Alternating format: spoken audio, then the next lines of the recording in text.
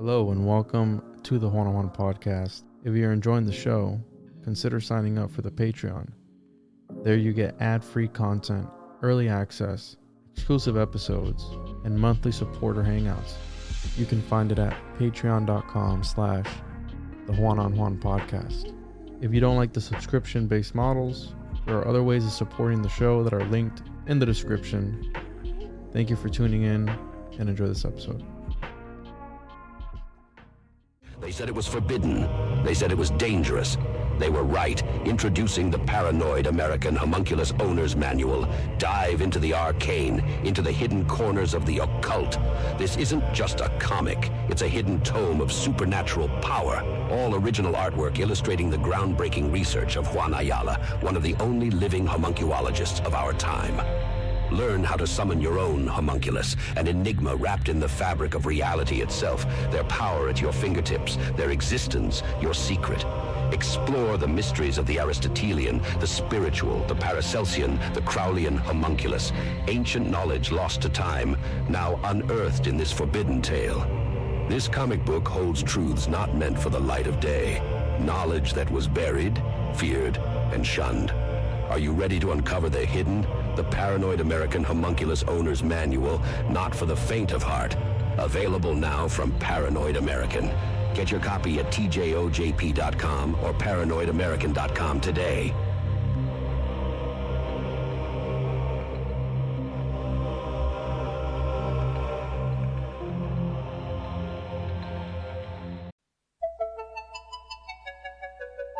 Ancient gods in the sky, open up my third eye. Take a look, it's in the book, the Occult Book Club. They will go anywhere, with texts so rare and knowledge to share. The Occult Book Club. They will say anything, from pages of old and secrets untold. The Occult Book Club. The Occult Book Club.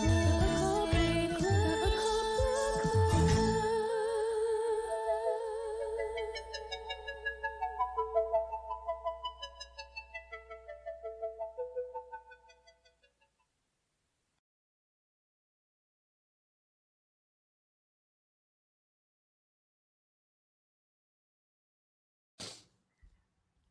Recording audio. All right. 3, 2, 1. Welcome back to another episode of the Occult Book Club, number 14.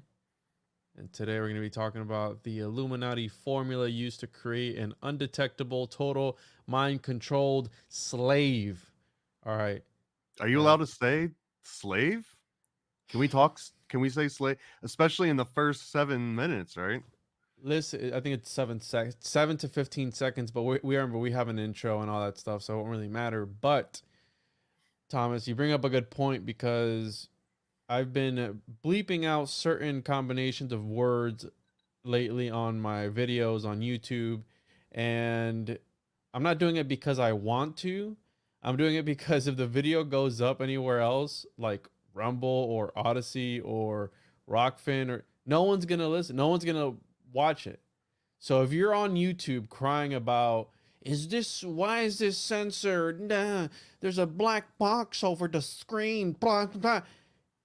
Subscribe to the RSS feed or go check it out on Rumble. If you're catching this on YouTube and it's censored, welcome to YouTube, everybody. This is what YouTube is about being censored and not being able to say whatever you want. So if you want the fully uncensored version, the link to the Rumble version, fully uncensored, is in the description. I've gotten so many comments. Why would you censor these words? Because YouTube don't play that shit, bro.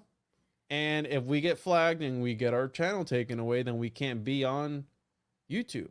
So I didn't believe it. And trust me, man, Juan told me for I don't know how long. He was like, look, man, you can't put out a documentary on it. You just can't. You're not even allowed to say the word. I was like, that's not right, man, because I've got all the receipts. Here's the medical documentation. Here's a link to the actual study. Like, here's everything that proves that it's not conspiracy theory. And I didn't say anything salacious. There was nothing over the top. I didn't mention like, you know, Chuck E. Cheese or none of that. It was just 100% on the level. You know, shout out to my homies. And for whatever reason, they just kept banning it over and over and over. And at one point I was like, you know, I'm gonna save it as unlisted so I can send it to people and just see, you know, how that works out. And within like 24 hours of me hitting that save button as unlisted, it got flagged, it got banned. They took it down. I submitted. I was like, tell me what the problem is. And they linked me And to, you got a strike too, Thomas. You got yeah, a strike it was for an unlisted video, and right. that's why No one even saw it. No one at any point had ever even seen the video, but the fact that someone reviewed it and then saw that it wasn't just in draft, but it was actually saved as unlisted, it was just an automatic strike immediately. And I couldn't believe it, bro. And there was no one that would listen to me wench about it. So now everyone listening is my output. Thank you.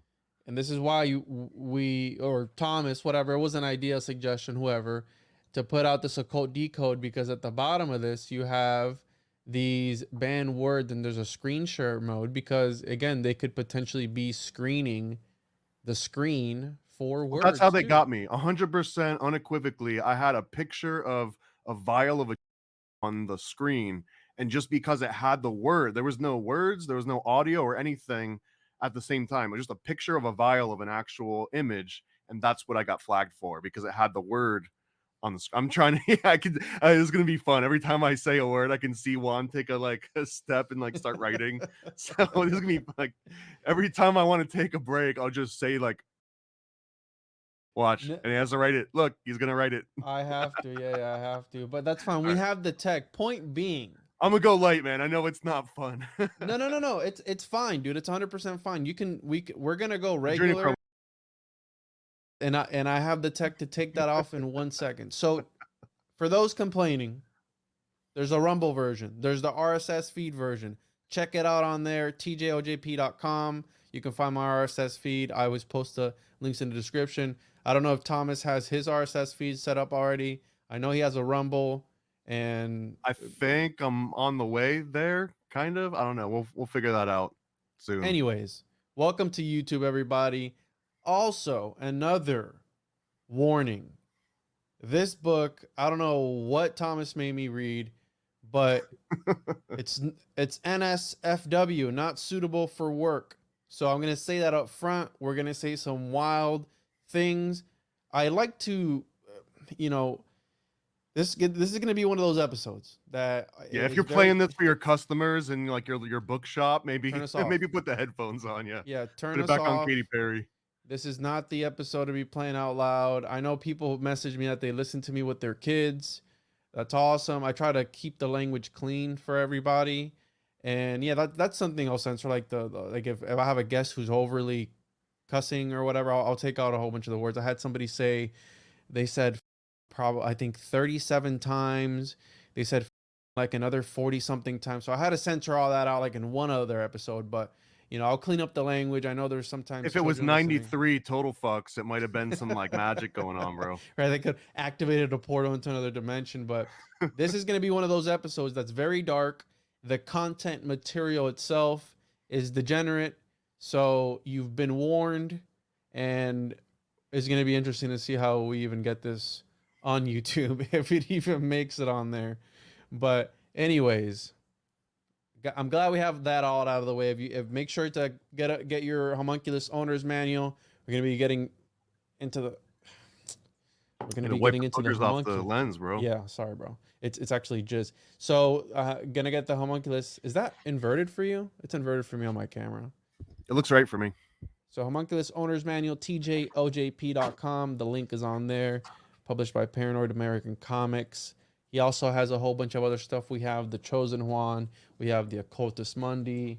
You can get your subscription to Paranormality Magazine. I was on issue 26. You can find the link in the description or use promo code TJOJP.com. We also have the Kickstarter too for issue 2 of The Chosen One. Links down below. And yeah, follow the show. Instagram, TikTok, Twitter. Join the Telegram, join the Discord, all that stuff. What do you got to plug, Thomas? Well, I just want to mention this episode in particular was the main inspiration, and this is for Time Samplers issue 3. This is probably my favorite. I don't know, for whatever reason, man. Every time I do a comic series, issue 3 is always my favorite issue, no matter what. Maybe I'm doing it intentionally, like I'm predictive programming myself or something. But in issue 3 of Time Samplers, out of many things that it covers, it breaks down the research we're about to talk about. So if you already know the research, you can almost just take a look at this. Here's your memory palace. This is how to create a complete mind control slave. This one spread, in my best possible effort, summarizes the entire 600-page book that we're about to get into. So this 2-page spread is my best way of YouTube friendly showing what are we doing, dude? Trying out new tech, bro. I don't know what's going on. So anyway, I'll refer back to this once we get into this aspect of it. But if you're interested at all in this, here is Time Samplers series. It's the best comic book series you'll ever read, and that is 100. I think it was last time we talked about this, 400% your money back. If you are not 100% satisfied, Juan said that he personally Juan nothing, bro. Juan will send you 4 times whatever you spend. So if you buy a comic book from paranoidamerican.com and you send like $100 and just say, hey, the extra 96 or whatever is for you to keep, and then you don't like it, Juan has to pay you 400 in return. You'll get these. That's what you'll get. This is how much Juan believes in Paranoid American as a whole. So. Listen, I'm already doing enough by being up here with you, so don't push your luck, buddy. All right. But yeah, check that out. ParanoidAmerican.com, Patreon.com/the101 podcast, Patreon.com/ParanoidAmerican. So, all righty. Now that we got that out of the way, ranting for 9 minutes, and well, let me start with a question. Have you ever heard of Fritz Springmeier before this, or Cisco Wheeler? Let me ask you a question, Thomas. All right, reverse Uno card. And yes or no, we'll get into it. Do you believe? Why do you ask? Yes or no? We'll get into the specifics, but do you believe in this stuff? Does it have to be yes or no? Yes. Why? Because just yes or no. Why? Because I want to know how you feel about it. Because I know that you're like not into the. I'm just messing with you because it's like whoever answers the first question loses, and you just lost a couple times. Who cares? So what are you? So yes, I'm gonna say, if you just stopped me on the street and you held the book up and you were like, "Do you think this is true?" I'd have to say no, and I don't want to lose anyone before everyone starts unsubscribing, call me a shill and everything. And I did just get my latest Scottish Rite card in the mail today, so whatever that's worth. Yikes! But I feel that the research this is based on is Illuminati true. confirmed. Yeah, whatever. Yeah, just keep doing it, dude. But I feel like the premise this book is based on, it's like someone read the actual information about MKUltra and consider too. This is written in like the mid-90s, I believe, and it was maybe the dawn of the internet. It's not like anyone was going on YouTube and watching a bunch of conspiracy videos and coming back with all this MKUltra research, right? So you kind of already had to be a little bit into some esoteric research to even have the type of information that Fritz had when he wrote this book. So with that said, I think the research that he was into is 100% correct, but he almost was like, okay, if this is what they were doing in the 50s and 60s, and then all of the documentation just cuts out for the 70s, 80s, and 90s, I think Fritz, in a way, in this book, fills in those gaps. He's like, and here's what I think happened, in the 70s, 80s, and 90s. Now, I don't know if his like him filling in the gaps is 100% accurate, but at the same time, if someone came back and they were like, actually it is, here's video footage, and and it's not AI because here's the AI algorithm that said that the AI wasn't AI. So anyway, like, even if you were to show me that, I'd be like, okay, it doesn't surprise me that our government actually did that. But some of the claims are so very specific, and like the political value of being able to have this tape, it would be like Black Book, right? Like if you had any of the things to back some of this stuff up, you could take entire dynasties down. Well, that said, I mean, dynasties still exist, right? Bush family and Clinton family, like, they're still got just a different plenty of political power. So, so, and then also not, we have to point this out that Fritz, I think, 10 years or 20 years after writing this and publishing this, he ends up going to jail for armed bank robbery and tries to appeal it. And I don't know the whole, like, I tried to look into it. I just didn't care enough, but I would love if we could even like get him on or talk to him, and if he wants to even hash a fraction of that out. But it feels like it's either character assassination or, you know, this is the writings of somebody that was a very frustrated individual and then also committed armed bank robbery. So with all of that in context, when you read this, it maybe makes a little bit more sense. I'm not throwing shade at all. In fact, I'm the one that suggested this. And whenever anyone asks me, hey, what's like the craziest conspiracy theory book that you think I should read? If they've already gotten into like the Manly Palmer Hall, or for maybe they're not into that, they want more of like the Mad Magazine, Crack Magazine, you know, Suicide Squad style. This is the book, bro. This is the one. And that's the reason that I've got, you know, time samplers almost existed as a way to take this type of research exactly and boil it down into something that's a little bit more understandable and approachable.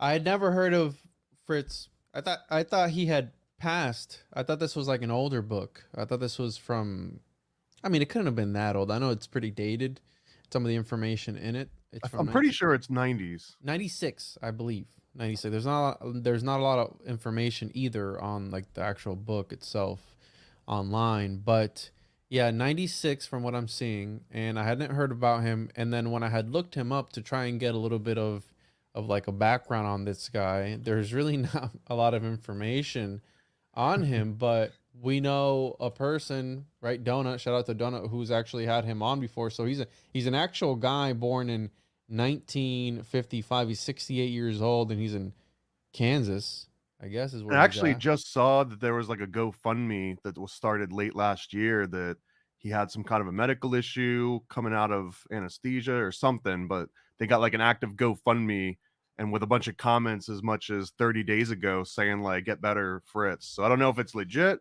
It looked like it was somewhat legit, but it seems like he's still around too. Yeah, he has a Shout out Fritz. Hope you pulled through, man. Whatever's going on, dude. Yeah, shout out to him, because I thought even about getting. I believe this is his website.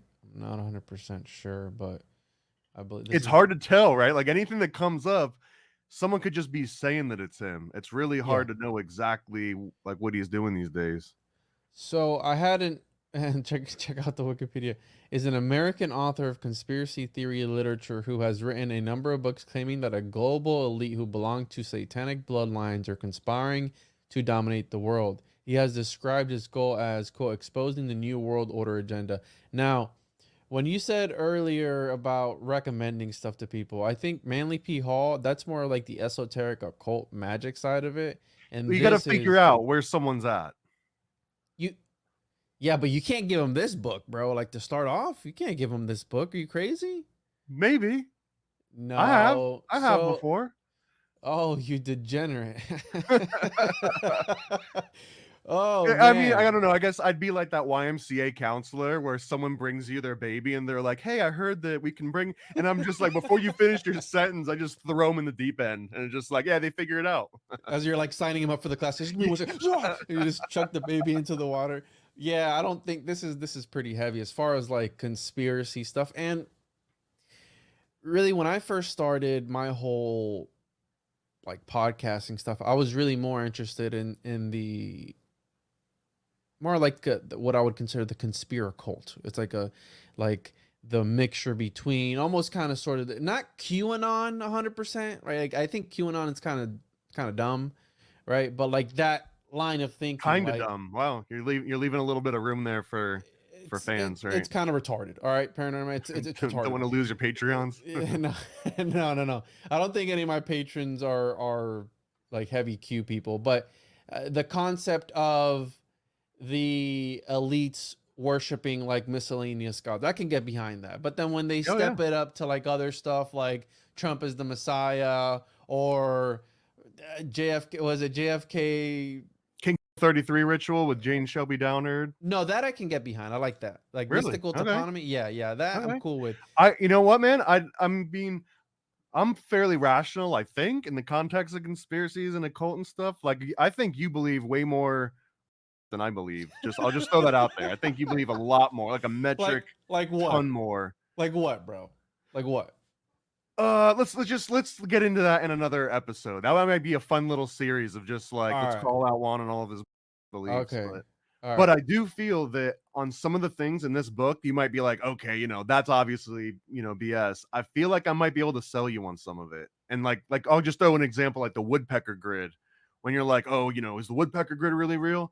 And maybe not in the exact way that it's described here, but I could point to the exact research that it's based on to Israel. So I mean, in that regard, man, some of the wild speculation I think is actually justified a little bit. So as we get to it, I'm going to point those specific parts out, and I'd like to, Yeah. whenever you get to something and you're like, okay, this is the part that's clearly not true, I want to like for us to both call it out and maybe see like if either of us are swayed either way. So right off the bat, when I was reading this, and it's a heavy read, there's one word he provides you with a glossary of words that he's gonna write glossary of how basic terms are used in this book. Now, before we get there, I always go down to the sources of this book, and this dude's even calling out like people. He's got I believe addresses and a whole bunch of stuff in this, but this dude's going hard in the paint. But this is my favorite here. So bibliography, sources, and I mean, pull it over here. So bibliography and sources, and check this out, bro. So this is he provides stuff, but numerous professional papers, personal accounts about slaves, unpublished paperwork, tapes, interviews, therapists, books on mind control, books on associated topics such as PTSD, the mind, hypnosis, drugs, witchcraft, and the various aspects of the. So, a lot of trust me, bros, right? I mean, we got some stuff here, but the top, we got a little bit of a trust me, bros here, like numerous professional. Okay, sure, whatever. And he starts it off with the typical, right? Warning: read this before reading this book. And I think that's like a not clickbaity, but I don't know, man. I one of the things that turns me off about like this sort of thing, because I've heard about like the mothers of darkness and all these crazy ideas, and you're talking to the homunculus guy, right? But there's always that one little piece, even if it all sounds like BS, there's always that one little piece in the back of your mind that you go, this sounds really ridiculous. Sounds crazy, the stuff that he talks about in this book. But there's a possibility for it. There's a possibility for, and with the homunculus stuff, like we know that they're creating entities in labs without a mother or father, like synthetic embryos and all that stuff. So that's a possibility. Now, were they doing it in the 16th century or prior to that? That's up for debate. But in this book, when he starts to get into and I just want to say that he talks about moon children also in homunculus in this book. But if they're a homunculus to me, and I said this recently on a podcast, it could be as simple as a royal bloodline, and by royal bloodline I'm talking about like strong political influencers, right? Like you mentioned the whatever, insert your elite family here. Right, the 13 bloodlines. The 13 bloodlines. Name them all. It's like the RZA, the Jizza, the Old Dirty Bastard, Inspector Deck, you got Ghostface Killer, And Raekwon the Chef. And them planning the birthday of one of their heirs, right? By them astrologically aligning that embryo or baby's birthday, whatever, that could be considered a sort of moonchild. That's a ritual in itself, and that's as simple as a homunculus can get. Now, obviously, there's the alchemical, all this craziness, woo woo. Yes, that's part of it too, but remember, even Crowley in the 20th century wrote about this. You had Parsons also partaking in this sort of, and Parsons was a pretty smart guy from what I've read. He was pretty smart, so he was believing in this sort of stuff too. So the idea of a homunculus or moonchild is as simple as aligning this family member from this royal bloodline, right, for it to be favorable for him later on in life, whatever, to be aligned to have this. And then we're going to do a C-section too. We're going to make sure he comes out at 3:33 in the morning on, 4/20 or whatever it is, like whatever, insert whatever birthday, right? So Now, with that said, And the baby does a little secret handshake on the way out of the womb. It like slides the thumb down to the right knuckle, right? so he right off the bat, the first page, right near the beginning, warning: read this before reading this book. If there's any chance you, the reader, have had mind control done to you, you must consider the following book to be dangerous. And I was like, this made me think, bro. I go, what if I? What? Let's go, man. Let's find out if I'm gonna What just if- snap it. Everyone. You know what I'm saying? Like what I'm like, bro, I was listening to the PDF, like, and I have this PDF reader, and I was listening to it, like, mowing the lawn, and he's going on about like all this craziness. I'm like, yo, am I about to like snap and just like not remember anything? Like what, like I'm like a total mind control slave, whatever. Like, cause that's what turns me off about these sometimes stories that you have of, because dude, a child, right? A child, my son, he's 5 years old. And when I tell him, oh, let's watch a documentary about Bigfoot or aliens or whatever, the first thing he always asks me for, where's the pictures? Like, where are they going to get them on camera? Yeah. A little child is like, as soon as I tell him, he's like, where's the dog man? Well, because it's just old. It's just like white dudes talking to the camera for 2.5 hours. It's the same thing with like the gold TV shows, right? 3 seasons in, you're like, so how much gold have they found? You know what I'm saying? So, yes, we can listen and read these stories. And this dude said some wild stuff in this book, like crazy stuff that you think about. And then another aspect that turns me off about it is the names. The Grand Council of the Druid Order of the And Potato he doesn't make Sacks. that up, man. That one in particular that you're making fun of, which deserves to be made fun of a little bit. I'm almost positive that comes from a guy named John Todd, and John Todd was sort of a slightly like one generation back, maybe he might have been contemporary with Fritz, but John Todd claimed that he was born into like one of these high level druid, Illuminati bloodlines. Like his family was in the top 10. Yeah, bro. I got a book somewhere What? behind me of him, and it's called the John Todd Experience. The like an ex-druid Illuminati member tells Bro, all or something. was a primary source for many Yeah, chick bro. publication works against Dungeons and Dragons. So he's anti D&D, anti-Catholic, anti-Christian rock, because he actually thinks that Christian rock is satanic, which isn't it just he's a fun guy, but I'm sure he like shows up and everyone's like, the party's here, right? But John Todd ends up influencing Chick Tracts, and then the Chick Tracts and John Todd combined, I would say probably influenced Fritz. I might have some of that wrong. Please, Fritz, come on so we can figure out like where all the inspiration, everything came from, because I really think this particular book, and I guess let's say that Fritz just was summarizing a bunch of stuff. Let's say that all of it's real, and he had all the footage and all the books, and he talked to the people. At no point does he say like, and here's what I think. It's like, here's what's happening based on my research and me talking to these people. And I'm gonna assume that when he was talking to these people, it was just like whatever they say is truth, and I'm gonna write it as such. Because there's nowhere in the book where it's like, and so said this, but then I followed up and asked them, well, what about X, Y, and Z? And then they said that, like it doesn't have that. It's just like, here's the 13 bloodlines. Here's where they poke you. Here's how long they keep you in the dark while they're poking you. Like that's kind of how it's almost This is what written they out do like to a you as they manual. dunk you in a Right. bucket full of feces and hold your head down as they let you watch us murder somebody in front of you, right? And we decapitate them, and then we give that to the little child that's standing there. And yeah. So let me ask you, since you just jumped in head first into the bucket of feces. But I mean, when someone's like, yo, have you heard this wild thing called drip where like Hillary and Huma Baden like cut off a little girl's face and they wear it and it's nuts, and then there's like dudes in the corners jerking off. Wow, 2020 is like the craziest time ever, right? You know what I mean? That edition is new to me. There's a dude in the corner jerking off. Well, I assume so. Okay. All right. I mean, I'm embellishing a little bit. I'm fritzing it a little bit. All right. But I mean, when someone says that and it's like, man, Frazzled, that's wild.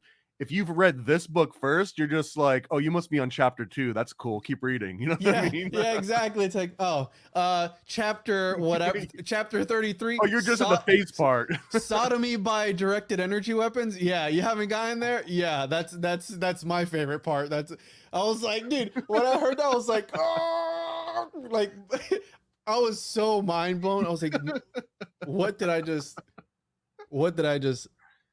hear? What did you just say? So Again, I don't know, man. I see your point where maybe this isn't the best book to be like, hey, are you just new and getting into absolutely conspiracy? not. But at the same time, I don't know. I would feel ripped off if I went like 15, 20 years into conspiracy theory research earnestly. Like you're reading about King and you get to James Shelby and you get to, all of these different authors. And then 20 years go by, and then you're like, wait, I've never heard of a directed energy sodomy weapon. Like, why did no one bring this up? So you're welcome. We're letting you know that this is the book that's got kind of, I mean, there's nothing new under the sun, I guess is what I'd say. Is like all the weird QAnon theories and stuff, it's rehashed. And even the stuff in this book is rehashed. This isn't new. They're just retelling stories that kind of like have been told over the years. And I think that aspect, it's like where these stories started from, there's definitely a connection. If you go back to 1700s, probably newer, but 1700s, like they were doing wild stuff. What was the Frederick of wherever that had the 14,000 pickle punks, and like people were into weird stuff that goes way outside the range of this book. So it's not just like someone turned that switch off for 100 years and then flipped it back on in 2016, right? So that's where we're at. That's where this book kind of fills that gap in. They were into weird butt stuff all along, dude, like from the beginning. And again, this is coming from the homunculus guy who reads some really weird grimoires. So when I didn't even know about this until Paranoid American pointed it out. And I didn't know about it till Paranoid American brought it up. I heard you mention, I think you had mentioned it quite a few times before. I try to spread the gospel as much. I evangelize this book as much as I can. This is not the way to spread the gospel, bro. I'm gonna tell you that right now. So let's get into here. I highlighted a couple of parts. We're gonna take it in chronological order from the beginning all the way towards the end. There was a lot of stuff. I know he gets into like some patents towards the end. He also goes on a huge section on what's the dude's name? Graham. He's dead now, right? Graham. Oh, yeah, Billy Graham, I think. Billy Graham. No, was it Billy Graham? Yeah, it was Billy Graham. He's definitely dead. Yeah, he's dead as so yeah, and that Billy folds Graham. into the Christian rock angle too, I think, a little bit. Let's see what I have here. All right. So before we get into it, one of the particular words that he says quite a bit, because he has this whole glossary of words, how I had showed at the beginning. The main one that really gets tossed around a lot, which I'm going to read the whole definition of it because it's pretty important in the book, and once you pick it up, you'll understand. He uses altar a lot. That's the main, if anything. He uses a lot of the other words, right? Councils, Illuminati. We have satanic, SRA. I'm gonna have to censor that for YouTube. Monarch programming system, multiple personality deity, new world order, right?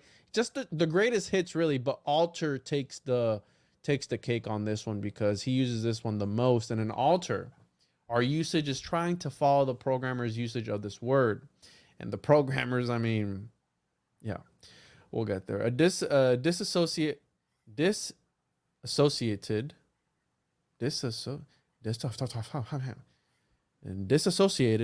part of the mind which has a separate identity and is given Q codes by the mind control programmers to trigger that disassociated part of the mind to come. Wait, did you just say Q codes? Okay. CUE Q. Yeah, but if it sounds the same, it's the same thing. That's how it works. Oh, really? Okay. So disassociated part of the mind to come to the front of the mind. The altar's identity may be a gem, rock, a tape recorder, a poodle, a white kitten, a dove, a horse, or even think of itself as a person or a demon. Yeah. It all depends on its programming. An altar is different from an altar fragment in that the altar fragment is a disassociated part of the mind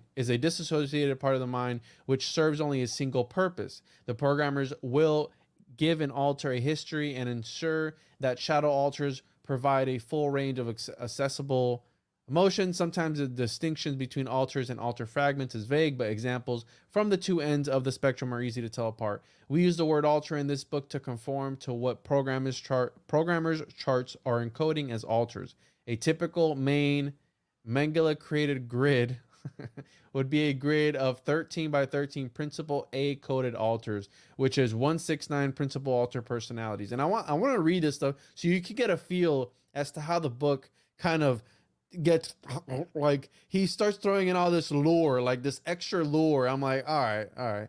Well, hold on. Let's stop on that one, because I think that's a great example of, I think there's so much specificity here where it's like there's exactly, 13 by 30, like that's the part where it's like, all right, man, where was that in the bibliography? Is there like a footnote that says, and then here's where that no footnotes. That part's not in there. But I would think that if you take it from like a symbolic standpoint, which maybe it's not written that way, but you're clearly getting that we're not talking about 5 alters or even like 20, right? Like I don't know how old some of the people that are listening, but like the old, I remember in the 80s and 90s, like Sally Jesse Raphael and like Ricky Lake and like all of the early morning talk shows, all of them had at least 1 or 2 episodes with someone that had like 20 personalities.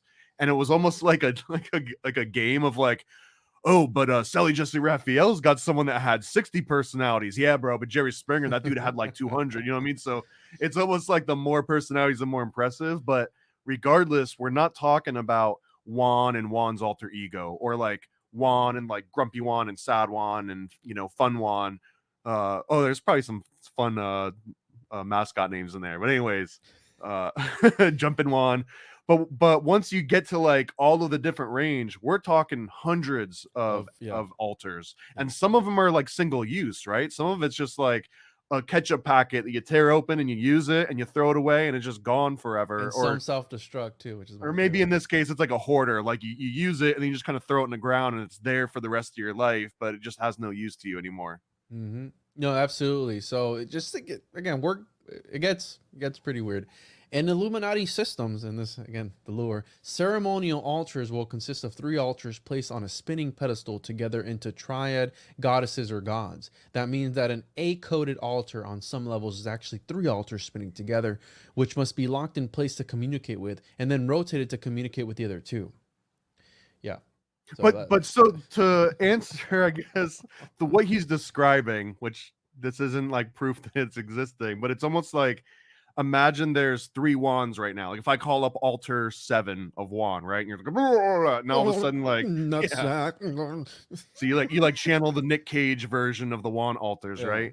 So it's like saying, like, once I can summon the Nick Cage Juan, now I know that like if I make him mad, then he'll turn into, I'm going to be a horrible freaking system of analogies, but like, yeah, he turns into like the Quentin Tarantino Super Juan, Saiyan 4, 15, or that like X, but it's almost like it's like turning into certain like channels and then sub channels, or like going into like a Sam Tripoli's site and then picking which podcast you want to listen to. It's like categories. So like first you get Juan into this mode and then you make him angry to get him into this like more specific version of that mode. And that's what he's describing here in a weird way, where it's like a system of 3. But just imagine if like you've got like the 3 heads, right? Or like Janice, and it's like I can just like spin your head a little bit one way and now I get to talk to that one, and if I don't want to talk to that one anymore, I can spin it the other way.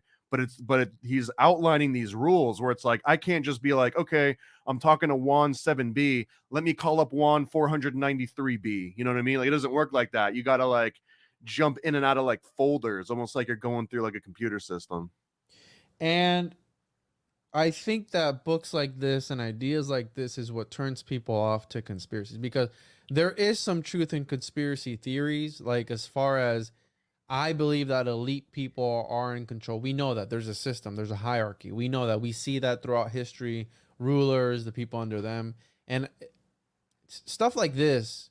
Really? We're just talking about altars right now, man. We haven't even gotten into the... bro, this is hard to swallow. It was a hard pill for me to swallow. Explain to me how it's hard to swallow, though, because to me, when the first time I even read this, I was like, oh yeah, that makes so much sense. It clicked, and I kept going. So what part of having altars is weird? because so the reason it clicks for you is because we have so much to fill in when we're thinking about these ideas that yes, to the crazy person that wants to fill in the lore of this stuff, oh, no one, this is, yeah, this makes But see, but perfect I'm talking sense. about me reading this at like age 17 in the 90s No, stoned, online before. stoned. Yeah. Oh Yeah. man, that in Okay. itself is You got me. a way of of creating an undetectable total mind control You got control me. slave. If you really think about it, you know what I'm saying? Like these words. No, because seriously, because these words, it's like people who watch movies. Like look at that dude who watched The Matrix and killed his entire family because he thought they were all after. He was getting phone calls with cryptic messages and all that stuff. Like there's literally The Matrix Hold on. effects.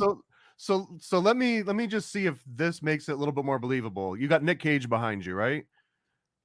So if you went to Don't you Nick dare Cage, disrespect Nick Cage. if we went to Nick Cage and you were to just be like, I mean, this would be a dick thing to do. You don't tell Jesus to just create miracles on the spot. But if you went to Nick Cage and you were like, hey, channel your character from Color of Space, or channel your character from Once Bitten, or channel your character, Yeah. like he could do that. And how Mhm. many characters do you think he can channel? Probably 100, right? At least. You're So absolutely right. Yeah. so here's a very practical way in Hollywood where some people make it their entire life's profession in creating altars and being able to jump in and out of it. And the most important part is that if you jump from one altar to the next, again, in like Nick Cage's world, right?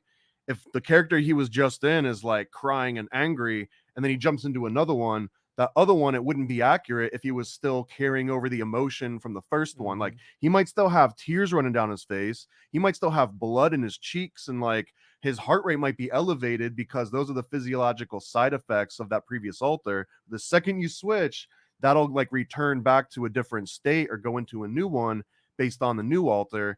And it's, I mean, that would be asking a character actor a lot to be like, okay, now give me crying. Okay, now give me laughing. You know what I mean? Like that might be some Yeah, MKUltra on its side. But I'm making a good case that you there is are. proof Yeah. that someone can have hundreds of altars and be able to switch between them as needed. Now, that's if you intentionally are doing it because someone's paying you millions of dollars. Now imagine you're doing it because someone keeps hitting you with a cattle prod or like poking you with needles or something. Go ahead and Yeah. write that down, I 3918. did. No. It's I got it's a batch thing. You just type in the word and Whenever I boom. talk, it's just like It's a. I can already hear people. Why even upload this if it doesn't make? Go to Rumble. Check out the RSS feed.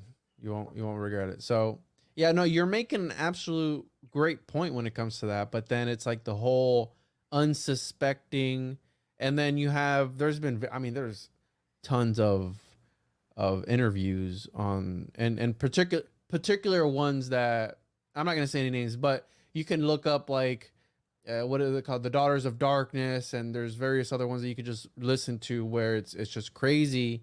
It sounds crazy. I mean, it sounds crazy. look Or up like like John Bonacci, I think Paul Bonacci, John Bonacci, Johnny Gosh, like a lot of those stories. I think Paul Bonacci and the Franklin scandal and all of that ties into this Illuminati I mind don't know about control that. Fritz Spring. You don't know about Franklin scandal? No, but then it gets Welcome to weird the because next episode of Occult Book no, Club. because it gets into people like what's that one dude from Above Majestic where it's like, and then they took me to the moon, and then they touched my butthole on the moon on the secret space program, and then I was dumped in the streets. After I was like, what? They took him to the moon to sign some paperwork to like the dark side of the moon. It's like you could see where you could get lost in the sauce. You know what I'm saying? Like, But imagine, and we're talking about a kid, right? So imagine that this is happening in Hollywood, and someone's like, "Hey, bring that private jet, bring the express, over to this Hollywood set. We've got a whole film set up. It looks like the moon. It's wild, and we got we got the astronaut suits. Do whatever you want with them there, because when they go back home and they're like." They tell the sheriff that, someone touched me on the moon. They're like, okay, kid, like go back to your oh parents. You know what I mean? shoot, bro. So, I mean, and tell me that they didn't have the resources to convince a kid that the Nesquik rabbit was in the room while they were doing something. And dude, Damn, bro. it sounds crazy, but I mean, I don't want to out anyone in particular here. This is, No, and I've got a, let's be respectful about it. Like there's one. well, here, I'll be respectful about this, but I just want to say that one of the top DNA. I just outed it, but it's okay. So one of the top marijuana strain growers that went to Amsterdam in like the mid 90s or whatever. I ended up hanging out with them a couple times, and I remember we just got like really blasted on like chocolate or something. I'm probably also giving away who they are, but so we get blasted, and he starts telling me this story. He's like, bro, I don't know why I'm telling you this, but when I was a kid, like me and my friends, like this crazy thing happened, and while it was happening, like there was someone in the room that was dressed up like Ronald McDonald, and there was another person that was dressed up like the Hamburglar, and we remember when we went and tried to tell our parents, like, hey, this really wild thing happened, and the Hamburglar was there. They were just like, oh, okay, you know what I mean? And maybe you don't go over to that person's house anymore, but clearly you're kind of making stuff up about it. Yeah. And that's the reason why those things are planted. So I mean, is it that hard to believe that someone could just put on a Hamburglar costume while something crazy is going on? So again, every time you're like, this is wild, I'm be like, hey bro, here's a really easy explanation. And this is why we're here to discuss this sort of thing, because that makes a lot of sense. Of like, yeah, make one part of this, and that's why I'm open to all. Like, that's why I'm open to all this, because how I always said, in the back of your mind, well, could that be possible? Well, discredit him. Well, what are we going to discredit him? Say that he went to the moon. No one's ever going to believe that. So it's like, yeah. And then how you're saying the moon, yeah, he went to the moon, some studio in Hollywood, in some freaking warehouse somewhere. Yeah, they took him to the moon. So check this out too. There's on the TV show Community. Have you ever seen this show before? No. So the TV show Community, in season 3, they start this new storyline about the Greendale Air Conditioning Repair School.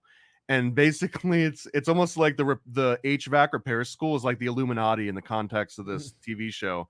And no one can get in. Like, you have to know someone to even be like tapped to get into the HVAC repair school. So one of the guys gets tapped. I think it's Donald Glover, Childish Gambino. But anyways, he gets tapped, and he has to like crawl through the HVAC vent and like navigate through the school. And then finally he gets into this like special secret room, and John Goodman's there, and he's got like a king's robe on him, and he's got a scepter, and he's sitting in this big, chair, and he's got like an astronaut on one side and like an Easter bunny on the other side. And he's like, welcome to the HVAC repairman school. You've been accepted. And he asks him, like, what's with the astronaut? What's with the Easter bunny? And John Goodman tells him, it's if anyone asks you about this, they won't believe you. Oh, man. Yeah, no, again, yeah, you're making a lot of sense. And this is something here, right, in part of the book. He talks about how Joseph Mengele, or I think that's how you say it, conducted mind control research on thousands of twins and thousands. You say that name with some respect. Joseph Mengele and thousands of other hapless victims. Himmler supervised genetic research. The Nazi research records. Let me write that down for that. The German research record. You might want to just start saying German to save yourself some time. German research. No, that's disrespectful to the Germans. I mean, isn't that messed up though? It's like when you need to say, but there's no easy way to say it, so then you have to say like German. But I'm not trying to call all Germans the Nazis. Blame research YouTube, bro. Records YouTube's doing it, not me. Yeah, exactly, right. So check out the Rumble, 101, RSS feed, Wild Wild West. Records were confiscated by the Allies and are still classified. And then a trip can be made from downtown Washington on a gray government van, which serves So most of Mengele's concentration camp research is still classified. Much of it dealt with mind control. A research can visit the top floor, et cetera, et cetera. So see, this part, I believe that these people, well, but then again, it's what history tells us, that they were conducting all this stuff. How do we actually know it wasn't, our own people in our government that were actually conducting it? Or we have paperclip. We have all those things which sound really far-fetched, but we know it's part of history, right? We know that they recruited a whole bunch of people over. So yeah, I mean, man, I could go on like a 4-hour soapbox. I'll make it like a 4-minute one, but it started here. It started in the U.S. Thomas, hold on, I'm gonna hit this real quick. Space. What was that? Is fake and gay. That's my new space is fake and gay. But That's when like the AI freaked out, didn't know what the hell to do. I took the levels and I just like put it to like all the way to the left, all the way to the right, and it came out with the most beautiful. It's like you drop a nuke. It's like listen. Shh, watch. It's like he drops a nuke and then he just watch. Space is fake and gay. All right, bro. Where even was I, man? You were gonna go on a rant about Mengele and Z-Nazis.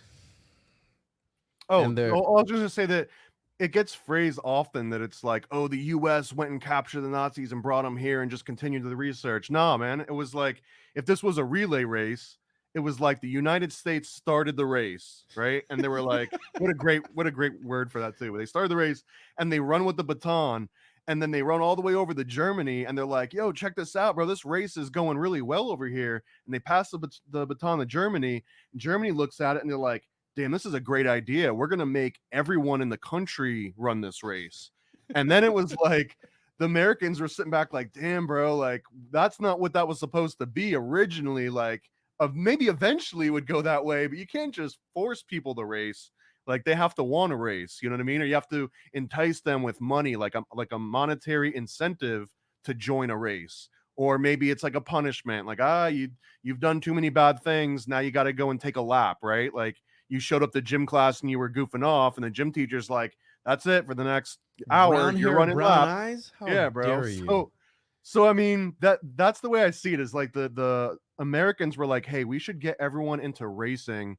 But we have to kind of like persuade them over time, like a Fabian society, very slow boil.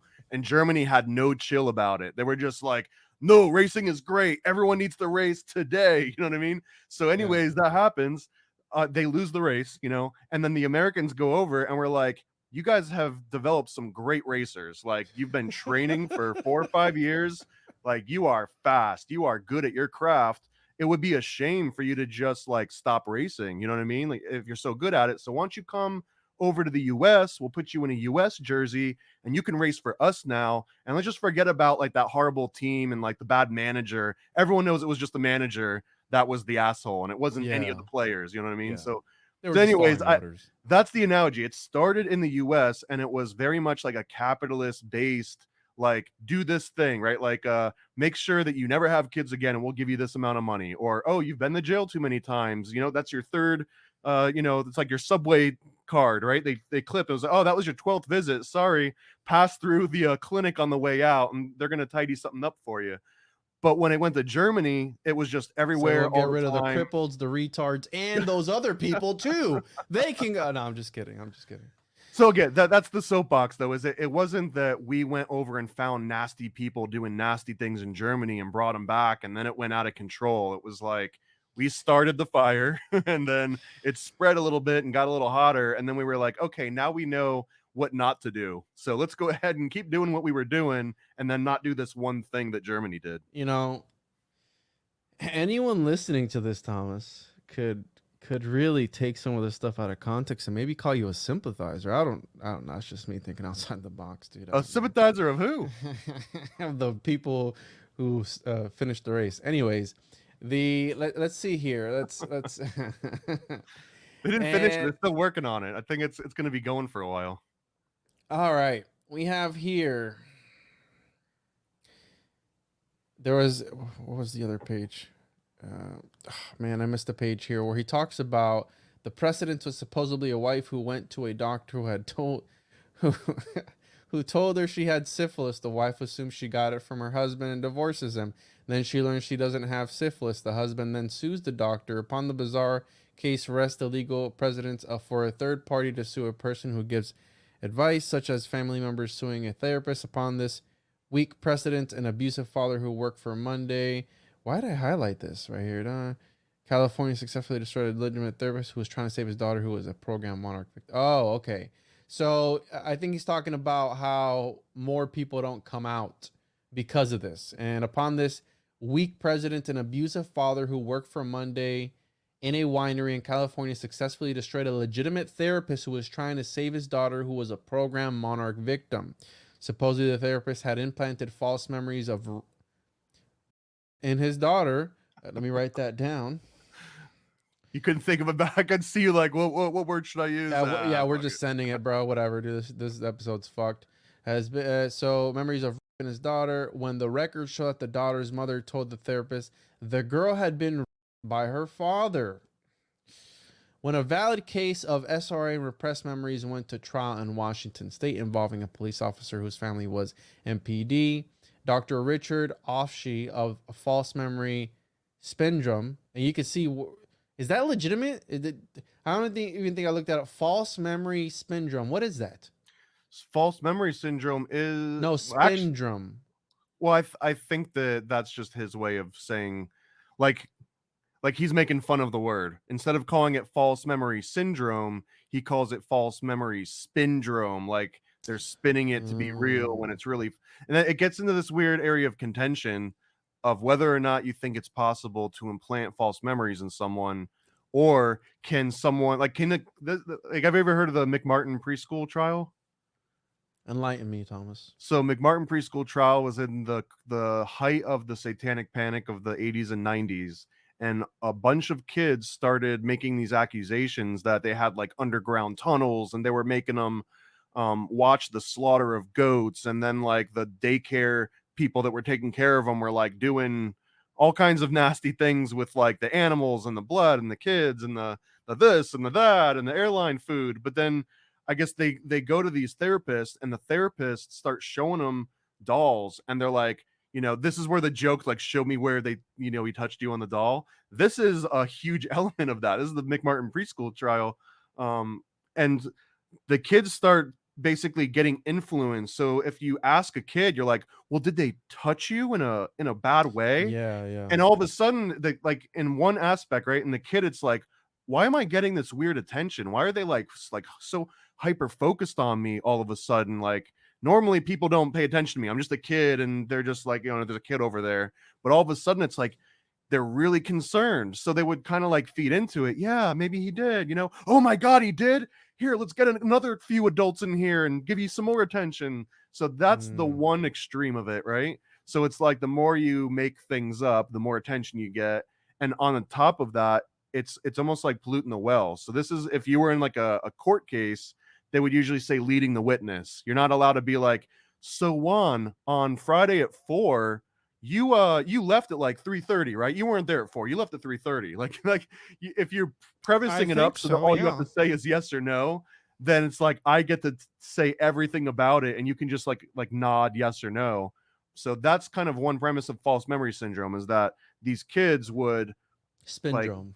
they would spin these stories up and keep saying yes, yes, yes. And the more times they would tell it, the more real it would become, to the point where there was almost no difference between whether it actually happened to them or it didn't, because they had to recount it hundreds of times in front of so many different people. At that point, I mean, you're making like a sigil, right? You're like making like a thought form egregore of like the actual thing happening to you, which might not be as physically traumatic, but it's probably, mentally traumatic all the same. So that's false memory spindrome, is when you say that can't be possible. Anything that you can get an 8-year-old to say, with in like a locked room with an adult therapist, is the truth. Like they can't make things up. They're just from the mouth of babes. So that could be a form of implanting false memories then, right? And then they kind of sort of after that really draw a picture of everything else, essentially, is what it is. Because I mean, if it's like they clone Tyrone, where they flash a bunch of lights in front of their face, and what's that other movie, Clockwork Orange, where they do the whole, hold their eyelids open and put things in their memory like that. I could see where, yes, you could, because I mean, I see it with my kids too. Like we'll ask him the question, then we'll ask him the opposite of the question, and sometimes the answer changes depending on which choice we give him first will determine the outcome of the question. And like sometimes me and my wife will be like, all right, so did you da da da? And he'll be like, no, and then she'll be like, ask him the other one first, and then see like we're trying to come up with like, what do you want your birthday party to be? Do you want it to be Spider-Man or X-Men? Spider-Man. That's NLP, bro. That's 100% NLP. X-Men. I'm like, bro, what do you, which, you know what I'm saying? Like, which one do you want? So it's like whichever one you present first is right. So I could see that happening. Absolutely what you're saying. They could implant false memory. So he goes on here. So a false memory spin drum showed up to cause mischief, and mischief he did work. The case involved the children of a Christian police officer named Ingram who had satanically ritually abused his family for years. The daughter won in court, but offshoot of the EMS was not above writing a book full of lies and just so he's going after somebody here. The controlled media is giving full licenses. I'm gonna look this up to see if this is even a thing. And I want to point out something else too that I guess gets conflated in some this. Yeah, dude, this is going to be the easiest episode to take me out of context and just get me canceled. But the I would say that if someone's doing something like that to their own kids, isn't the satanic part sort of redundant? Like is the Yes. bad part the satanic word, or is it everything outside of, like, you can take that word out and it's just as reprehensible, right? So usually when they include the Satan in there, it's to kind of be like, and it's they're doing it because of the devil, and it's not necessarily because of just human nature or just, you know, the horrible state of humanity. It's because the devil actually had an active participant in this. So rather than fighting the government for scraps of declassified documents which have had their secrets marked out and which may even be fake documents manufactured by the CIA, I have decided that there is a much better approach to expose the monarch mind control of the world if a person could know. All right. So apparently this is an actual thing. This Richard Offshee guy he's still alive, an American sociologist and professor emeritus of, what is that? Emeritus, yeah. So an honorary title. Mhm. Berkeley, he is known for his expert testimony relating to coercion in small groups, confessions, and interrogations. So he talks about false memories right here. Right. And again, like, imagine this dynamic, right? Someone Whoa. grabs your kid, like he's at school, right? Your kid gets called into the principal's office, and then the vice principal's in there, and then the teacher's in there, and they're all nodding and going like, so do you know why you're here? You know, you were bad, weren't you? And even if you don't know what the hell they're talking about, it's a little kid and three authority figures that are all sort of like coercing you into acting a certain way. And it's not hard to just get someone to play along in that case. It's kind of what like a police interrogation is, right? So he's saying that this dude, you know, is in cahoots pretty much with the people, right? Is what he's saying. Well, because this is the two different sides. One is that there's no Yes. such thing as false memories, and then this Yes. guy, like you say, recovered memory therapy will be recognized as the quackery of the Quackery. 20th century. And it's because it's like he kind of says that you can't rely on this sort of information. This is not admissible, and you can't even take it as fact. And I like where he mentions it. What does he call it? The recovered memory therapy. He basically like, I don't see it in here anymore, but you know how people do like the past life regression, and they're like, oh yeah, well, it's a pirate. Now I remember. No, I actually remember. Like, I can smell the sea and I can feel the boat moving, and I can, like, and then it's like, oh my god, I was also Thoth, right? Like, I was the god Thoth, and I wrote the emerald tablets. I'm just remembering it.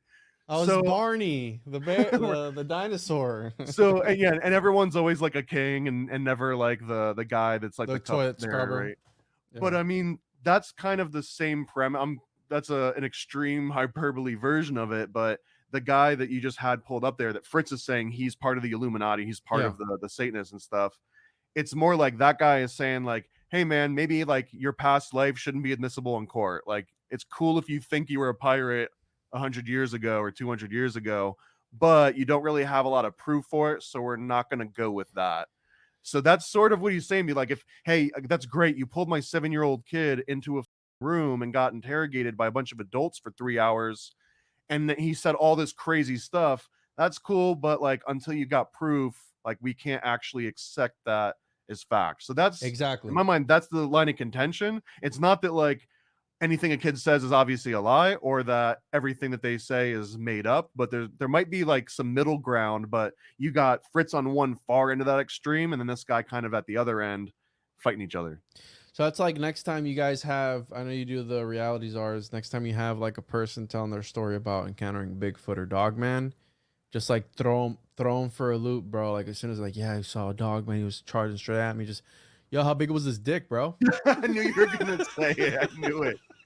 How big I was the? knew- You know what I'm saying? Like, did you see it? Was he circumcised? Not circumcised? What's going on? See, you know what I'm saying? Because like that'll when you start to because when people rehearse like a story over and over again, they're gonna get down like their details, and we just throw them for a loop, bro. That's like my first question. Hey, yo, what's up? What's up with his dick, though? You know what I'm saying? I know you're joking them, but there's a real theory that goes behind this, and that's that just like the movie Men in Black, they hold the pen up, right? And it flashes your memory away, which is also based on real MKUltra CIA mind research, but it wasn't a pen, it was like concussive therapy. Like they would just hit you in the head really hard. But there's some theories that say that Bigfoot's dick is so incredibly huge that if a man sees it in real life, it's like a traumatic experience for you because you feel like the least like a man you've ever felt in your life. And because of that, What? your body sort of like protects itself by wiping that trauma immediately. Like the second a man sees Bigfoot's dick,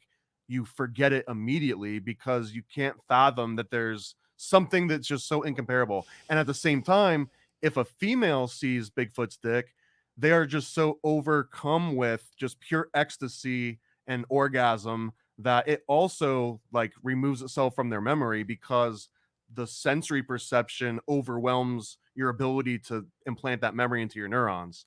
You might think I'm just in like, oh, you know, he's being funny. This has come up more than once, and these are real theories that we've explored on Reality Czars. Yikes! All right, well, so that's why if someone doesn't know what Bigfoot's dick looked like, it was because it was touche. traumatic for them. That's all I So gotta say. if you can remember what it looks like, the kudos, bro. Checkmate. Like checkmate. Checkmate, bro. Yeah, no, I knew we were gonna get weird. I said at It the was, beginning. you know, I saw it. It was okay. We're gonna crank it. We're gonna crank up the heat here a little bit more. So yeah,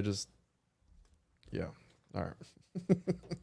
All right, here it goes. So we have the handlers of mind control slaves carry around, and this is again part of it. Is it the lore? Is he drawing from somewhere? Are we just in the terminology still right now? No. I'm on page 10. Okay. I'm on page 10. So the handlers of mind control slaves carry around a black or gray 3-ring notebook or a laptop computer with the access codes and triggers. Some of the programmers and the handlers have this all memorized. The deepest parts, core, gems, executive committee, false trinity, etc. are charted in esoteric language such as Enochian, Hebrew, which is considered magical, and Druid symbols. I have never gotten the opportunity to look at one of these, although a number of the slaves who I've talked to with have while they were being programmed. Oh, okay. All right. So you've never seen it. It's just what these people are telling. All right, cool. Right. But I mean, and here's where some of I'm not going to defend this one because it's like this person was programmed, but they didn't program the part to forget about the part where they saw the programming source code. Like they forgot to program that part out. You know what I mean? You can see where it can be like, if you're watching this as a movie, you're like, all right, there's a lot of plot gaps here. Well, that's the thing, dude. They make movies about this exact sort of stuff. You know what I mean? So are they drawing it? And comic books, right? Paranoid American Time Samplers. Check it out, paranoidamerican.com. So is it coming from stuff like this that they know? Let's say that the cinemagicians are like this cabal and they have access to all this stuff. And right, Kubrick was this crazy mastermind. Or do we make it seem like he was this crazy mastermind? He was actually just making good movies and he was just a really good storyteller. Like, which is it? You know what I mean? Like, I think he was crazy master. The more I look into it on that one, but I know that was rhetorical, but I just have to say that Kubrick was absolutely a mastermind. Yes. Yeah. Okay. Well, yeah. There you go. Definitively. So you don't have to ask that ever, Quinn. Never even ask that question. Space Odyssey was pretty damn good. You know, like all those movies were amazing. So again, this is just one of those like where it's like, trust me, bro. Source, don't worry about it. All right. So if you know, you know. If you know, the Illuminati have recently put in base program that allows them to ultimate control over many of the other group slaves. This will be described. Okay, so let's go along here. The programmers are. Here's another one. How you said, what does it matter if they're doing all these horrible things to throw in satanic or demonic in there? The programmers are much into demonology. Right before therapists close their minds to the subject. I was on board until you if they're into demonology, bro, never Oh, mind. that's This that's a actually, no for me. Yeah. On Yeah. second thought, this doesn't sound like such a fun thing. So he goes, the programmers are very much into demonology. And then he goes, before therapists close their minds to this subject. So any therapist listening, before you close off your mind to this, the authors would like to point out that they personally know of cases where monarch slaves whose Christian personalities and other alters didn't believe in demonology were talked into participating in real deliverance, and slaves discovered, much to their surprise, that work that they had unsuccessfully tried to do for years with their therapist was accomplished in a day or two. And he goes on. Some prestigious researchers have decided the subconscious doesn't exist because they can't find it. It's mysterious. To the man in the street, the concept subconscious is as mysterious as the concept demon.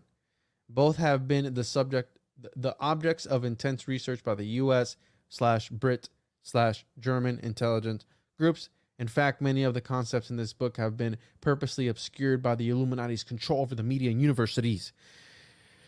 The Illuminati, bro. These obscured concepts include MPD, which is the DID, which is the multiple personality disorder, dissociative identity disorder. It's like Oh, check it out, bro. the progression. Oh, dude, I just remembered something that's gonna be crazy at the end. Oh man, all right. So recovered memories, hypnosis, demonic possession. Get ready. Aliens. We're gonna get into that one later. Mind control, the subconscious, a conspiracy to bring in a new world order, truth, etc. So all this stuff, these obscure concepts include at the very end, truth. The smokescreen of controversy will continue, but those who love the truth, if they seek it, will realize the importance of this book. So those who love the truth are gonna experience and realize it with this podcast episode. Just remember that. But if you hate freedom, then you probably won't understand it. Yeah, if you hate freedom and you love censorship and stuff, you're not gonna get it, bro. So turn this off right now, bro. So he goes on. This book is a must for those ministers who seriously believe. He quoted 2 Corinthians 2:11, for we are not ignorant of the devil's devices. All right. So there's some interesting aspect too. I don't know if you already went over this, but he had a list in the very beginning of the book of like everyone that's in on it. Here's a list of all of the different organizations that are in on this, right? And there's 54 of them. I kind of want to read them all off, but one of them is Scientology. But ironically, what he's saying here is that you can't trust therapists and psychiatrists and psychologists. Sometimes you need an exorcist, right? You need to have like a priest come in and exorcise a demon out of you. You've been in therapy for 3 years. It's not working. We can fix you in one day. You just got to sprinkle some holy water and do like a little thing, right? Holy water enema, dude. And that was the whole problem the entire time, is just that you were wasting your money on it. And I think that Scientologists might be like, yeah, exactly what he said, except that they were thetans and we have to exorcise them out because they were in a volcano and it exploded and it latched. So it's a big thing, but like, you know, the psychologist can't help you. You can't fix yourself by talking through it and trying to work out problems that are deeply rooted and maybe in your personality and your upbringing and take years to no. Here's some water, bro. Here's a little holy water. We'll say a couple words. And like the last 20 years of mental illness is just gone because the whole time it was a nasty demon or a thetan that had latched itself to you. You're welcome. Listen, Thomas, you're not a piece of shit because you're a Sagittarius, okay? You're just a piece of shit because you are, all right? So don't blame your astrological alignment for being the way you are, okay? So, and it's that same thought of mine, like, oh, I'm such an asparagus, you know, like, all right, I'm so stubborn, I'm a Taurus, you know, like whatever, like. Oh, sorry guys, I don't have rent this week. What a Gemini thing to do, right? Yeah. I said I'd have it, and now I don't. Gemini, so, classic. That like way of thinking. So I always think about this all the time, where it's like, why is spirituality a thing? Why is religion a thing? Why is symbolism a thing?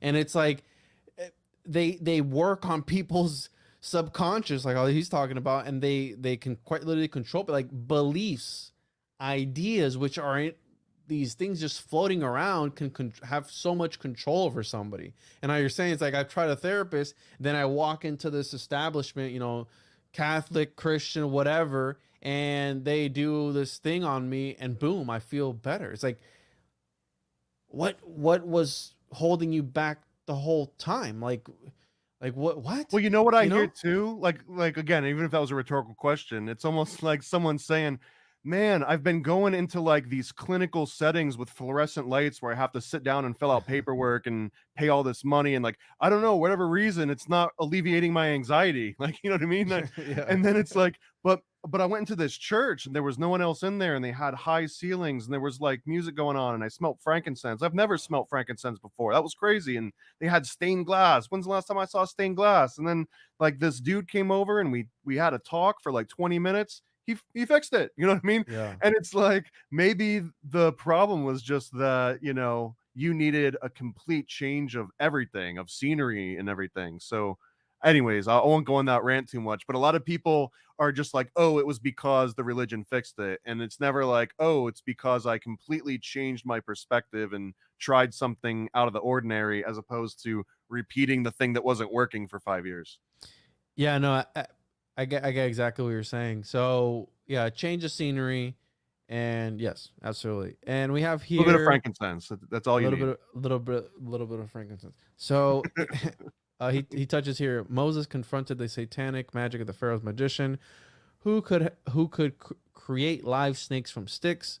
The Yep. apostle Paul had to deal with Simon Magus, and he goes, a leader of what is now known as Satanism. Solomon, one of the greatest men of faith, backslid and became one of the greatest Satanists of all history. So And he this brought is because Solomon's seals, right? Where Solomon was commanding the power of demons through his sigils, right? His symbols. But according to Fritz, you know, like Solomon was the bad guy because anyone that works through demons or egregores or whatever, like they're working alongside evil forces. But there's like these interesting sects out there. If you love the truth, this book is. If you love the truth, this podcast is for you. if you Not just love the the book. truth, support us. Patreon.com/one podcast /Patreon Paranoid American. Yeah, if you love the truth, this podcast is this episode is for you. So I'm just saying. But All if, right. if it has to do with magic at all, it's basically a bad thing, according to Fritz, in the context of this book. Like you're a Satanist if you like magic. Do you have anything to add on to that? I'm gonna get into The the list. Here's the list. oh yes, Okay, the list. Go ahead. it's 54 deep. I don't think it's even exhaustive, but some of the names in here are pretty choice. Air Force Intelligence, Army Intelligence, Atomic Energy Commission, Boeing. My copy's a little bit screwed. Boeing too. Damn. The Boeing. British Intelligence, MI6, MI5, Tavistock Institute, Bureau of Narcotics, Bureau of Prisons, Catholic Church, Jesuits, CIA, Charismatic Movement, Church of Satan, Church of Scientology, Sirius, Club 12, Club 41, Country Music Industry, as if it's just like a thing. All country music industry, Defense Intelligence, which by the way, I actually that wouldn't surprise me if country music was all satanic.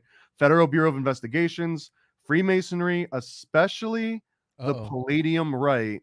Now, don't forget this. We're not going to go too deep into this, but I guarantee you over the next years or so, I'm going to be jumping super deep into what they call the Palladium Rite. But Freemasonry, Palladium Rite, 33rd degrees and above degrees. So now we're talking like 99, Ooh. 100.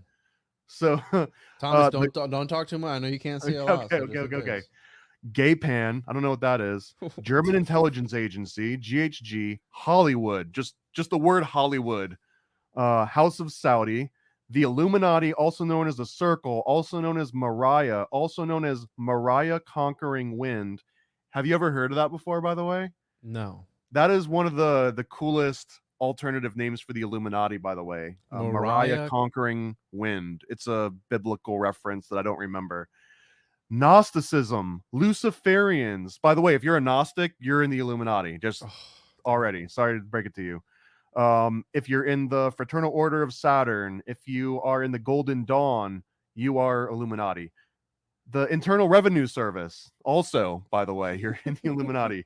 The KKK, Mafia, Masons, Mossad, Mormons, NASA, NSA, National Science Foundation, neo-Nazis, Oddfellows, which is interesting because he already said Masons, but he's like specifically, and you Oddfellows, like especially you, OTO, the elite section of MI6 known as P4, the Process Church, professional baseball, such as the LA Dodgers. Now, I like that part the playing with most. bats and balls. Yeah. Professional baseball, and then he's like, especially the LA Dodgers. I wonder if he was just like let down as a kid. He Just lost like, the bet. Yeah. Russian government and Russian intelligence, and he just lists KGB and all this. Santeria, satanic hubs, Temple of Power, U.S. Army, U.S. Air Force, VA, and the Werewolf Order. What? I don't know what the Werewolf Order is. I've looked into it, but all I ever find are like Tumblr blogs that don't look like they're something that Fritz was talking about. Yeah. So again, it may seem like we're making fun of this sort of stuff, but I assure you, listener, we take this very seriously. Okay. So we're just having fun while talking about serious stuff. So I just want to mention, so that I just read all 54 of those, or the last one was some witchcraft groups besides Satanism. Like that was literally, it says some witchcraft groups besides Satanism. Should we censor that whole thing and just leave like silence throughout Just the go, whole or thing? no, just have it go beep beep beep beep. On the censored version, so people can, so it can really trigger people. What are they saying? Why'd you guys? What's the point of putting this up if it's censored? So I don't know. I'll think about it, but maybe. So just like 2 or 3 paragraphs under that. I mean, we're already going off the rails anyway. So Let's go. Yeah, let's do it. So that was just a list, right? He's like All right. Hollywood, country music. Are you United going where I States think you're Army. going, bro? You scroll down, you just skim down, and then here's the sentence of, and the altars of victims, remember the cover story produced via torturing in cages of little children. So it's like it goes from like the Werewolf Order, and we're making fun of the United States Air Force, to like, and now we're torturing children in cages.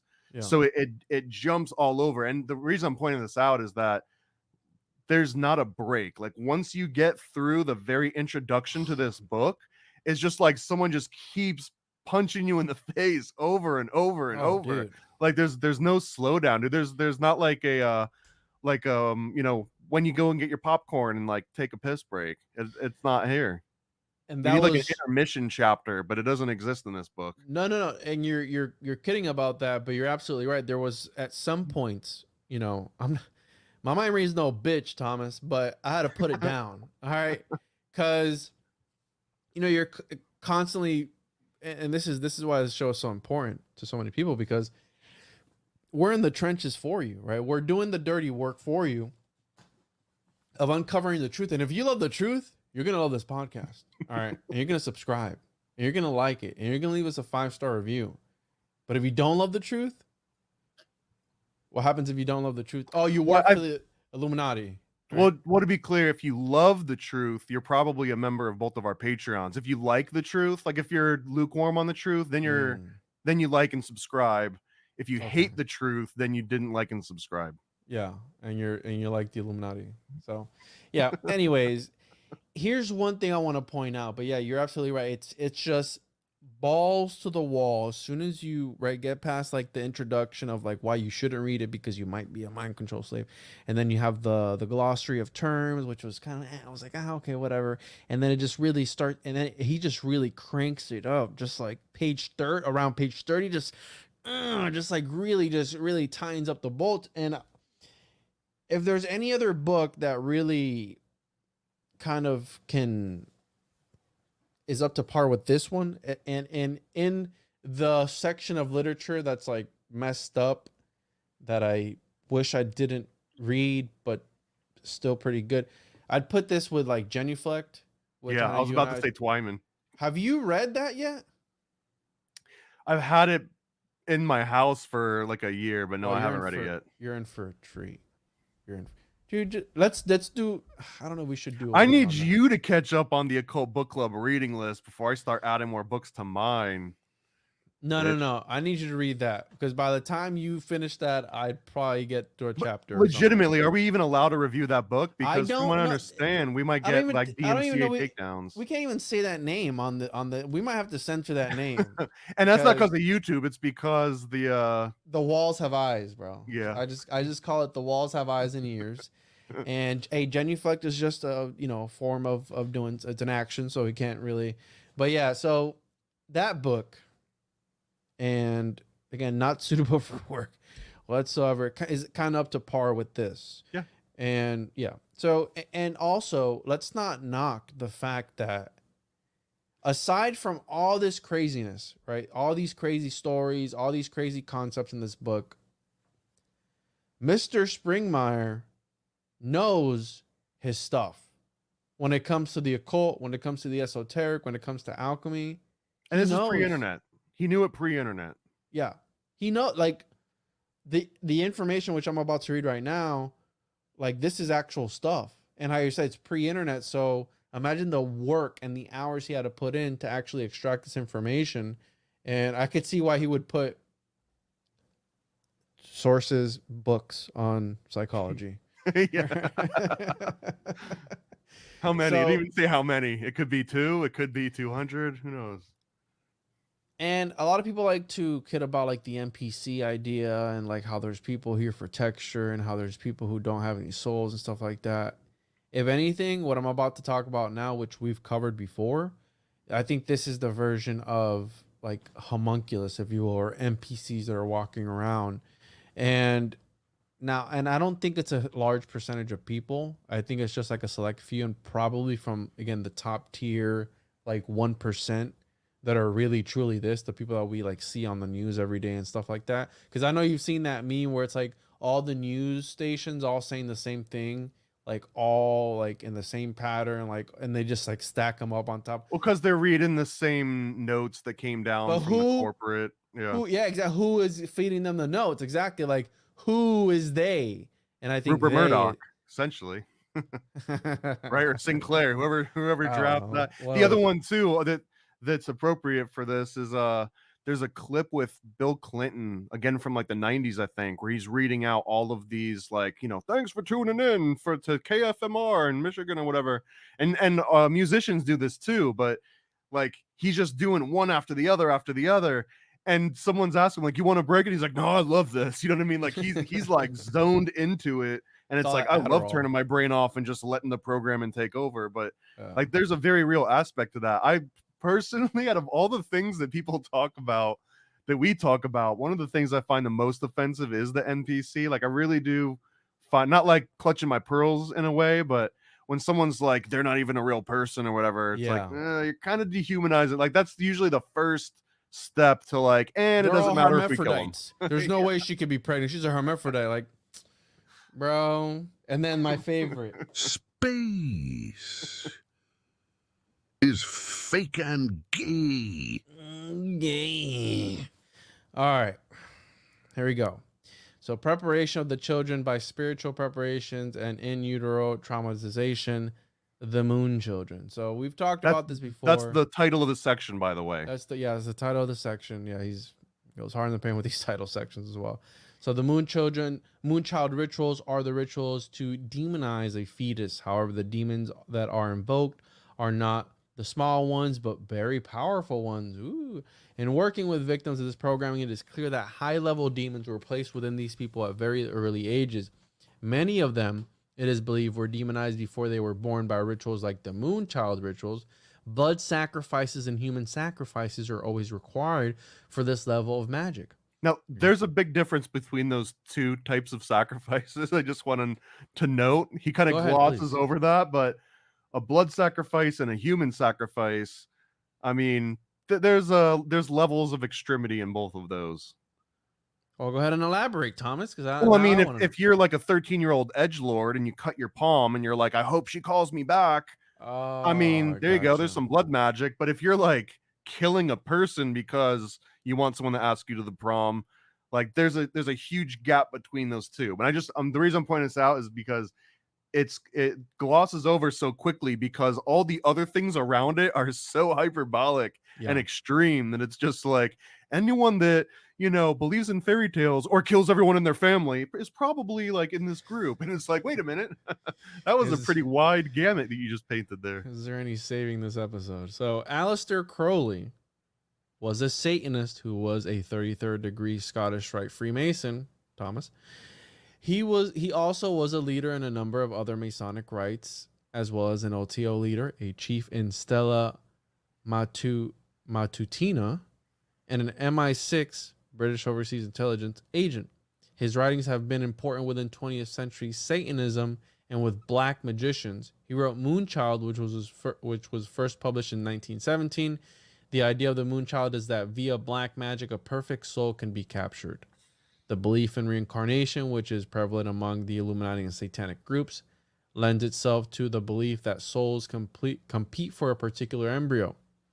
And then he goes here on page 107 through 108 of Moonchild, the idea expressed, quote, to produce a man who should not be bound up in his heredity. Am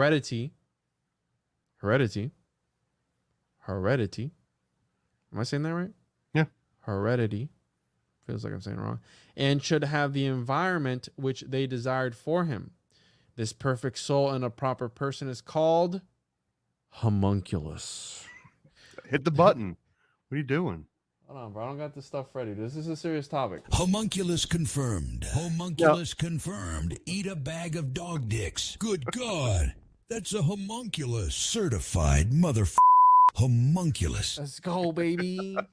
I mean, might as well just pull out all the stops. Like, this is the one that's emotional, damn it. But hold on, before we even keep reading, because it's like we can just start quoting the rest of the book from now because it's nuts. Yeah. Everything he said so far in this section, true. Like, in my mind, it's 100% factual. He has not even made any salacious or hyperbolic claims yet. Everything he has stated has been 100% fact up to this point. No, yes, and again, it's from literature that existed before he wrote this book. So that's why even I battle with these ideas myself, because I enjoy researching the occult and the esoteric, and then it's like I present it because I find it like really interesting to talk about. But sometimes I'm not even sure what to do with the information. Like, sometimes I'll have information, I'm just like, what does this even mean? Like, you know what I mean? Like, what do I do now?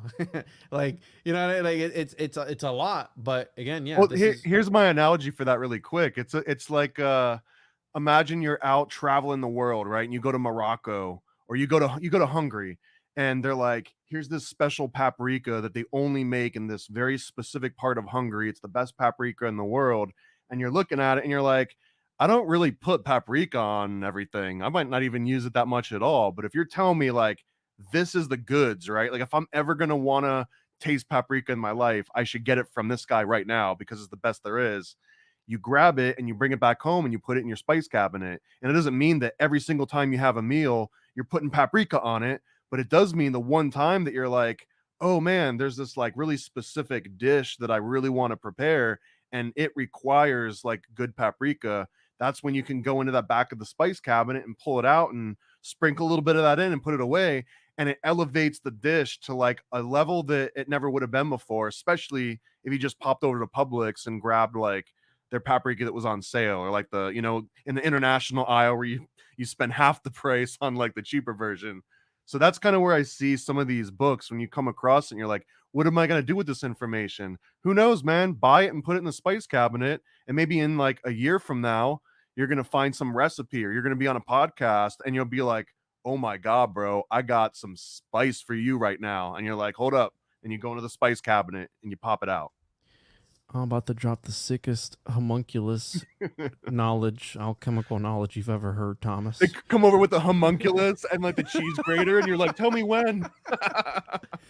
Yeah, I'm about to blow this dude's back out. Like, I'm about to hit you with the craziest. So, yeah, I agree with you, I guess. I mean, it's not the greatest thing to like just be reading these obscure weird books and then just like storing it in the back of the back of the mind palace somewhere. It's like just piling up all the information. So he goes on here. The magical work upon which this is based is said to be derived from Bacon. Let's talk about Roger Bacon, Albertus Magnus, and Paracelsus, who were all reported in occult circles to have captured souls and placed them in brass statues. Now he is. I don't know how. So have you ever actually heard that Paracelsus had a brass homunculus? So that's the thing. As far as Paracelsus, I don't know, but he is talking about again the homunculus. Albertus Magnus, they had the head, and Bacon also had one of those two had the head, like this animated object. So those two, yes, Paracelsus And the Beastie Boys had the brass monkey. that funky monkey is that the one? So yeah, again, he's right about that, and we have here. Aleister Crowley was writing about a super. All right, so clear back in 1917, long before Superman appeared in comics and movies, Aleister Crowley was writing about a Superman, and we talked about this in episode 167, I think it was, where we talked about homunculus, moon children, all that stuff, mind control. The magical idea is to capture a soul from the fourth dimension. So we're adding a little bit more lore to it. In the book, Well, now we're getting into physics. Yeah, exactly. We always have to, back up our sources. In the book Moonchild, the villa used to produce a moonchild was called the butterfly net. Now, is that true? Yeah, it is true. That's what I'm saying. This part I've confirmed, which is crazy. So I never heard that. If he is the Monarch Project, then which is named after the monarch butterfly, is also an allusion to the Moonchild Project, where butterflies are an allusion to souls. Bingo bango. What Christians call demonic spirits. And he puts in parentheses what Christians. I've never heard that before. Not in my Pentecostal career. That souls are demonic spirits? That not a lot of people know about. No, that butterflies are an allusion to souls. What Christians call demonic spirits.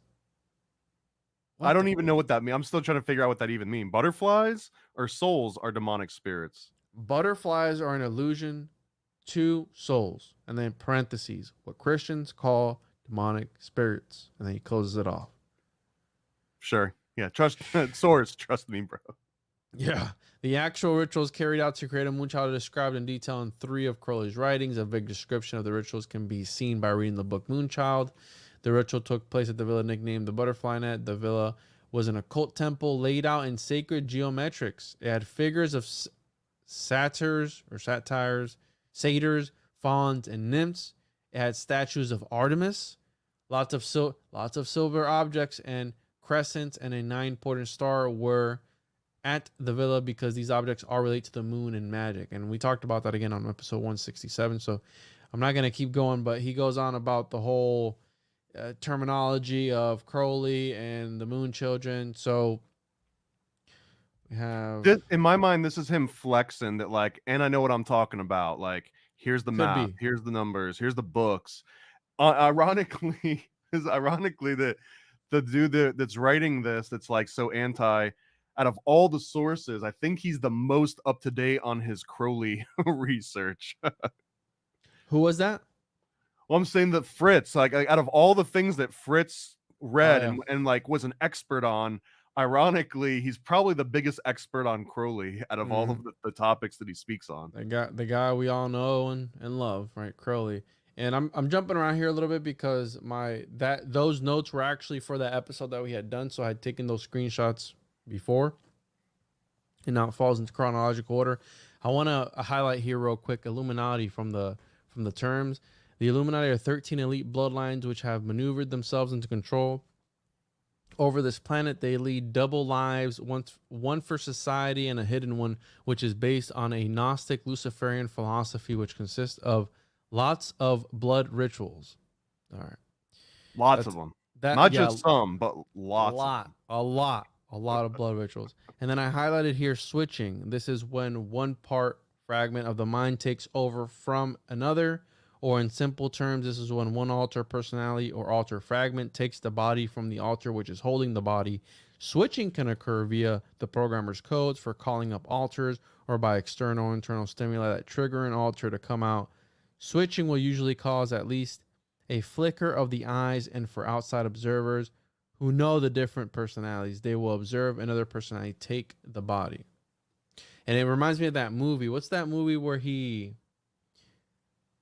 like Patricia and he like morphs into like this creature, like his whole body starts to like contort and like his limbs start to move around. It's really famous. The Whale with Brandon Fraser? No, I haven't seen that one yet. The Thing? Split. You ever seen the movie Split? Was it the M. Night Shyamalan? James McAvoy. He has 23. So has evidence 23 personalities to his trusted psychiatrist. 23, huh? Yeah. There remains one still submerged who is set to materialize and dominate all the others. And apparently this is connected to Unbreakable. So the prequel was Unbreakable, which I think it's like So this is the M. Night Shyamalan trilogy. Oh, okay, yeah. It was the one that started with right. Bruce Willis, and then Samuel L. Jackson had one, and then it was Split was the third one. Yeah, I thought you were talking about the actor. That's the director. So, yeah. And The Glass was I haven't watched these other ones, actually. Unbreakable? I haven't watched that movie. Oh, dude, out of all of those, Unbreakable is the best one. Ooh, It's all about comic book. It's about comic books being based on reality. It's where they say that modern day mythology was actually based on comic books, and that comic books are like the real Bible. That's sort of like the impression of Unbreakable. Oh, and they came out with a new one in 2019, Glass. Oh, cool. I'm gonna have to check this out. Yeah, each one of those is a different character in that series. So Unbreakable is Willis, Glass is Jackson, and then Split is the other dude. Nice. Oh, there's something else to do. So that's the switch. Honestly, like the whole trope in movies and TV about split personalities, like the writers would be doing themselves a disservice if they didn't read this book. So you almost have to imagine, I'm hired by Hollywood, right? I'm writing $1 million scripts about mind control and split personalities and how to create alters and assassins. Tell me that they're not searching and finding this book and devouring it and pulling it into the script, right? That if they aren't, then why the hell not? Right? Get on it. And it just makes me think of movies like Saw, right? Like the whole series of Saw, how degenerate it is, and those other. Remember Hostel? You remember those movies? Like how crazy those movies are, or even the Human Centipede, right? Like those type of movies, I could see like being part of this. Like all these banned movies where you think about like the craziest things that happen. Yeah, dude. So imagine like Human Centipede, right? Like I know that was like I think it was a German movie. Imagine it's like a Hollywood movie, and after they shoot it, the director goes to the producer and he's like, all right, now let's do it for real. How much? You know what I mean? Like we just spent 30 million on the fake version. How much for the real version? And man, the real version's probably like pennies on the dollar compared to the Hollywood version. They're like, oh, you want a real Human Centipede? Yo, those are like 18 grand. It's nothing. Wait, so there's 3 Human Centipedes that I know I watched the first one. The first one was they conducted the experiment. The second one was that the first one was a movie, and the second one. Then there's a third one. Yeah, I mean, it's a centipede, bro. You keep attaching more to the end of it, and it goes forever. I wonder if I've seen the third one. Oh, The Prisoners. Yeah. I've seen this. Oh man. The fourth one's actually called The Welfare Line, and basically once you go in and sign up, they just start sewing your lips to the person in front of you. Yeah, no, I've seen it's crazy. All right. Anyways, that kind of messed up stuff. Now, I want to talk about here. I'm still like early in the book, bro. He talks about the reason why it's called Project Monarch, because the monarch butterfly learns where it was born, its roots, and it passes this knowledge via genetics onto its offspring from generation to generation. That's called Lamarckian genetic memory, I believe. Yeah, which is a real thing. This was one of the key animals that tip scientists off that knowledge can be passed genetically. So this is why they present us with all these, what I believe in these movies and all these different things, because if they can implant that in you at an early age, then it'll be in my DNA. It's going to be passed down to my lineage, which is probably not a great one, Now, but it's here's one one I don't know if nonetheless. I believe this, man. This is the one part where I don't know if I believe in Lamarckian genetic Really? memory. Yeah, I It's love named the after the butterfly concept like of it. that? I love the concept of it. And also, I've brought this up before too, the flatworm experiment where the guy taught flatworms how to get through a maze, and then he like chopped them up and fed pieces to other flatworms, and Yeah. then those. But no one's been able to repeat that again. And Mm. it seems like something that if it was that easy to do and it was that consistent, that it would have been repeated. But I like the concept that like when you die, I could just eat you, and then I would know everything that you ever knew. And then like if I died, someone could eat me, and then they would know everything that both of us knew. And if that were a real thing, then I think that there'd be like a whole industry based around that. You'd show up to the restaurant and be like, yeah, let me get a little piece of some Albert Einstein, let me get a little piece of this. Well, Or like who's Thomas, the smartest chef in the room, have him just like, crust a few like skin flakes off for me. But I don't know if it's real. I think that it might be real on a huge timeline, like 100 generations or more. I think if like every single person in that generation developed the exact same, maybe at a certain point the 100th baby gets popped out, they become abandoned on a island somewhere, and they're just like, I don't know why, but I can make leather shoes like a freaking expert, and there's not even leather around here, I don't know how I'm doing this. There might be a possibility of that. But to say that someone like your great grandma, like you can eat part of her, or that like she can trace down, like pass down some kind of a that she developed to you, that part I'm kind of calling BS out on, just because that would absolutely result in like a commercialized version of marriage. It's like, hey, I'm a great basketball player. If you just, have kids with me, all those kids will be great at basketball. And we've seen that that's not necessarily true. It's an anomaly for like the generational merit based to just be inherent. It happens in industries where nepotism exists, but once you get into like top level, like how many Olympic athletes are there dynasties where it's like, my great grandpa won the Olympics, and his grandpa and his grandpa. That is an extreme anomaly because there's no nepotism there. And I think that if this were true, if the Lamarckian genetics were true in that way, then it would be evident by now. Lamarckian genetics, you said? I believe that, or Lamarckian. It's Lamarckism, a Yeah, theory. Lamarckism was sort of contrary to Darwinism. They both were trying to explain evolution in different ways, and one of the key concepts of Lamarckism was this concept of like genetic memory, I believe. Yeah, Lamarck there you go. argued that a blacksmith gets strong muscles from his work, and his sons inherit those strong muscles. Right, Okay. but if you take that analogy and flip it upside down, you could say that really it's that successful blacksmiths just have a better predisposition to like building the muscles needed to be a blacksmith, and then therefore it's the genetics that make them good at their job. It wasn't the job that changed the genetics. I remember. So you brought up an interesting concept about eating another person or a part of them, and then knowing what they know. I'm pretty sure it was you that talked about the pineal gland and Well, that's how that's what gave birth to the Cartesian voyage. There was an article that a bunch of rich people were basically eating pineal glands in order to get the knowledge of other, more famous people. And the more and more I dug into that, eventually it was that Rene Descartes book, the Cartesian voyage, about Rene Descartes, not the one that he wrote. whoa. As far as I know, though, that kind of fizzled. Like I didn't find a good enough reference to people that actually said that they were powdering a pineal gland and snorting it, because that was the original quote that I had That's read. crazy, bro. But the more I traced it, it got almost like every conspiracy theory. Like once you actually Yeah. find like the original source, it's like, okay, like I see where they got that from, and then the next book emphasizes it, and the next one emphasizes it, and then eventually that game of telephone, it's like, it's they're cutting off faces.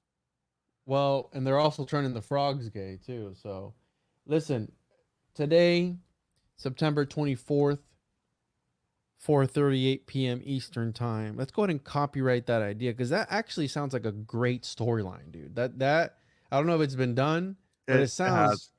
Oh, There's a comic book called Chew, which I highly recommend, and it's damn, about bro. the Chew series is about a detective that can eat people, and then he gains their memories so that he can solve the murder. So they'll show up on like a yeah, dude. This is one of my favorite comics of all time. Dude, this is crazy. Yeah, he works for the FDA, so like he'll show up, and I think it's like people will get poisoned or like they're importing like bad meat from like unsavory sources, and then someone will die. So the FDA inspector shows up and he just eats a little piece of the dead person, and then he gets to kind of like relive the last few hours of their life, so he can figure out how they died.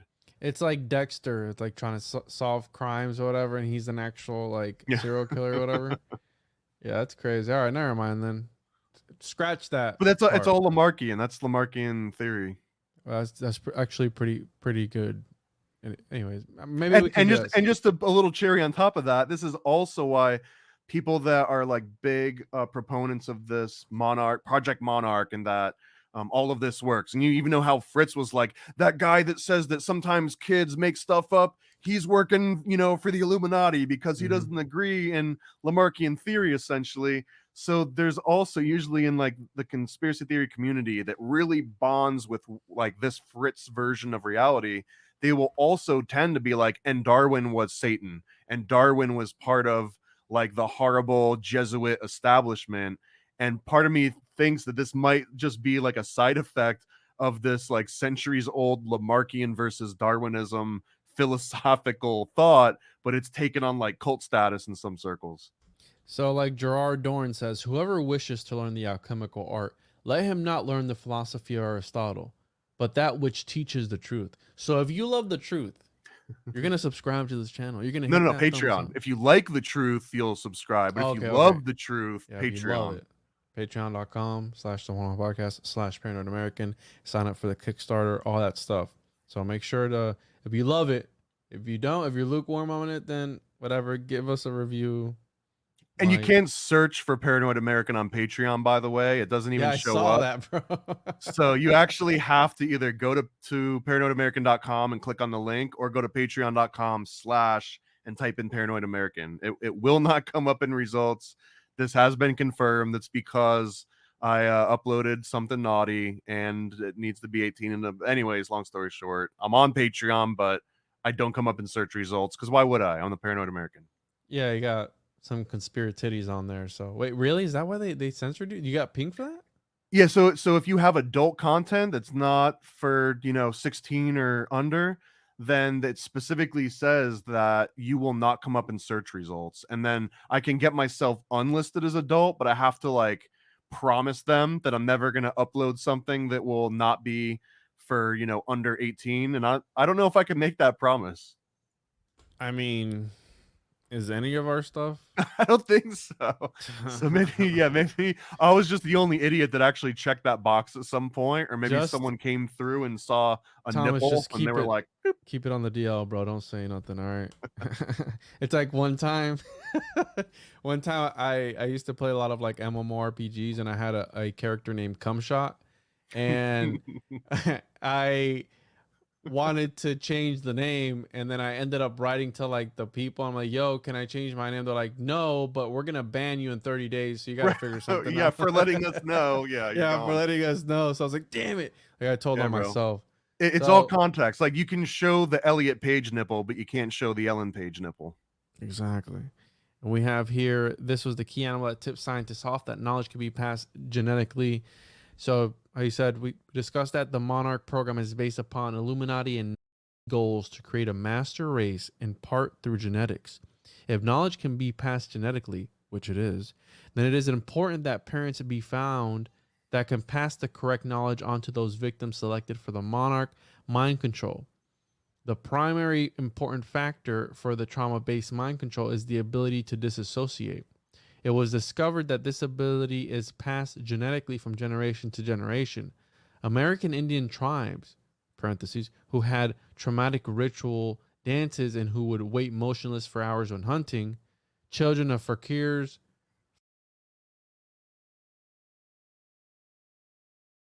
not fakirs, I guess, hopefully I'm saying that right, in You India, are.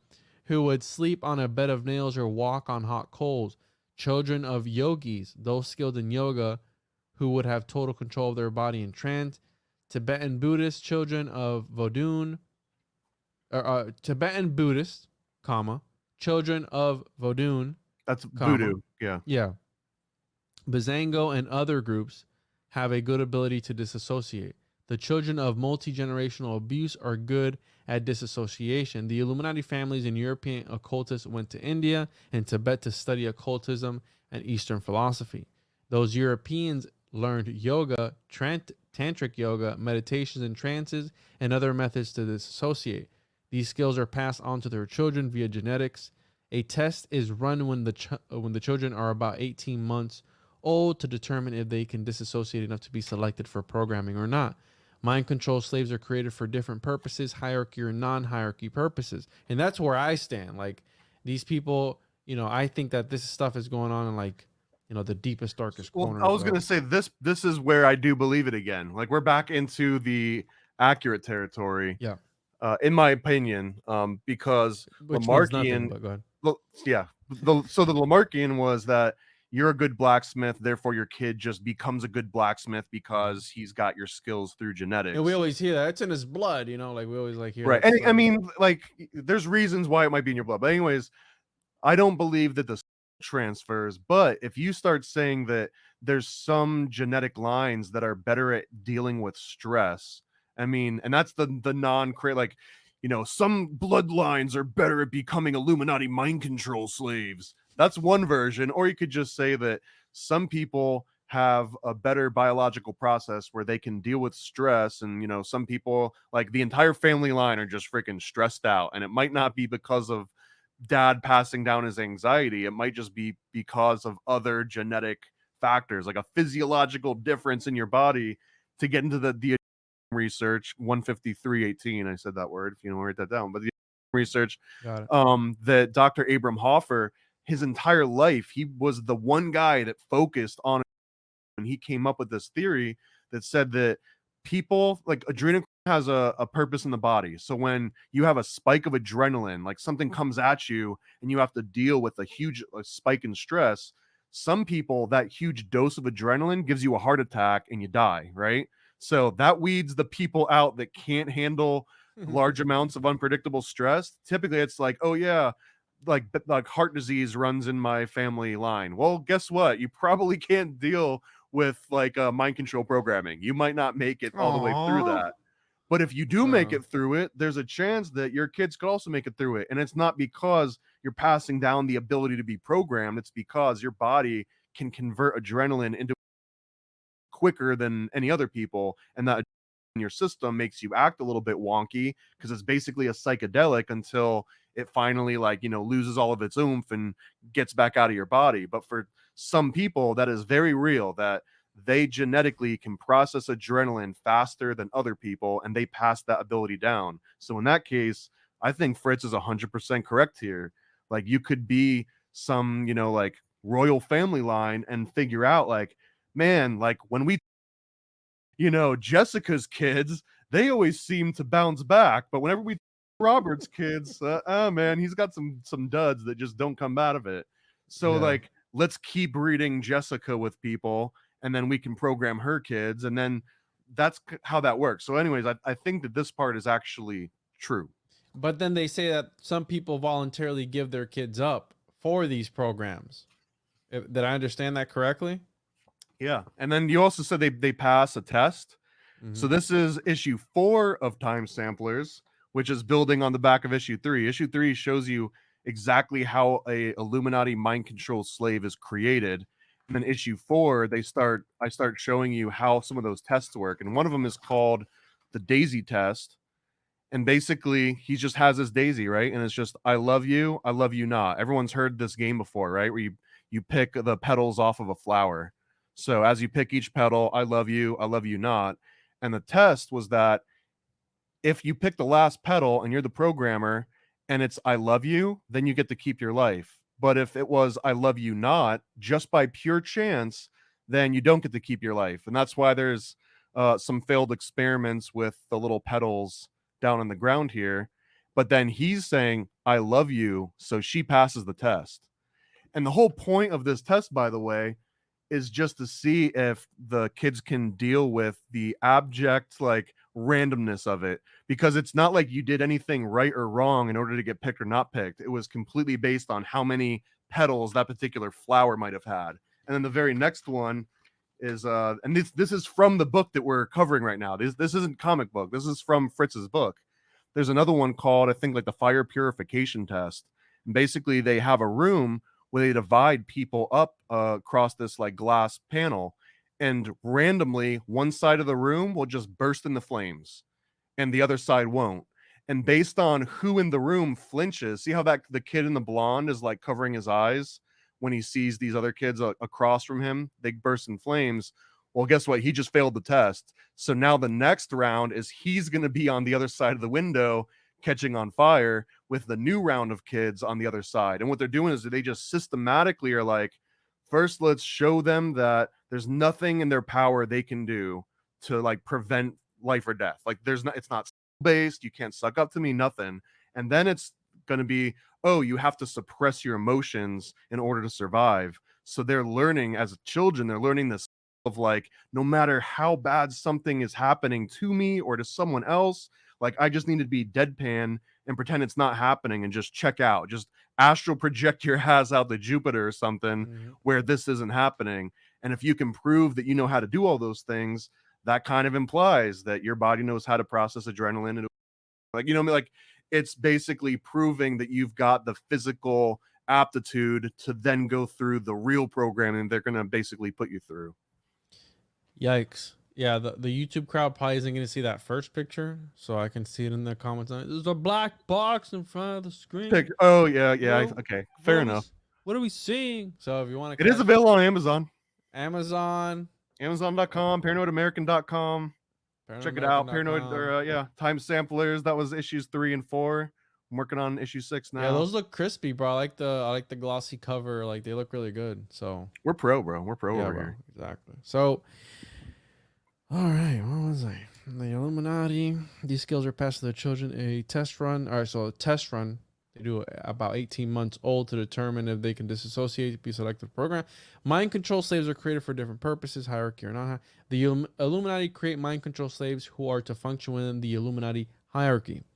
These slaves will usually have their genealogies hidden and will be created to have excellent cover lives to ensure that they are not detected.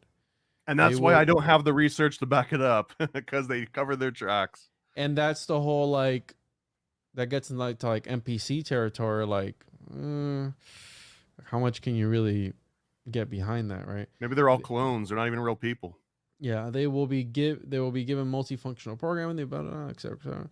And then we have here the expendable are the children of parents who were blackmailed into turning their children over to the CIA. This is all hidden by the power of the National Security Act.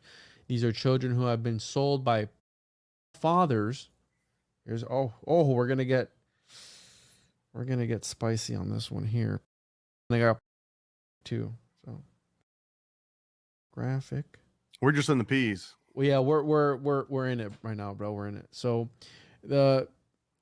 these are children who have been sold by fathers or parents. The programmer/masters program them with the expectation that they will be, quote, thrown from the freedom train. Now, I highlighted this specifically because when they get to the age of 30, the freedom train is the code word for the monarch trauma-based mind control. To be thrown from the freedom train means to be killed. Now,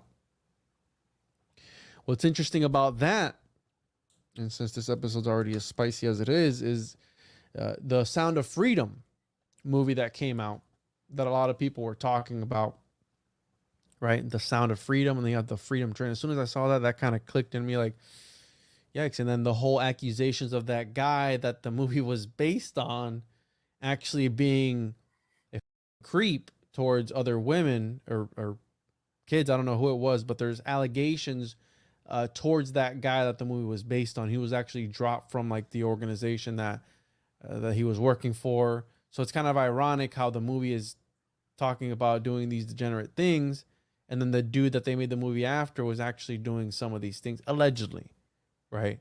And that was the sound of the freedom train, right? That was that. Yikes! That doesn't sound too good. What about the Trump train? No. That's the freedom train. Yikes! All right, so the CIA and the Illuminati are skilled at blackmailing parents to give up their children. They would watch the mail for porn. Murderers who abuse their children are warned that they will go to prison for long lengths of time if they do not cooperate by selling their children into mind control slavery.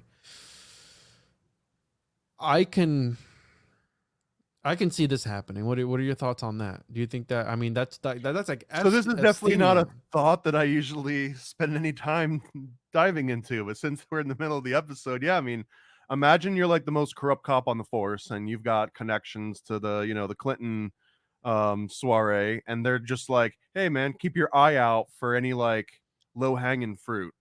And this would essentially be that low-hanging fruit, and you tell someone, hey man, I know what's been going on here, so I can either break up the family and put the kid into foster care and everyone goes to jail and you get registered, or your kid just disappears. Man, it sucks, they ran away, right? You just don't go looking for them.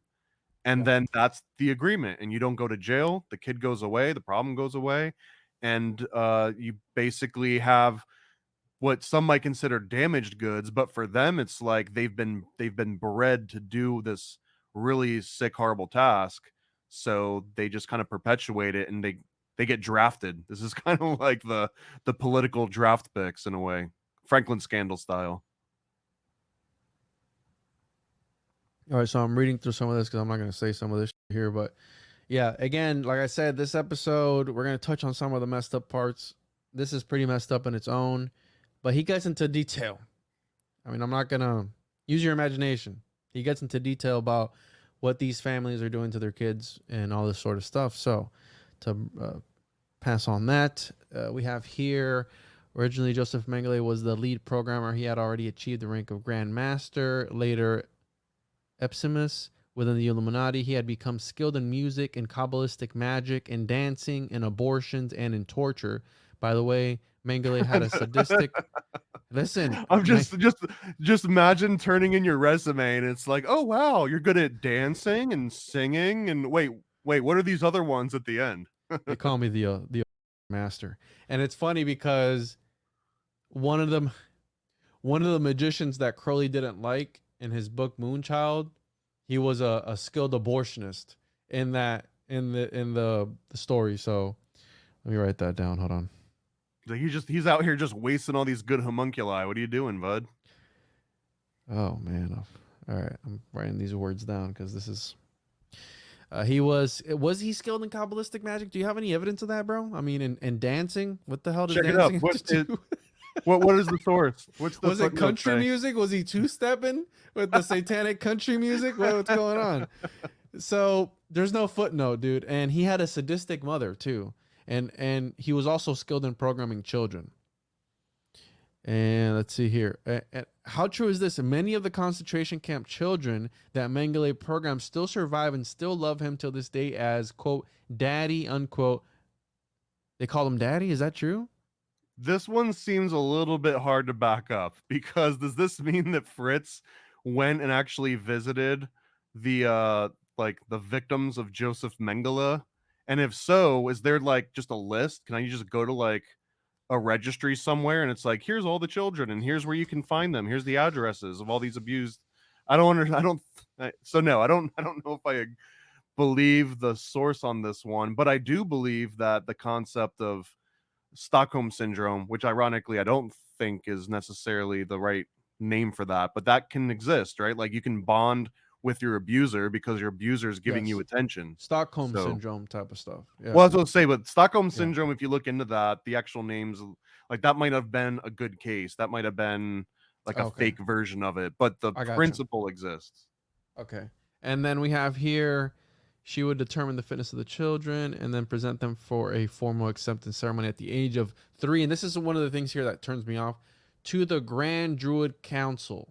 There's that John Todd influence, bro. I almost guarantee it. Either John Todd influenced Fritz to write that, or Fritz knew something about Grand Druid. But John Todd predates this by like 2 decades, I think. So my mind constantly goes to John Todd started this Grand Druid Council claims, and it perpetuated from there. Yeah, and it goes here, right? And this is another thing here. The traditionally, the Illuminati had been having their children inspected by a woman with the rank of grandmother. So like, you have like the Black Mother and all Like these. the Grand Dame, they also call her. I'm going to spare you of the other stuff that he has here. All right. Working my way through. Almost any sex slave can fit somewhere into the script of the Illuminati New World Order syndicate porn movies. And I place porn in quotation marks because what they call porn doesn't resemble what the public thinks of porn. And we're not talking about Playboy type porn. I mean, to bring up Nicolas Cage again, we're talking 8mm, right? He goes here, we're talking ghastly, horrible atrocities that are as sick as anything done in the concentration camps. And all right. So, all right, here we go. So I'm just gonna do this part here, so you can get an idea of what we're talking about here. And if you want to read this book, go ahead. For instance, it takes a little acting ability or beauty to have one's head chopped off while having sex. True. It's a factual statement. Yeah, that I think that's pretty factual. All right, what do I have to censor there? Whatever. Oh, we'll figure this out after we're done. I highlighted here the child programming charts, and this is what made me wonder, bro. I don't know. The child's programming charts would then be labeled some suitable occupation, such as environmental activist. Get ready for this one, Thomas. Pentecostal church reformer. Consumer advocate. Or activist against narcotics. The programmer for that child would then follow 6 months goals. All right. I highlighted that. And again, I'm reading different excerpts from different places. And not every Illuminati child is born premature, but many are because they're a preferred method for programming. And it gets into the whole idea of like preemies and how they're more susceptible to Illuminati programming. Again, this is the lure of the trauma of premature birth. And this comes right after the homunculus part that we talked about at the beginning. The Moonchild. Again, my notes are a little bit jumbled up, but now we're back on track. But he's talking about how the Illuminati have learned that a mother can usually give 2 or 3 preemie births like this before she risks death to try it again. If this type of birth is repeated too often, the woman's heart will fail. This is why the Illuminati will have their breeders give 2 or 3 preemies for programming, then have their breeders switch to full-term babies, which are used for sacrifice. We don't want those full-term babies. We only want the preemies. Okay, so the other ones, we'll just go ahead and sacrifice them to Moloch. Well, it's like olive oil and virgin olive oil.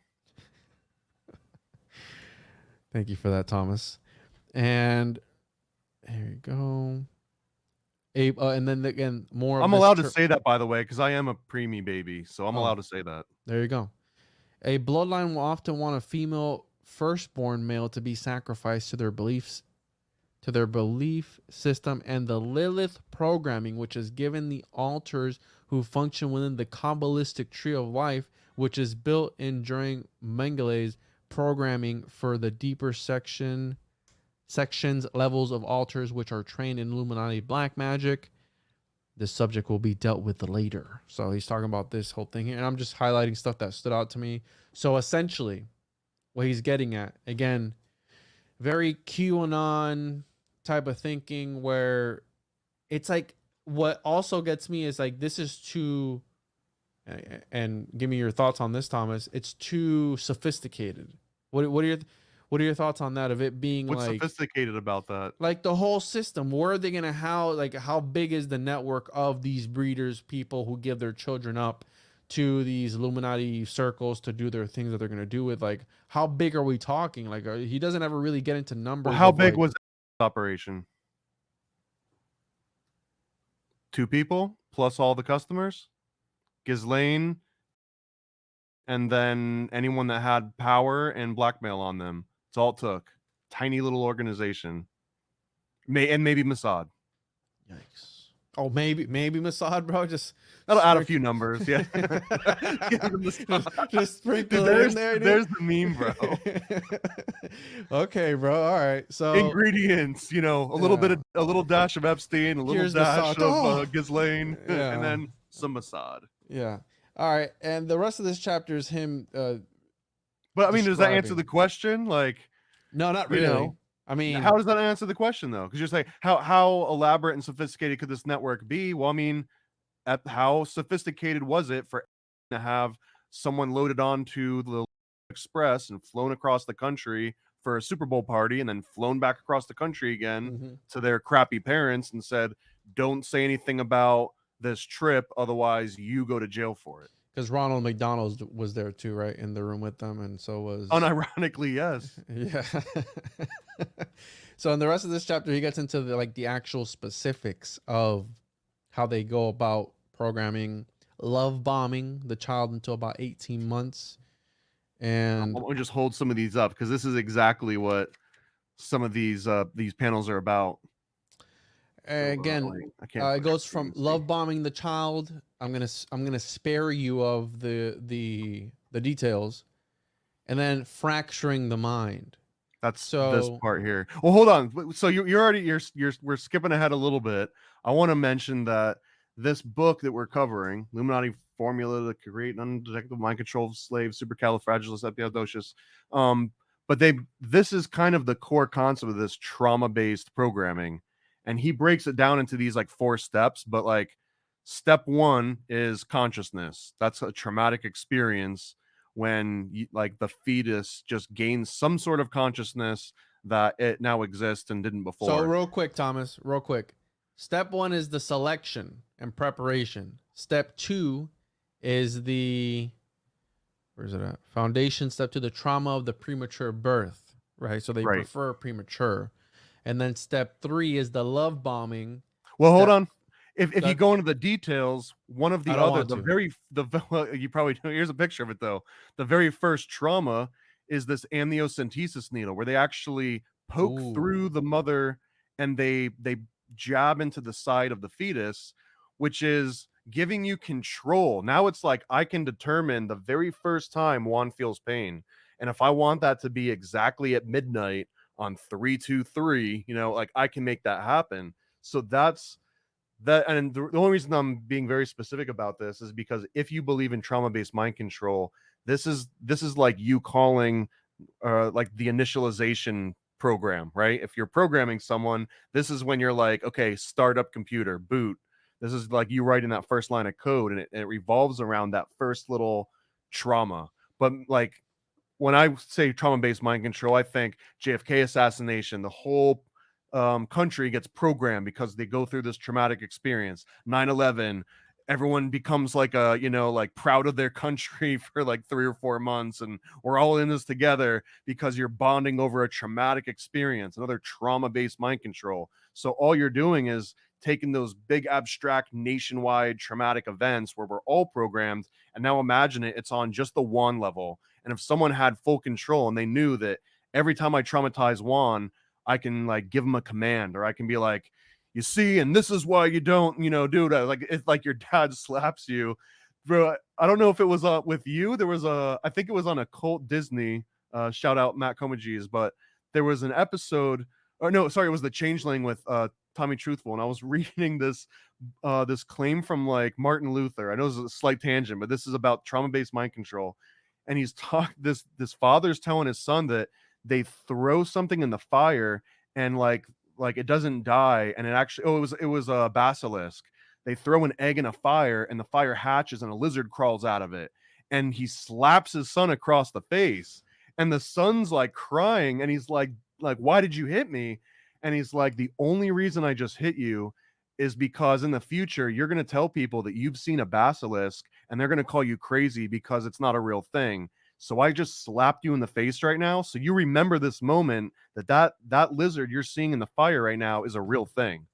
But I mean, really, that is kind of like maybe a good version of trauma-based mind control. Like you're going out with your dad and like someone makes like an award-winning, like goal and he just slaps you across the face and it's like, you're not in trouble. I just want you to remember this moment. You know what I mean? But it would work, wouldn't it? You would remember that until the day you die. Like, I remember the time my dad slapped me because there was a lizard in the fireplace. What a core memory there, right? I think everyone should have that memory with their father, or just watching a lizard come out of the fireplace, right? And like being smacked across. Yeah, so where was I here? All right, yeah, the steps. So love bombing. You wanted to continue on that, or were you done with the? It's on the bottom of the page and I can't see the screen when I hold it up. So yeah, I'll just skip that one. All right, so love bombing. It's about 18 months. They go into detail. I'll spare you those. Fracturing the mind. So the fourth stage is built upon the foundation of disassociation created in the first and second stages, and the love created in the third stage. And then here, the demonology of the first step also helps pull in demons associated with programming, tunneling in the mind, and multiplicity, which are used in the fourth foundational step. All right, so I gotta remember to always invoke those demons when you're doing that something. fourth step's a doozy. Yeah. All right, so page. And here, if I want to do my best to summarize these without getting into the weeds, because there's some nasty weeds. Yes, but there is. Step 1, premature birth, because you're like more potent or more attractive to, I guess, like the demons that come in, right? Sure. And then you've got step 2, and they induce some more like the trauma-based programming.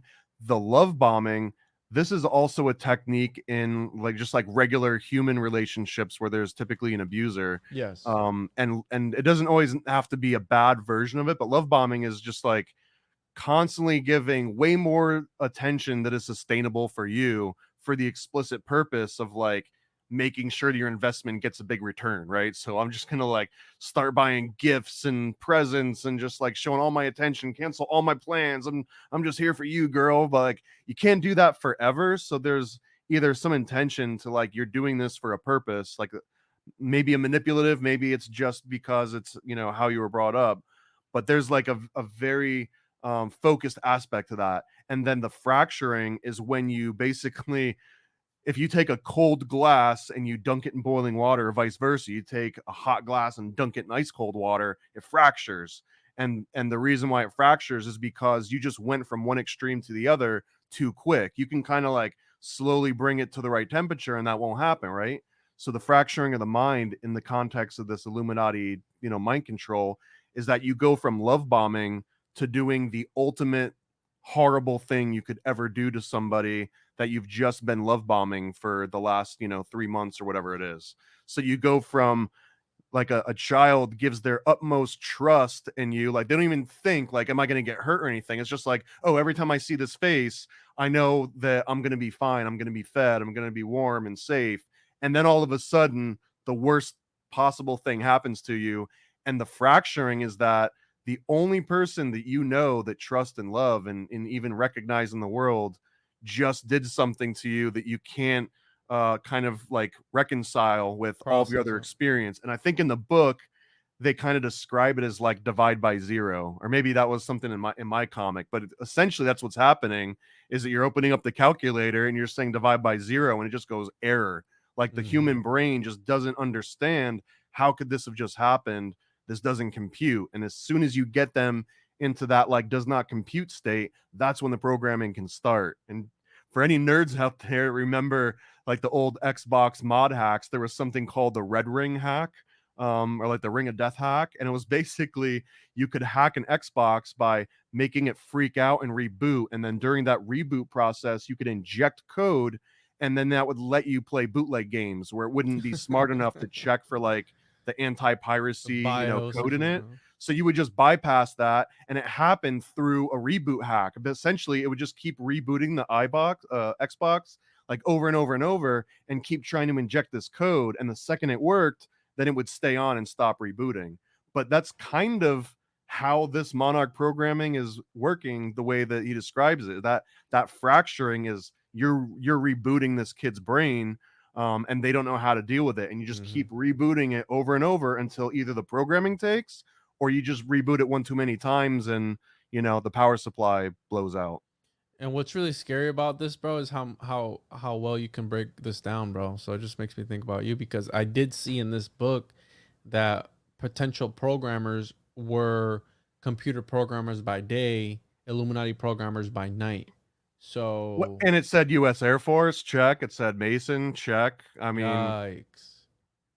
I Not a also was in the country music industry for a little while. I don't know if I not a good mentioned that. look, Thomas, if you get what I mean. All right. And it would make sense that you would have this book And the in your Process library. Church too. I was also in the Process Church. All right. So how you said they go from these two extremes, hot, cold, and then you have the initial splitting, right? That's where it fractures into these multiple alters, personalities, et cetera, and then they take these individual alters and program whatever it is that they need. I mean, use your imagination, right? Use your imagination as to what they could use. How Thomas was saying at the beginning, essentially, this is what the book is really about these different fractures and these different personalities. And then they break down the types of different programming, the languages, the different alters that they could be potentially Which used cartoon for. characters you use to Yes. implant certain types of personalities. Like you might use like a Disney princess if you're going to be like a sex slave, but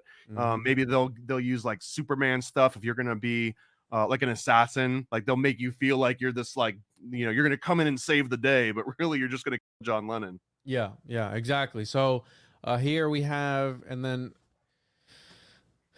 look at this thing here, which this thing looks kind of wrong, but the cover of the program of the ritual at the Bohemian Grove, and then he puts here, comma, in which a child is sacrificed and a film is made of it. I don't think we can say, so I'm gonna. So here's that really hard crossover with the Franklin scandal, and I don't know, that was John DeCamp that wrote that. I don't know if John DeCamp wrote his notes on Bohemian Grove about that first, or if Fritz wrote it and then John DeCamp piggybacked, or if they both heard the same story from a different source and then Mm-hmm. independently wrote it. But that exact claim that you just mentioned is in both of those people's books, and also in I think there's a book called Franklin Scandal by Nick Bryant, which also kind of addresses this. Wait, you did you explain at the beginning the Franklin scandal? I don't think you did. So Franklin Scandal is known that because of the Franklin Savings and Loan. I believe it was in Omaha, Nebraska. It was a bank. There was like some embezzlement going on. Long Mhm. story short, is through the financial forensic investigation of the bank fraud, they discovered that this guy, I think his name was Lawrence King, who was a Republican. He was friends with like the Reagan family. He sang at the Republican National Convention. Like he had a lot of political power. This guy was legitimately running like an underage, you know, child ring essentially to high level politicians. And the second that this broke, like all of the victims were kind of character assassinated. They all got sent to jail for lying and like lying under oath. They basically went to court and under oath were like, yeah, like all these things happened, and then they were like, nah, no it didn't, you're all going to jail for saying it did. So I'm oversimplifying some of that, but the Franklin scandal essentially is, if you were to take this manual that Fritz wrote, the Illuminati Formula, and then actually applied it in real life, Franklin scandal is like, and here's the people that applied this Whoa. programming in real life, and here's what, and I believe Franklin actually makes a claim about like Express dropping kids off by Bohemian Grove and like, you know, crazy things happening. Whoa. Because yeah, let's.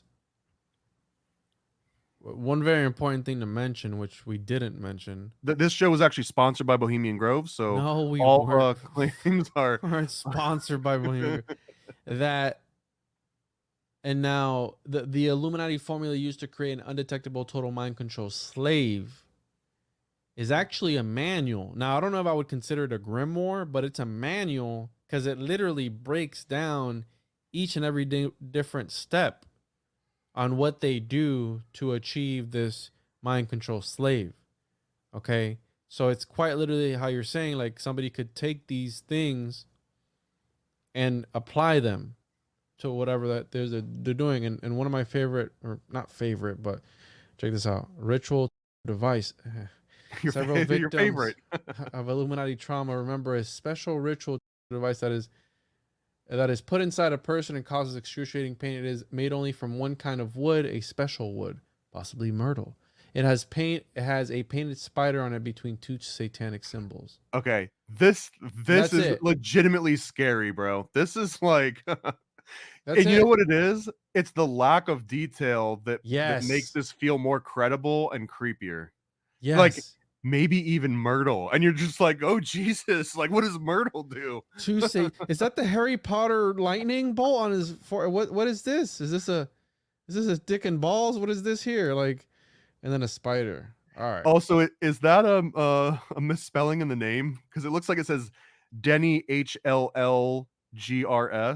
Did he miss a vowel in there? Just Guess. this is the you have to read this all as a whole here.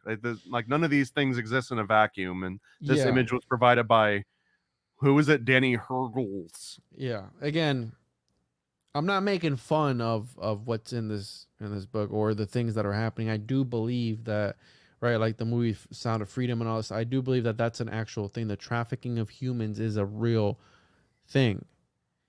But what I don't like is like the over embellishment sometimes of like the drastic theater, like make it huge and make it's a problem. Point is, it needs to be tackled. How do we go about that? You know what I'm saying? Like, we don't need all this other division with this party, that party, etc. Like, no, it's a issue. How do we tackle it? You know what I'm saying? So again, I know we're making jokes and all that stuff, but this is serious stuff. Again, but you take it for what it is. If you want to go and the book is Just here. know if they ever give you the option and they're like, we got the beechwood and the myrtle, always go for the beechwood. Never go for the myrtle, bro. Because it's put Pro inside tip. you and causes That's a pro excruciating tip from pain. a cult book club. Yes. We have the idea of a, which I'm gonna censor that word out, and that whole thing, and then I had here what we mentioned at the beginning, right? Altars split. They can do different. They can do different programming for different altars. They have a whole programming language, different concepts, different words. Are you saying different characters, which is all covered in here. Again, this book is very long. And one of the things, again, this is one of these concepts of like, why don't we know more about it? Right? That like the child that asks, oh, well, there's aliens. Well, do you have a picture of it? Or there's Bigfoot. Oh, do you have a picture of Bigfoot? It's like, not really. So then he goes here, the amnesia walls that are built by traumas form a protective shield of secrecy that protects the abusers from being found out and prevents the front personalities who hold on to the body much of the time to know their system of altars is being used. The shield of secrecy allows cult members to live and work around other people and remain totally undetectable. The front altars can be wonderful Christians, and the deeper altars can be the worst of satanic monsters imaginable, a Dr. Jekyll and Mr. Hyde effect. A great deal is at stake in maintaining the secrecy of the intelligence agencies or the occult group in which is controlling the slave. So you can see where it's like a lot of source, trust me, bro. You know, I made that homunculus. You got to trust me on that, Thomas. All right. I don't have the receipts because my phone was dead that day. And what had happened was when it fell, the camera cracked. And then I've actually heard this exact excuse from you before. I think the last time we were supposed to do this episode. So, but I just want to put in here that this is the part which I think is factual. And this is probably the scariest part of all this, is that it's not like Fritz made this aspect up. This concept of multiple personality and dissociative identity disorder, like these are real things. They've been documented. They've been studied. Maybe if you're a Scientologist or Fritz Springmeier, you think that none of that's real and it's all, Satans and demons and stuff. But this concept is extremely real. And one of the I guess the most sad aspects of it is, from what I understand, the legitimate research that's out there, like 100% of cases are the result of like a certain type of abuse. It's not just like you get born and it's not like autism, right? Where someone's like, oh, did I drop him on the head, or did I feed him like, did I give him like a granola bar that had aspartame in it or something, and now my kid won't make eye contact with me? It's not that kind of thing. It is like there is a very specific horrible thing that you can do, and if you do it to a kid at a certain age, then that results in a certain way that the mind protects itself. And this is real, and this is something that I do believe that we found out in World War II. I mean, obviously horrible things have been going on since the dawn of time, but in World War II they systematically started doing this. They like made a formula, and they're like, okay, step 1, step 2, step 3, step 4. Oh wow, isn't that crazy? When we do step 4, every time that we notice there's like a split personality, it only happens after step 4. Like it never happens on steps 1 through 3. And he's always gay Therefore, for some reason. I don't know why.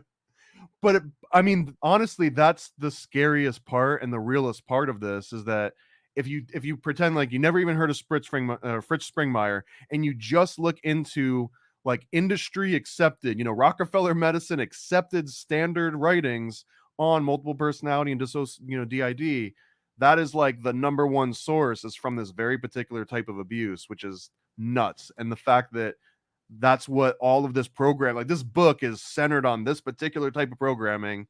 I feel like it's real. Like this is the factual part of it. Oh, I did it for a second. I didn't know what you meant by the woodpecker grid cages, and now I do. I just read it. I had it I got a highlighted. picture. I had it highlighted actually. Yikes. This is the woodpecker grid right here.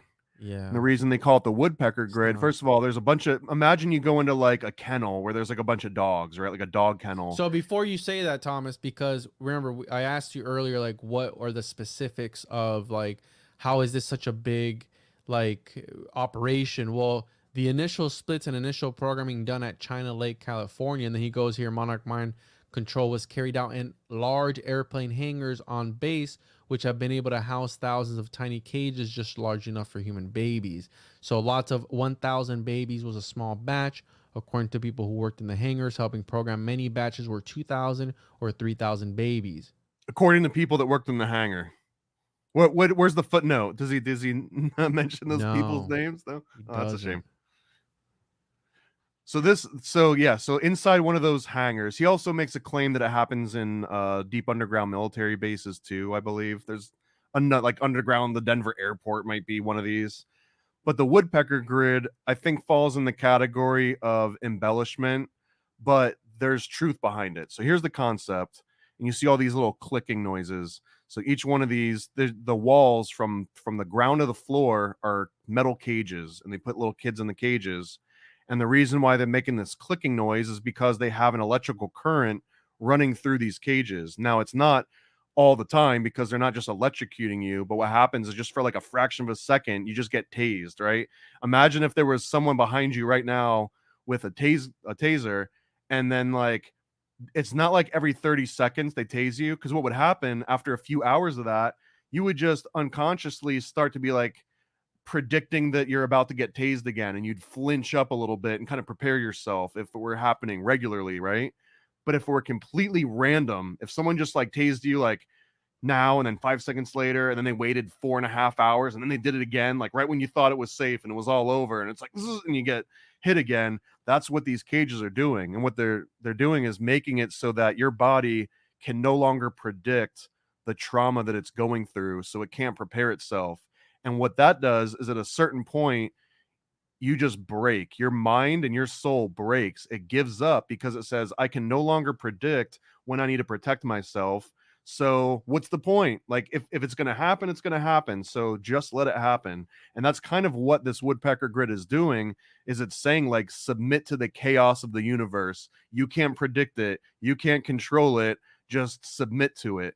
And once they submit to it, there's just like this look in the eye, right? And actually, this is that final step of the shattering, according to the Springmeier rituals, that you get love bombed, then you get put into this cage. So there's the hot and cold, right? You go from being love bombed and everyone is taking care of you and you're safe, to now you're not safe at all. You can't predict it. It's just absolutely unpredictable. And then the person that's been love bombing you shows up all of a sudden. You're there to save you. They're the savior, right? And then right at that moment when you're like, thank God, my authority figure is here to save me, that's when they do the worst possible thing you could imagine. And that's the moment of like, oh my God, you're here to save me. Oh my God, you just did the worst thing. This is worse than the woodpecker. So that moment is the fracturing. So think about what that worst thing could be that they could possibly do to that. So and the reality to this, because if the woodpecker grid and having 3,000 kids in cages in an airplane hangar, So real quick, Thomas, to add a little bit onto that, these cages are called the woodpecker grids. The victim sees a flash of light when the DC voltage is applied. Later, this flash of light is used with hypnotic induction to make the person think that they are going into another dimension when they are blasted with high voltage. In the Peter Pan programming, the programmers tell the slave that he is riding the light. And then, yeah, that thing that they do also, one of the popular traumas that they do, which I'm not going to say it, but, and yeah, go ahead. Sorry. also Ride the Lightning Metallica. Maybe there's a reference in there. Oh, yikes. But I was just going to say that's that sort of like breaking. I think this is the embellished version of 3,000 cages and deep underground military bases and hangars and all this. But the real version of this is that there was research by Dr. Jolly West in MKUltra, and he basically said the best way, the most reliable way to break down the human is just nothing more than sleep deprivation. If I can just make it so that every time I see you nodding off, I run into the room and I wake you up and I flick the lights on and I tase you and I just keep you up for like a week straight and don't ever let you fall into a circadian rhythm where your body can like go back into REM and repair itself and wake back up. If I break that and make sure it stays broken, the exact same thing happens. You're at a certain point, your brain goes, I guess I'm just never going to sleep again. Because every time I think I'm about to get some sleep, someone wakes me up and then I can't go back to sleep.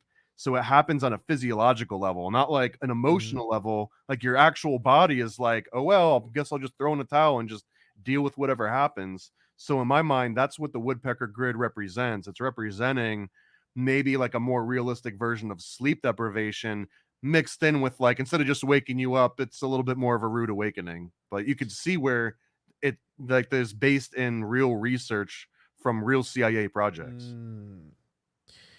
But they could still be a real thing. Maybe.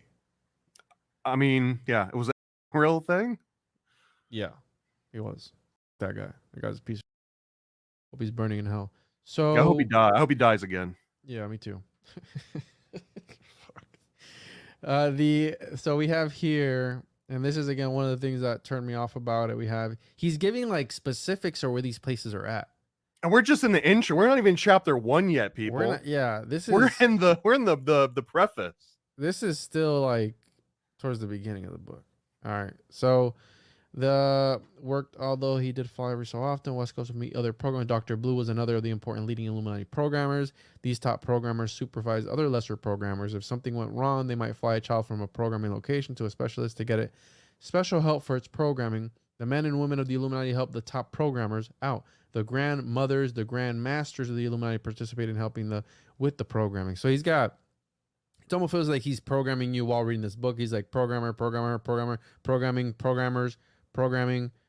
Let's see how many times the word programming is in this.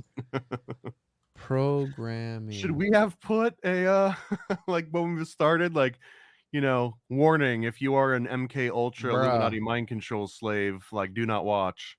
You might be triggered. 1,204 times the word programming is in this book. And then I mean, that's not a big deal. I read programming books all the time. Program 177. All right, so no. The word program is in here. 2,500. Well, that's program. It also is mixed in there with programming, programmer, programmed, programmers. So it feels like you're getting programmed as you're reading this damn thing. So it's almost like maybe there's a hidden code within this book, bro, of like read between the lines type of thing. Like if you know, you know. What do you think about that? I think asking those kind of questions can get you thrown in jail for armed robbery. Oh man! All right, so yikes. That's we fly too close to the sun. Yeah, that's basically it. Yeah. All right, so we have. I want to touch on this here. So we're talking about the rituals and stuff like that. He goes, and this is where it gets again. This is where we cross over into like the occult, esoteric, because he goes understanding the rituals and trauma. Illuminati rituals are based upon the most ancient mystery religions. The Rothschilds like the ancient Canaanite mystery religions and use Akkadian, Hittite, Canaanite, Babylonian rituals. All of them. He just like clumped all of them together, like Akkadian, Hittite, Canaanite, Babylonian rituals. Well, when you say Canaanite, that's kind of redundant with all those other things, because the Canaanite was sort of built on the top of some of those. Like it was, in that region, it was all Babylonian and Hittites and Akkadians and Sumerians, and then that turns into the Canaanites.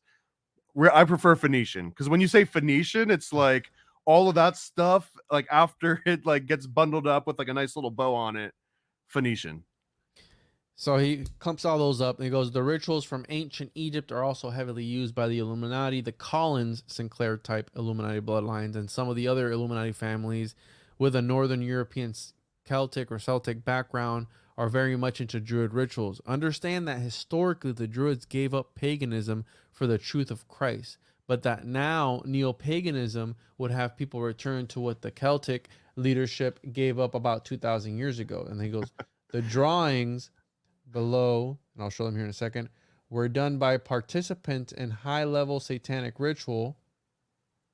The one participant drew several pictures of hearts, which her coven placed into jars. Some illustrations from the Egyptian Book of the Dead are included to show that the rituals of keeping hearts in a jar is straight from the Egyptian Book of the Dead. The heart was placed in a jar for weighing it for judgment.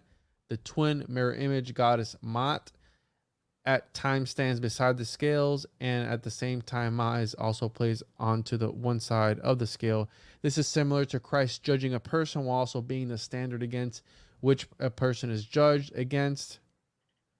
We have here in the papyrus of Kiana, the head of Anubis is on the beam and the ape wearing a disc, crescent, etc., etc.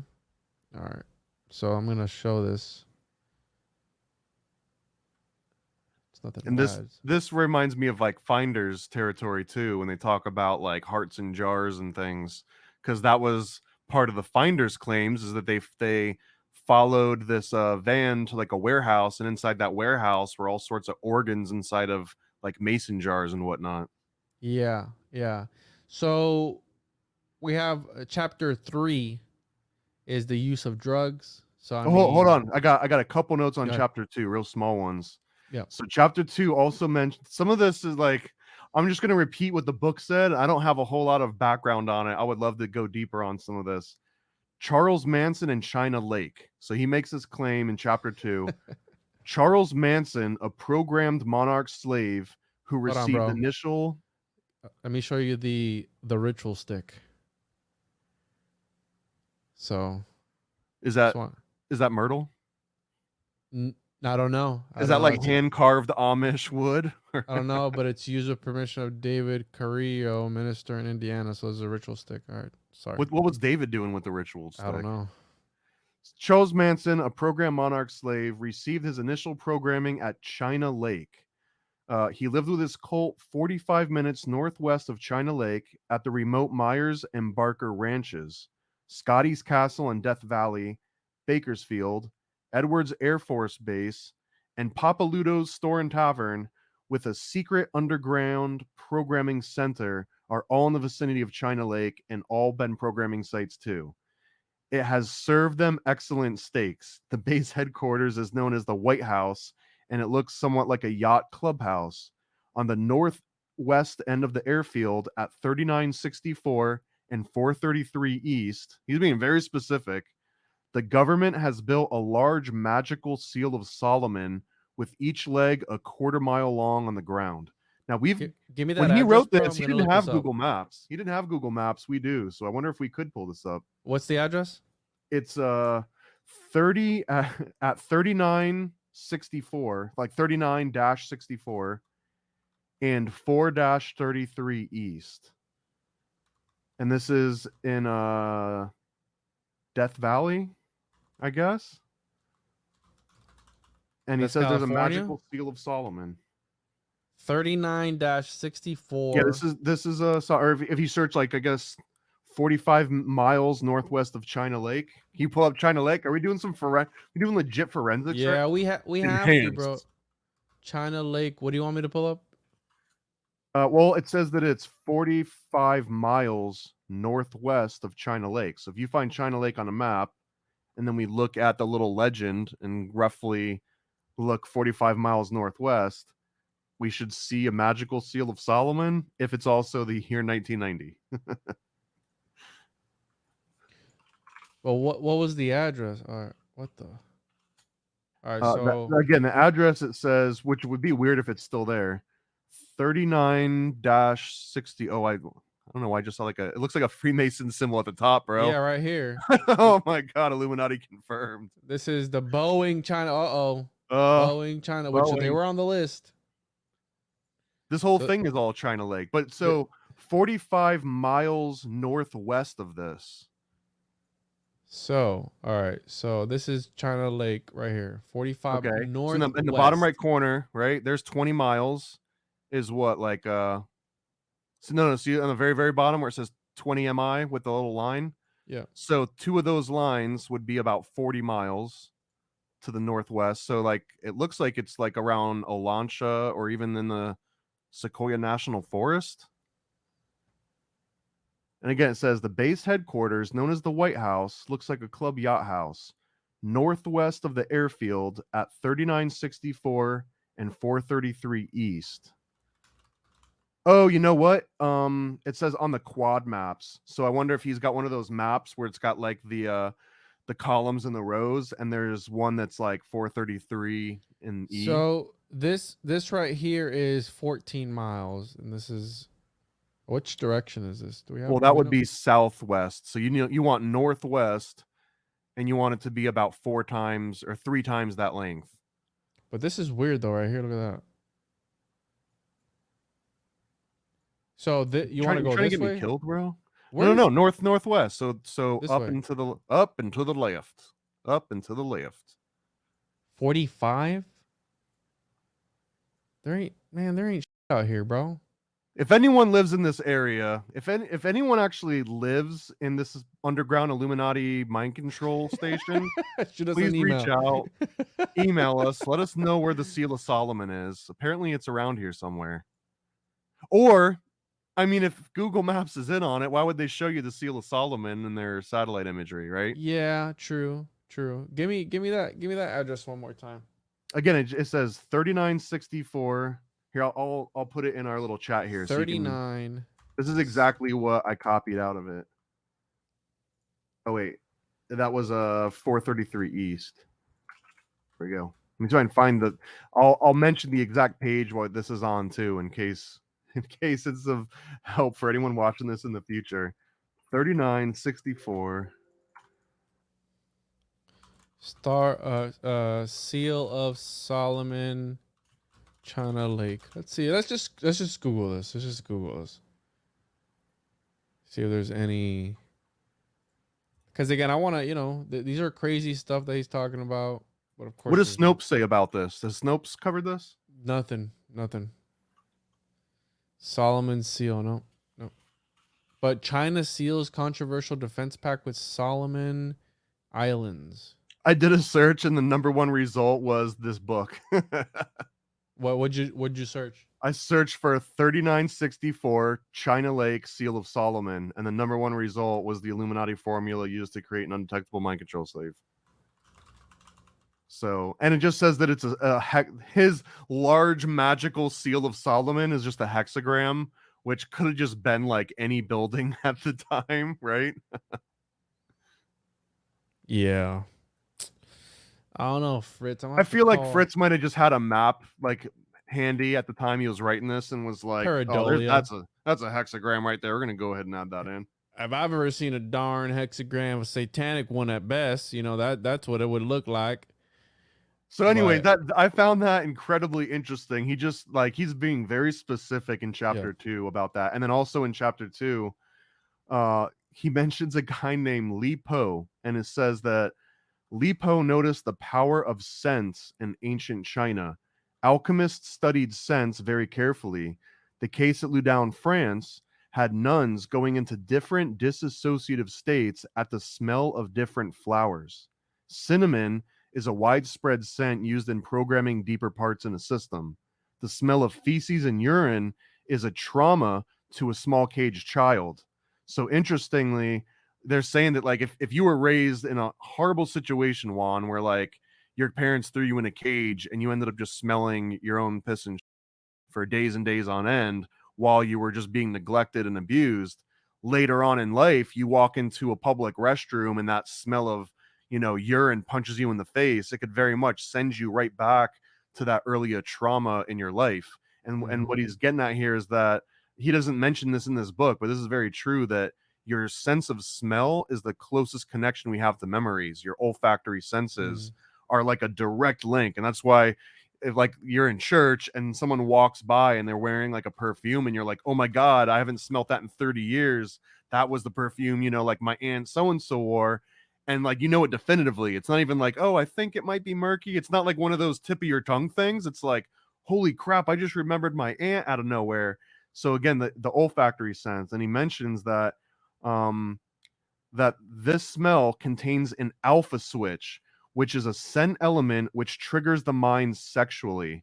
Mariah knows how to use various scents and incenses, Mariah being the Illuminati. Astral magic uses various perfumes. So again, I mentioned that analogy earlier on about like you go into the doctor's office for 14 years and you see your therapist and it smells like Band-Aids and alcohol, right? And you're like, why isn't this working? But then you walk into a church and you smell myrrh and frankincense and like all the interesting smells and sights. What it's doing is it's triggering you and putting you into a completely different state of mind. And again, this is the formula on how to do these things. So it's just telling you, like, if you want to put someone into a different state, burn some incense, right? Go in and you go into any tarot shop on the planet, guarantee you're gonna get like a face full of patchouli or some other very specific scent. And just like that, right? When at least me, whenever I smell patchouli, I'm like, oh, someone's got weed somewhere around here, right? Or someone's got a hacky sack, guaranteed. Yeah, no, the idea of smells and sometimes sounds too, right? Like music, like certain song will take you back to a certain But memory it or can whatever. change. A song can change in your mind over years. Like you might Yeah. misremember, like, oh, I didn't remember the hook going like that. And then you're like, Mandela effect, right? I just blame it on Mandela all the But time. scent doesn't have that, right? Like very rarely are you like, oh, that kind of smells like this thing that I remember from 20 years ago. No, bro, it's like, oh my God, that's this one smell because Oh it's my such God, a I just my smell. pants. I know what that smells like. I hope that you've got a better indication before it hits the nostrils, bro.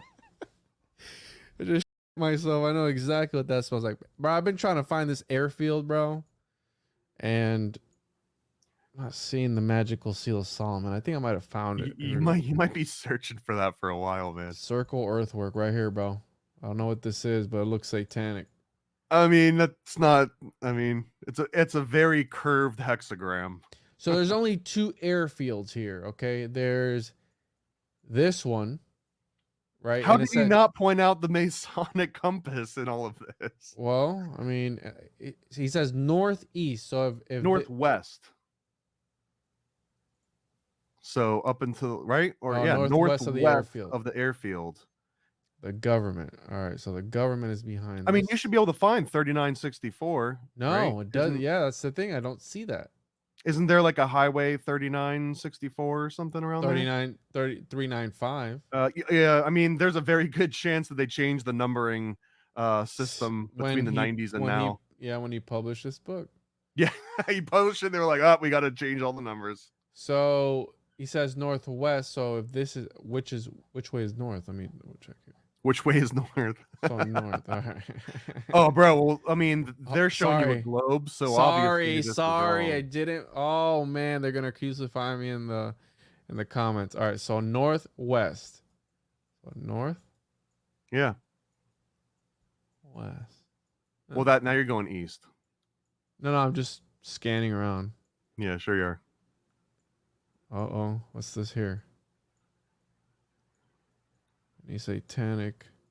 I don't know, bro. Can you just search for satanic seal of Solomon? Bro, and northwest would be that circle earthwork there. No, that's northeast, man. North. Never eat. Okay, yeah, my bad. I mean, I'd be surprised if it was still there. These all look like farmland. That's what they That's, want that's a you to water think, bro. treatment plant right there. That's what they want you to think. That's the smell of feces he's That's a talking about, crop bro. circle, bro. Anyways, all right, enough. You know what? Do a search for the tavern. It's called Papa Ludo's. I wonder if Papa Ludo's is still around in that area. How do you spell Shout it? out to Papa Ludo's, sponsor of this episode. How do you spell it? Papa Ludo.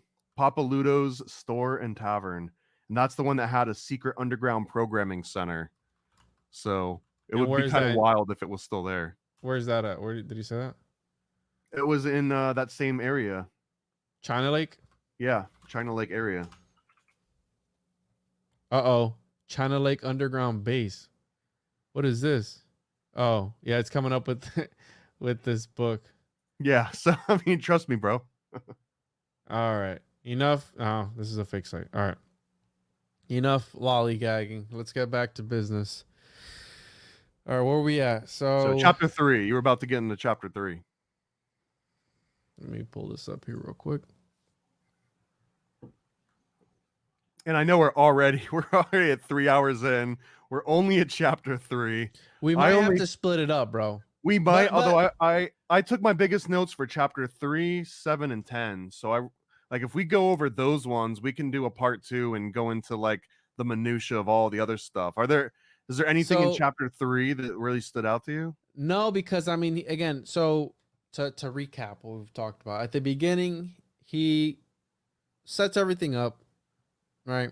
He talks about how he gives you all like a lowdown pretty much, and then he gets into breaking down exactly, literally with details and everything of what they do to program these people, the barriers that they put between different personalities and all these different stuff. And then in number 3, he gets into the drugs, and I mean, he lists a bunch of different drugs that you can use, right? Like literally, I'm going to pull up here real quick, but literally lists. Look at this. Also, all sponsors of this episode. No, they're not sponsors of this episode, but again, he goes and lists. So first we have drugs for mind control. Then we have herbs, right? When the victim's body is saturated with all the drugs they can assimilate, they will receive herbs, which often have a drug effect. So ayahuasca's in there. You have rosemary. You have a brief history of the use, applications, and programming. So putting people into trance, etching altars to go deeper into trance to escape drug effects, enhancing the trauma, controlling.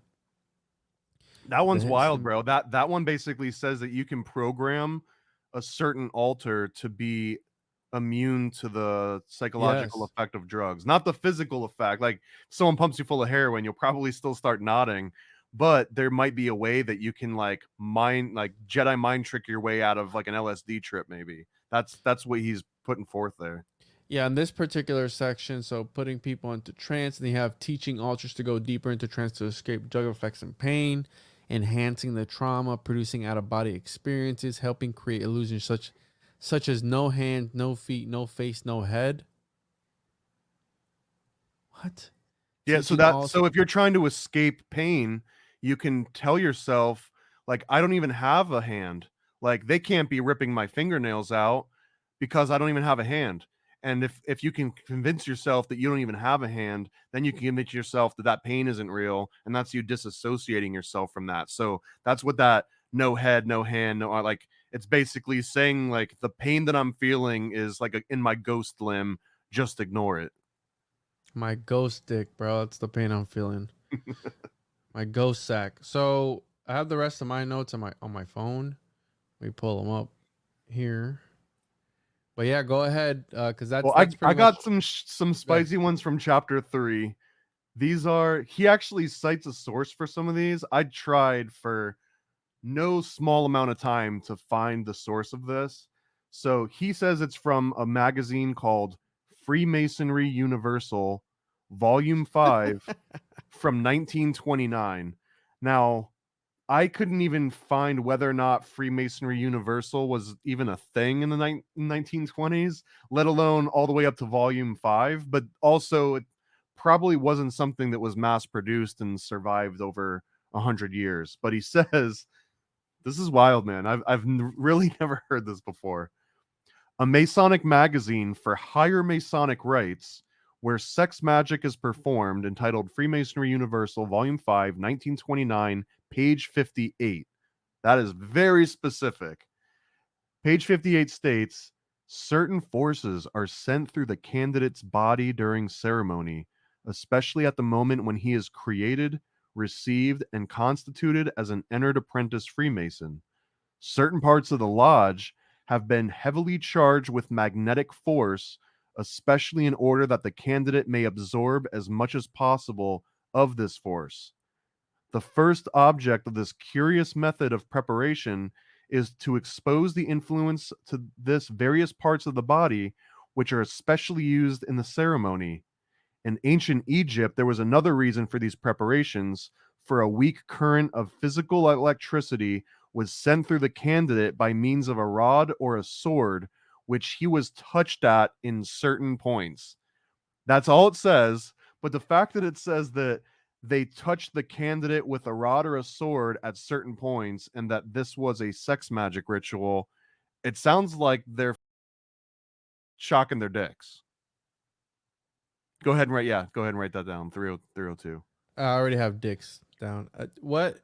But Repeat he's that saying again? that in a magazine, I'm just open your mind. It's 1929. You My go to mind the is pretty open magazine right now. section, you open up the magazine, and it's like, in order to fully enter Freemasonry, you need to get cattle prodded on your dick. But read the section again. Read the section. In ancient Egypt, there was a reason for these preparations. A weak current of physical electricity was sent through the candidate by means of a rod or sword with which he was touched at certain points.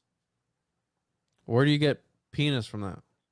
Because it says that it's a Masonic magazine where sex magic is performed. So he's explaining this ritual, and at no point in that ritual does he say anything about sex magic except for that Yeah. a candidate is touched at certain points, and he doesn't elaborate on what those certain points are. Now there are, I don't want to get myself murdered here, but there are, if you just search for the points of masonry, there's like points on the body that are involved in rituals. None of them are the dick, but the way that this one is written. So anyways, he summarizes this and he says, long story short, Masonic lodges have been using hypnotism and electric shock in their initiation rituals for a long time. This combination of fear and hypnotism combine to seal the lips of an initiate in telling what some lodges are secret and criminal activity. And then he said it goes into like banking and stuff. Like first he's talking about shocking your dick, and then he's talking about fear and hypnotism, and then he says in 1919 the Illuminati created the Royal Institute of International Affairs with the Astor Illuminati family financial backers. The Waldorf Astor, which is where we get the name Waldorf Astoria, by the way, that ritzy hotel. Waldorf Astor was appointed. The American equivalent to this company is the CFR. So he's describing this original like roundtable group, and that somehow it says, dude, again, it gets wild. It says, late president of the Watchtower Society, there are two examples of men selected for Rhodes scholarships. Bill Clinton went through this program. However, Franz decided not to go and led C.T. Russell's cult as an oracle after President C.T. Russell was ritually killed on Halloween 1916 with his remains buried under a pyramid. He later served as president from 1977 to 1994 of the Watchtower Society, which is a front for Illuminati Enochian magic. Now, the Watchtower Society, I believe, keep me honest here, isn't that like either a Mormon or a, what's the other one? The ones that aren't allowed to go to carnivals or celebrate birthdays. Mormons or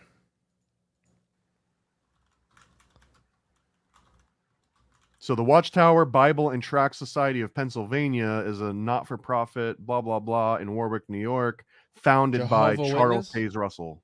Yeah, there you go. Which Charles Taze Russell was. Yeah, he was the Christian, and he's saying Zionism. Basically, this is Christian Zionism. No, but this has another name, bro. The Pentecostal, right? But no, Bible study movement. Oh, it's got another name, bro. Because I remember reading about the Jehovah Witnesses. Well, so there's a little on So they Wikipedia. adopted the name Jehovah Witnesses in 1931. There you go. Right. There was like 4 breaks, Yeah. and they branched out in 4 ways, and Jehovah's Witnesses is just one of those branches, but the original one was Watchtower Society by this guy Charles Taze Russell, and that's who Fritz apparently just like he focuses and says this guy was part of the Illuminati and he helped usher in some of this programming somehow. Well, here's the Through thing about Enochian magic.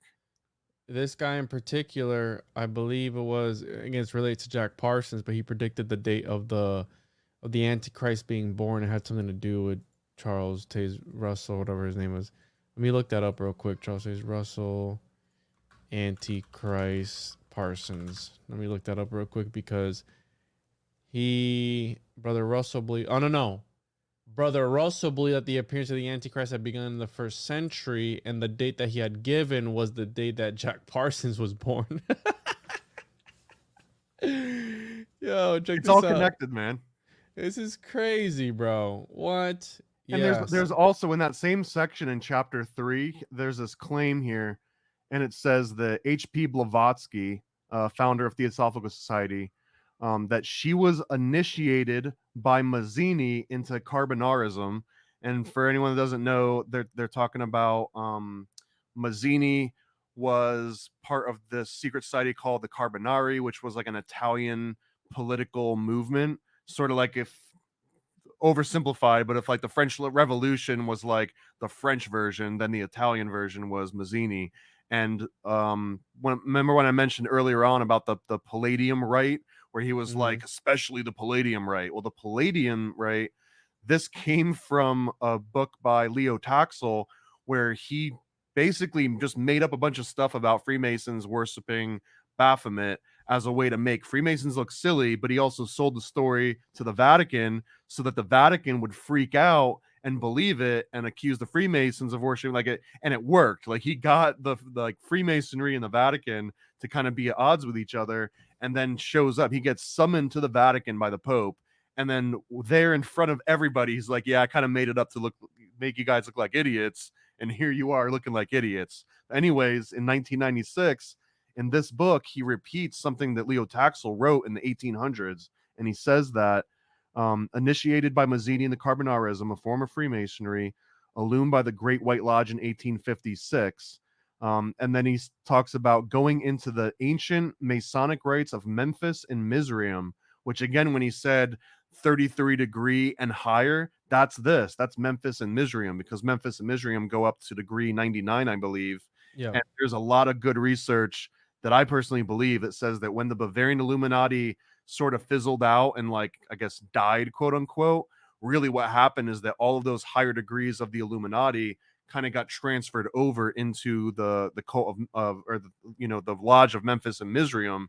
And if anything is the most accurate, like modern day version of all of those ancient Illuminati rituals, it might be in those quote unquote higher 99 degrees. Interesting. Yeah, I've heard about that before, that they go way up there. But again, this is just different sects of Freemasonry or whatever it is. And I know you're trying to do crowd control for them or damage control for them. So good on you, bro. But well, and then the one of the final notes of this, he says Alice Bailey had a Lucis Trust, Henry Steele Olcott, Elvis Presley was a Monarch slave, and then did you see him throwing some shade at Daddy? Manly P. Hall, yeah, I did see that. Manly Palmer Hall was an Illuminati Theta programmer with at least Grandmaster within the Illuminati and sat on the Grand Druid Council. Now, none of that would surprise me if Manly Palmer Hall's what was the guy that you just interviewed that knew him? Ronnie Pontiac. So if Ronnie Pontiac was like, oh yeah, and by the way, Manly was also on this thing called the Grand Druid, the Grand Druid Council, you'd be like, oh yeah, it sounds about right. So I mean, that doesn't sound too salacious, but the fact that he's mentioning like all these different names, and it's like, oh, and by the way, Manly Palmer Hall was an Illuminati Theta programmer. I wonder, like, does that mean that the CIA like summoned Manly Palmer Hall and was like, you have to learn how to do this did they call Manly Palmer Hall and say, teach us how to program? Like, how does that work?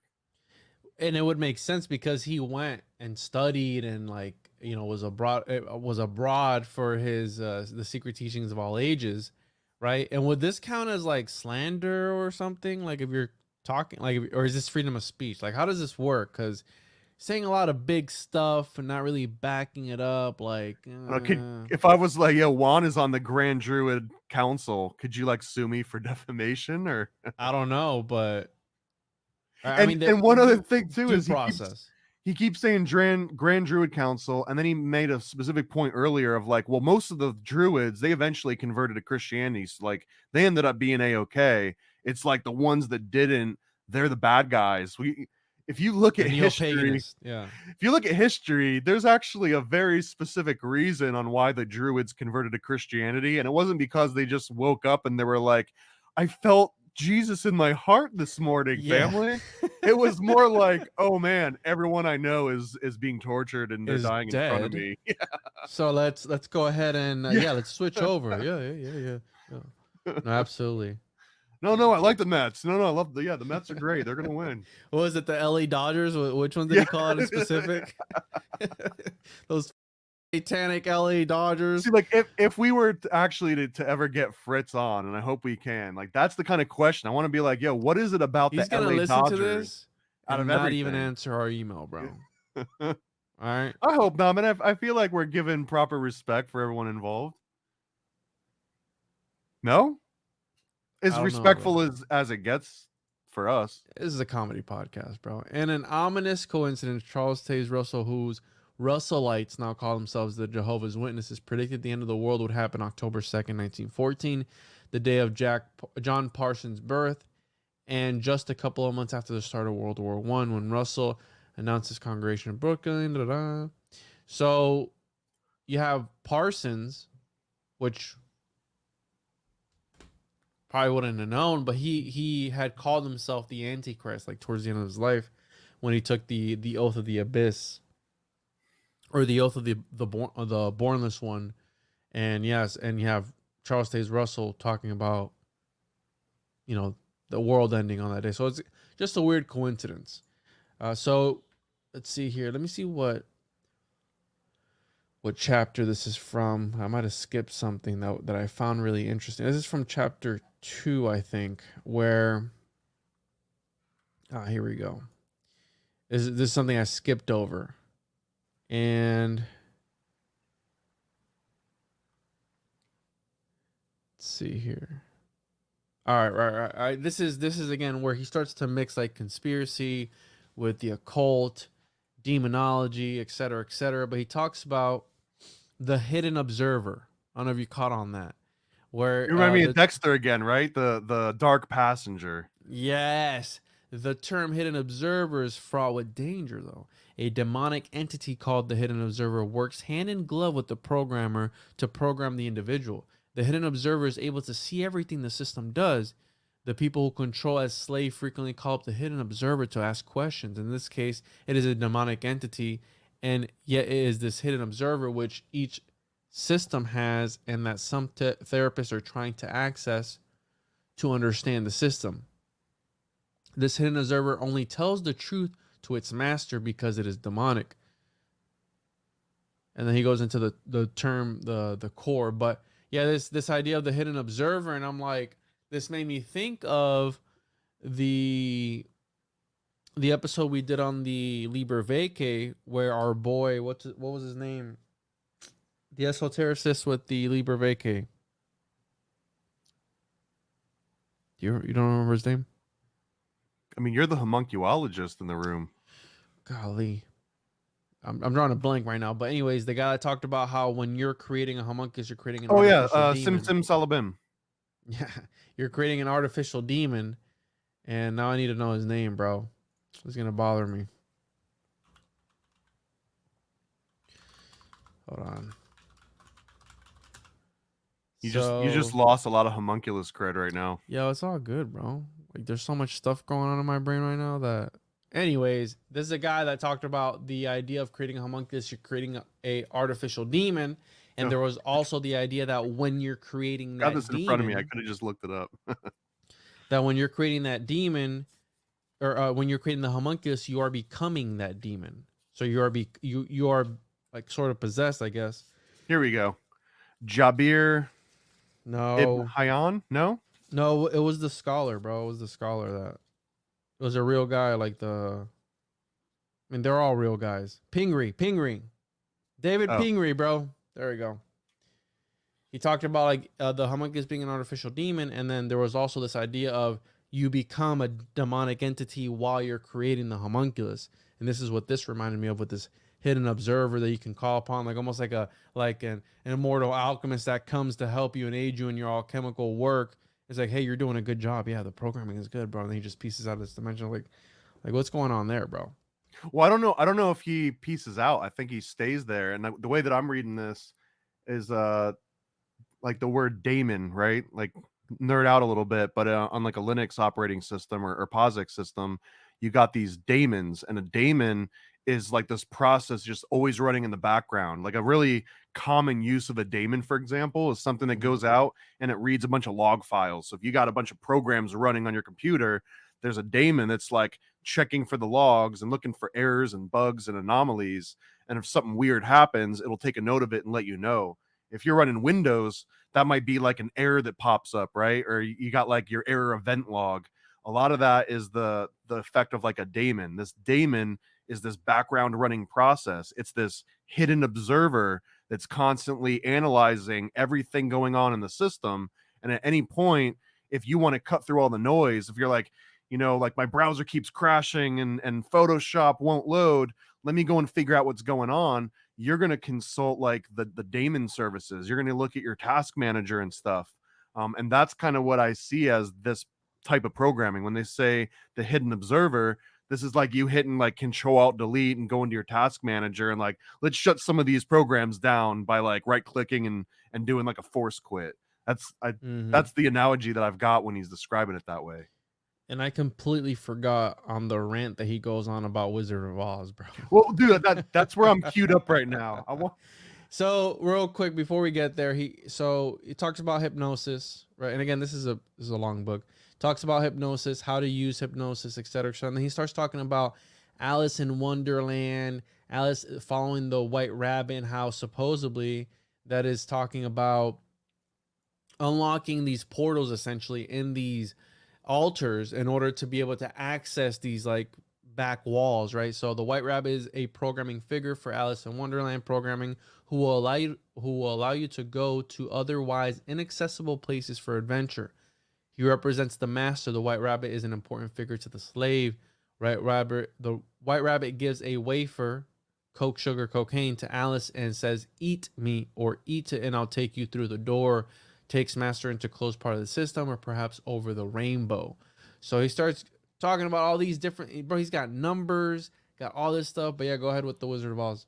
Well, and also in Alice in Wonderland is there's a real MKULTRA cited programming technique called Alice in Wonderland programming.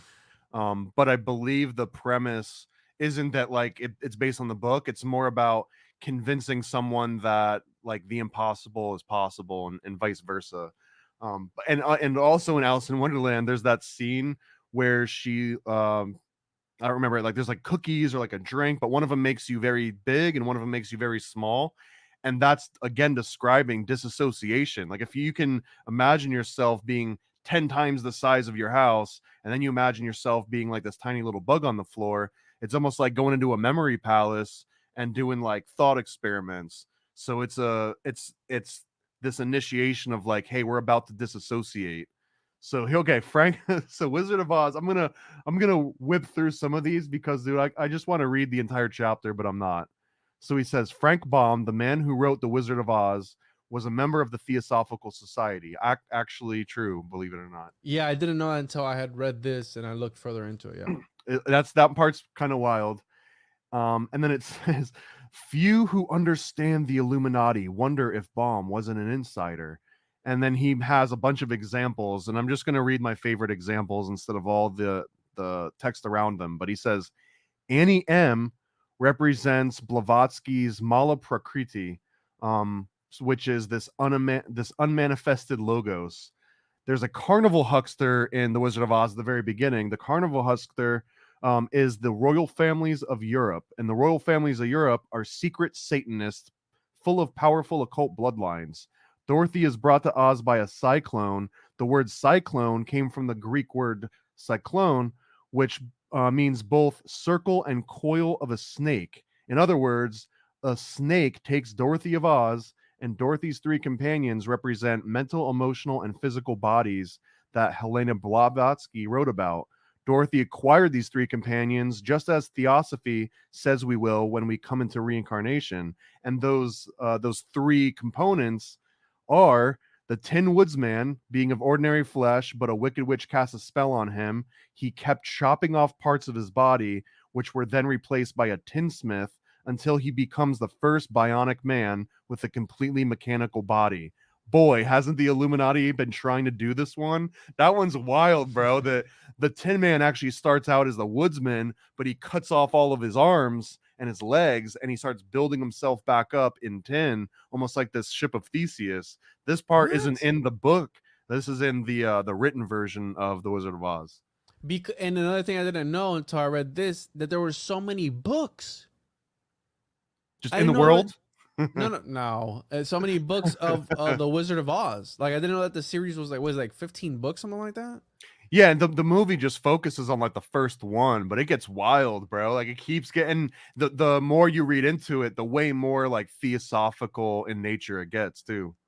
Interesting. Yeah, I did not know that part's crazy, bro. Yeah. So here we go. In The Wizard of Oz, mind control programming, the wicked witch and naughty children cannot stand water and dissolve. Robotic clones are created in the minds of monarch slaves, which can only be mentally dissolved by mentally placing water on them. Dorothy goes questioning in Oz. Theosophists go on quests. So they're basically like they're saying literally they'll create an altar that you can only destroy it by then telling the person to imagine like a glass of water pouring onto it. This is like a self-destruct altar. So like after the programming's been done and you don't ever want anyone to find out that altar existed, they just imagine it melting in their mind, and that actually it's linked to this Wizard of Oz programming. And it also says Oz is shaped like a mandala with Emerald City in the center, the impassable barrier of four-sided of four symbolic colors and a circle. The colors and direction given in Oz have other symbolic meanings. For example, Emerald City is green, and green is the fourth point of the Eastern Star of Women's Freemasonry and Satan's color. I've never heard that before, by the way. That I didn't know that green. Well, you was have a Satan's green color. background, so Checks out. you And that the route that Dorothy follows in Oz is the shape of a T with 3 points defining an inverted triangle. So I think he's talking about the Tau cross, which we mentioned earlier. That's that the snake on the pole, right? That Moses had, where he's like, "My magic is better than your magic," and then bam, all the other snakes. My magic is explode or good whatever. magic. Yeah. I've got White Witch, Black Witch, right? A Wizard of Oz all over again, man. Theosophy. And then he says that the yellow brick road suggests gold, the perfect metal. Gold being the divine source of wisdom. Blavatsky wrote, there is a road, steep and thorny, beset with perils of every kind, but yet a road leads to the very heart of the universe. This was the yellow brick road that Baum sought to portray in his fairy tale. He also mentions that the relationship between Dorothy and her dog is a subtle connection between satanic cult use of animals. I mean, if you're watching Wizard of Oz and you're like, I bet Dorothy's banging Toto. I don't know if that's the movie or if that's you, but And also the actual story behind that actor or actress, like, it's pretty Judy dark Garland, too. Yeah, it's pretty dark too. So I wouldn't put it past them that they were, but yeah, she was like abused and given like all these different. So again, it is kind of MKUltra-y there alone with just the actual actress, like the way she was treated and everything after the fact. And then one other note here, he mentions the ruby slippers, and he says that ruby-colored slippers are a symbol of authority at the matriarch level in the Illuminati. The red shoes. So again, bro, like QAnon, Red Shoe Club, guess what, dude? This book's from 96, and Fritz was talking about the Red Shoe Club being at the top levels of the Illuminati way back when. Now, I don't, in my mind, I feel like the QAnon Red Shoe Club probably has its DNA in this book. Whether or not everybody knows it or it's true, right? Like one to two things is true. Either this book was made up and influenced other books, which were also kind of made up because this one was, or there's legitimately an Illuminati Red Shoe Club that's involved in crazy stuff, and that so many people have known about it and try to expose it that they're all coming out in different works. But take that as you will. So I have here the most important programming script, the Lesser Key. One of the most important scripts for the Illuminati mind control programmers is the Lesser Key of Solomon, Goetia, the Book of Evil Spirits. The Illuminati doctors, green, black, white, and blue, that is Mengele, Wheeler, Cameron, and Mueller, were fully knowledgeable about the Lesser Key of Solomon, Goetia. In fact, all those who go beyond the initial levels in the Illuminati are required to study the entire book. It is an important ritual book. It is very out of fashion to believe in demons. It is in fashion to believe in aliens, in ghosts. Shots fired. Shots fired in the internal psychological wizard that guides you, and other things which to those high in demonology secretly know are simply covers for what is used to be called demons. Both the high-level Illuminati and the alert Christians are saying many of the same things concerning demons. Is magical phenomenon real? So I wanted to highlight that because it was shots fired on the idea of aliens. And then let me see here, because he goes hard on the alien. I'm trying to find it. But yeah, he goes hard on that. Alice in Wonderland, the use of religious fronts. And then that's when he gets into Billy Graham and this whole like freaking... He was on that dude's ass, bro. He was like, so on is his this ass. ever gonna end? Dude, he's just going on and on and on and on about Billy Graham being Satan and satanic and taking women home, knowing that he had a wife at home and all that stuff, right? Like all this stuff. I want to get to the... Did you skip over that part, the Billy Graham stuff? Because I did. I kind of did, because I wanted to get in, like, he also goes on like Saturnian square symbolism, and like my eye drifted more towards the Saturnian square than it did the Billy Graham. So he talked about the directed energy weapons simulating sodomy, which I found the most interesting. Let's do it, bro. Let's just jump right into that one. Yeah, I want to find the part of the idea of the aliens and it being implanted memories. I have to find it. Anyways, but go on about that and I'll find it here. So yes, I mean, I'm going to just cherry pick because my notes on the Saturn stuff is deep on this one. But he says that the word Saturn consistently turns up as an important word for the Illuminati and upper levels of the occult, because Saturn's such an important concept that'll be covered. And he goes so hard in the paint on Saturn. Here are the highlights. He basically says that some call it star worship, and the bull was worshipped because at the time the constellation Taurus marked the position of the sun at the time of the spring equinox. I don't think anyone's learning anything new on that one. The fact that the calf was gold was no accident. Gold had satanic connotations. Trust me, bro. For a modern occult reference connecting bull astrology and gold together, see Esoteric Astrology by Alice Bailey, Lucius Trust, page 378. All right, so he's bringing receipts on this claim.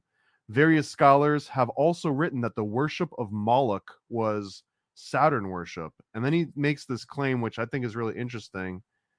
The merging of Saturn, which represented severity, and Jupiter, which represented mildness, was the creation of a new golden age, according to high-level satanic teachings. The Earth has been caught between a bipolar war, the inner solar logos and the outer Saturnian sphere, and that trans-Saturnian planets actually belong to Alcyon, which has treated us as good aliens from the Pleiades. This is where like my mind starts checking out a little bit when you start like, and these aliens are from this star system, and then the reptilians from the Draco star system, and only because the way that it's like so matter-of-factly stated. But when he's talking about good aliens from the Pleiades, I think that there might be some mythology in here too, because we're talking Jupiter, we're talking Saturn, and the Pleiades is also like an astronomical thing, not just mythology. So, and then he just keeps talking about grandmasters, secret high-level teachings, that's all about this Saturnian mystery. And then he finally says the term morning star, also known as Stella Matutina in Latin, is another name for Lucifer. It's also the name for Kabbalistic Black Magic Lodge, which Satanist Aleister Crowley led when the Golden Dawn reorganized in 1903. I had never heard that before either. But repeat that first part again. He said that it was called Stella Matutina, Matutina. Yeah, I've heard Stella before with Crowley. Stella Matutina was the name of a Kabbalistic black magic lodge where Yeah. Aleister Crowley led the Golden Dawn, reorganized in 1903. Yeah, I've heard of Stella before. Yeah, I'm not. So again, bro, you were talking. What was it? Genuflect, like 1996. The dude's writing about how it's all about Saturn worship, and that's how like the Illuminati is gonna to change culture is gonna be through merging all these different pagan gods through this new Saturn worship. And 96, bro, this was like cutting edge. This is, this was like the height of conspiracy theory, trauma-based programming theories. So I have here the spin principle. I don't know if you took some notes on this, but I found this really interesting because we have the spin, a network. One of their buzzwords is many times more greater than the sum of its parts. The New Age author Marilyn Fritz does an excellent job describing how the conspiracy spin network functions. He goes, "This is a source of power never before tapped in history. Multiple self-sufficient social movements link for a whole array of goals whose accomplishment would transform every aspect of the contemporary life. Because spins are so qualitatively different in organization and impact from bureaucracies, most people don't see them or think they are conspiracies. Often networks take similar action without conferring with each other simply because they share so many assumptions. It may also be said that the shared assumptions are the collusion. Quote, the Aquarian conspiracy is in effect a spin of spins, a network of many networks aimed at social transformation." So again, this idea that the conspiracy realm is like compromised and it's actually like part of like the psyop. Well, Fritz is saying that this is some MKUltra Illuminati mind control slave shit, right? So we have the Aquarian conspiracy is indeed loose, segmented, evolutionary, redundant, its center is everywhere, etc., etc. And then he goes here, bro, and this is where it gets good, because the programmers enjoy setting up double binds. One of their tricks is to create alters which are given negative spiritual roles, etc., etc. And then he goes on to say standard roles within an Illuminati monarch slave. Note that depending upon what the system's occupation is in life is also determines some of the types of alters created. If the system is a politician, they will need special alters to deal with certain secret activities. If the system is a baseball pitcher, they will need alters that are trained to pitch. And check this out. So standard roles within an Illuminati monarch slave: alien alters for contact, bonding with aliens, and acceptance of mock alien invasions. So he's talking about alien alters for contact, bonding with aliens, and acceptance of mock invasions. So again, I don't know that he goes on to say angel, angry alters. Well, but think about the whole. I'm in a practical sense, right? Let's say that you go out and the concept of like a sleeper cell, right? Or like a Manchurian Candidate. It's where like you train Tom someone. Clancy's sleeper cell, but I don't know. Okay, well, so like a sleeper cell is like that you're gonna get called to like activate at some point, right? It's there was a show called The Americans with Kerry Russell and someone else, and basically like they are part of the Soviet intelligence. They move over to America. They live here in America as Americans, and they're just waiting for the call the one day that's like, okay, now go and wreck things. You know what I mean? Like Yeah. that's a sleeper cell. It's like you've been trained to do a thing and you just pretend like you're a normal person, and then the second that command comes in, you activate. Execute Order 66, and then they all. But that's what he's talking about is this concept of a sleeper cell. But imagine if the sleeper cell was you program a whole bunch of people that don't realize it about like an alien experience. So like I program Juan to remember that time he got probed by aliens with this false memory syndrome implanting, right?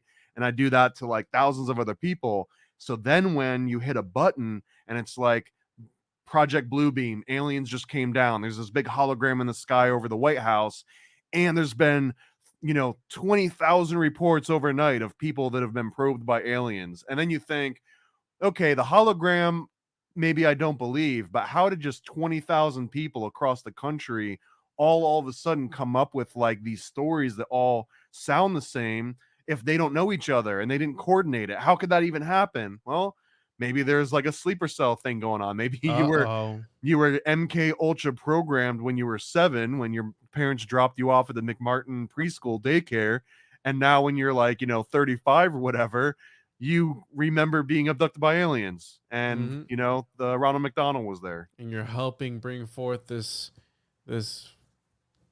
narrative about aliens. And then after that, he talks about a whole bunch of different altars. And some of my favorite ones are the Christian front altars. The clones are little children who have been put into robot costumes and are trained to attack parts of the system which are not in compliance with the programming. The heads of the clones can be unscrewed. The clones can be taken out by various tactics, but there are hundreds of clones, and they each have been numbered. And then, so he's talking about clones. Then he gets into deltas, and one of my favorite. So deltas are alters trained to carry out special missions resulting in death, so like the self-destruction type of thing, right? And assassinations. And my favorite one was, let's see here, was I think was it the Egyptian armies? Oh yeah, the Egyptian. The Egyptian armies, bro. All right. The Egyptian armies are hundreds of fragments which have been programmed to have uniforms to function as part of an army. The main gods or spirits of Egyptian magic may be the names of the captains of the army, such as the following name: Isis, Osiris, Horus, Set, and Ra. Thoth can be another name. In the temple of Set, altars with Egyptian names abound and aren't restricted to fragment armies. The armies are built to protect various internal structures. The technique to make these armies are to torment the victim child in such a way that they make the... no, not that one. That wasn't it. Oh, no, it is it. It is it. So the technique to make these armies are to torment the victim child in such a way that they make the child very angry. At the peak of the child's rage, they split the mind. And this is, I was like listening to, I'm like, what is this? The result is lots of child alter fragments which are angry. These are collected and shaped into an angry army of little children. When an adult monarch slave triggers a protective army, the adult alter finds himself with angry children alters who are like a large crowd of toddlers who are screaming their heads off. There is no way to reason with these child fragments. Imagine trying to reason with a little 2-year-old who is screaming. Without any way to reason with them, the adult alter has little defense against such an army. What?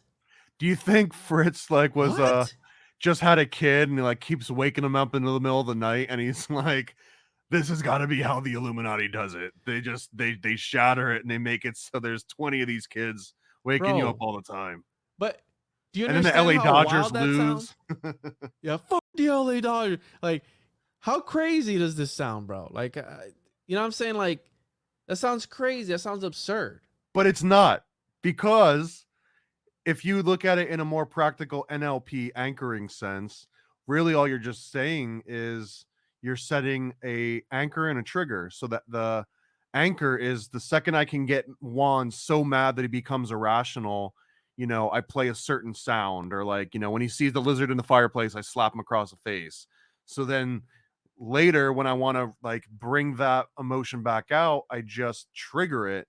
And when I do that, you're going to be so overwhelmed with emotion that you won't be able to think rationally. Now, Fritz is painting this as, like 30,000 screaming toddlers. That's what I picture in my mind, like the swarm of like little angry babies just like coming towards you. Like, Well, when I hear that, I think like, could you beat up a giant duck or 30 miniature horses or something? You know what I mean? But Thomas, would you defend yourself against this Egyptian army? Like, would you punch the baby? Would you punt the baby? Like, well, would you slap the baby? I Like, think you'd there's be no overwhelmed. reasoning. That's the point, is that you'd be overwhelmed because you would feel like there was an army Oh, these that you were babies. fighting against. Yeah.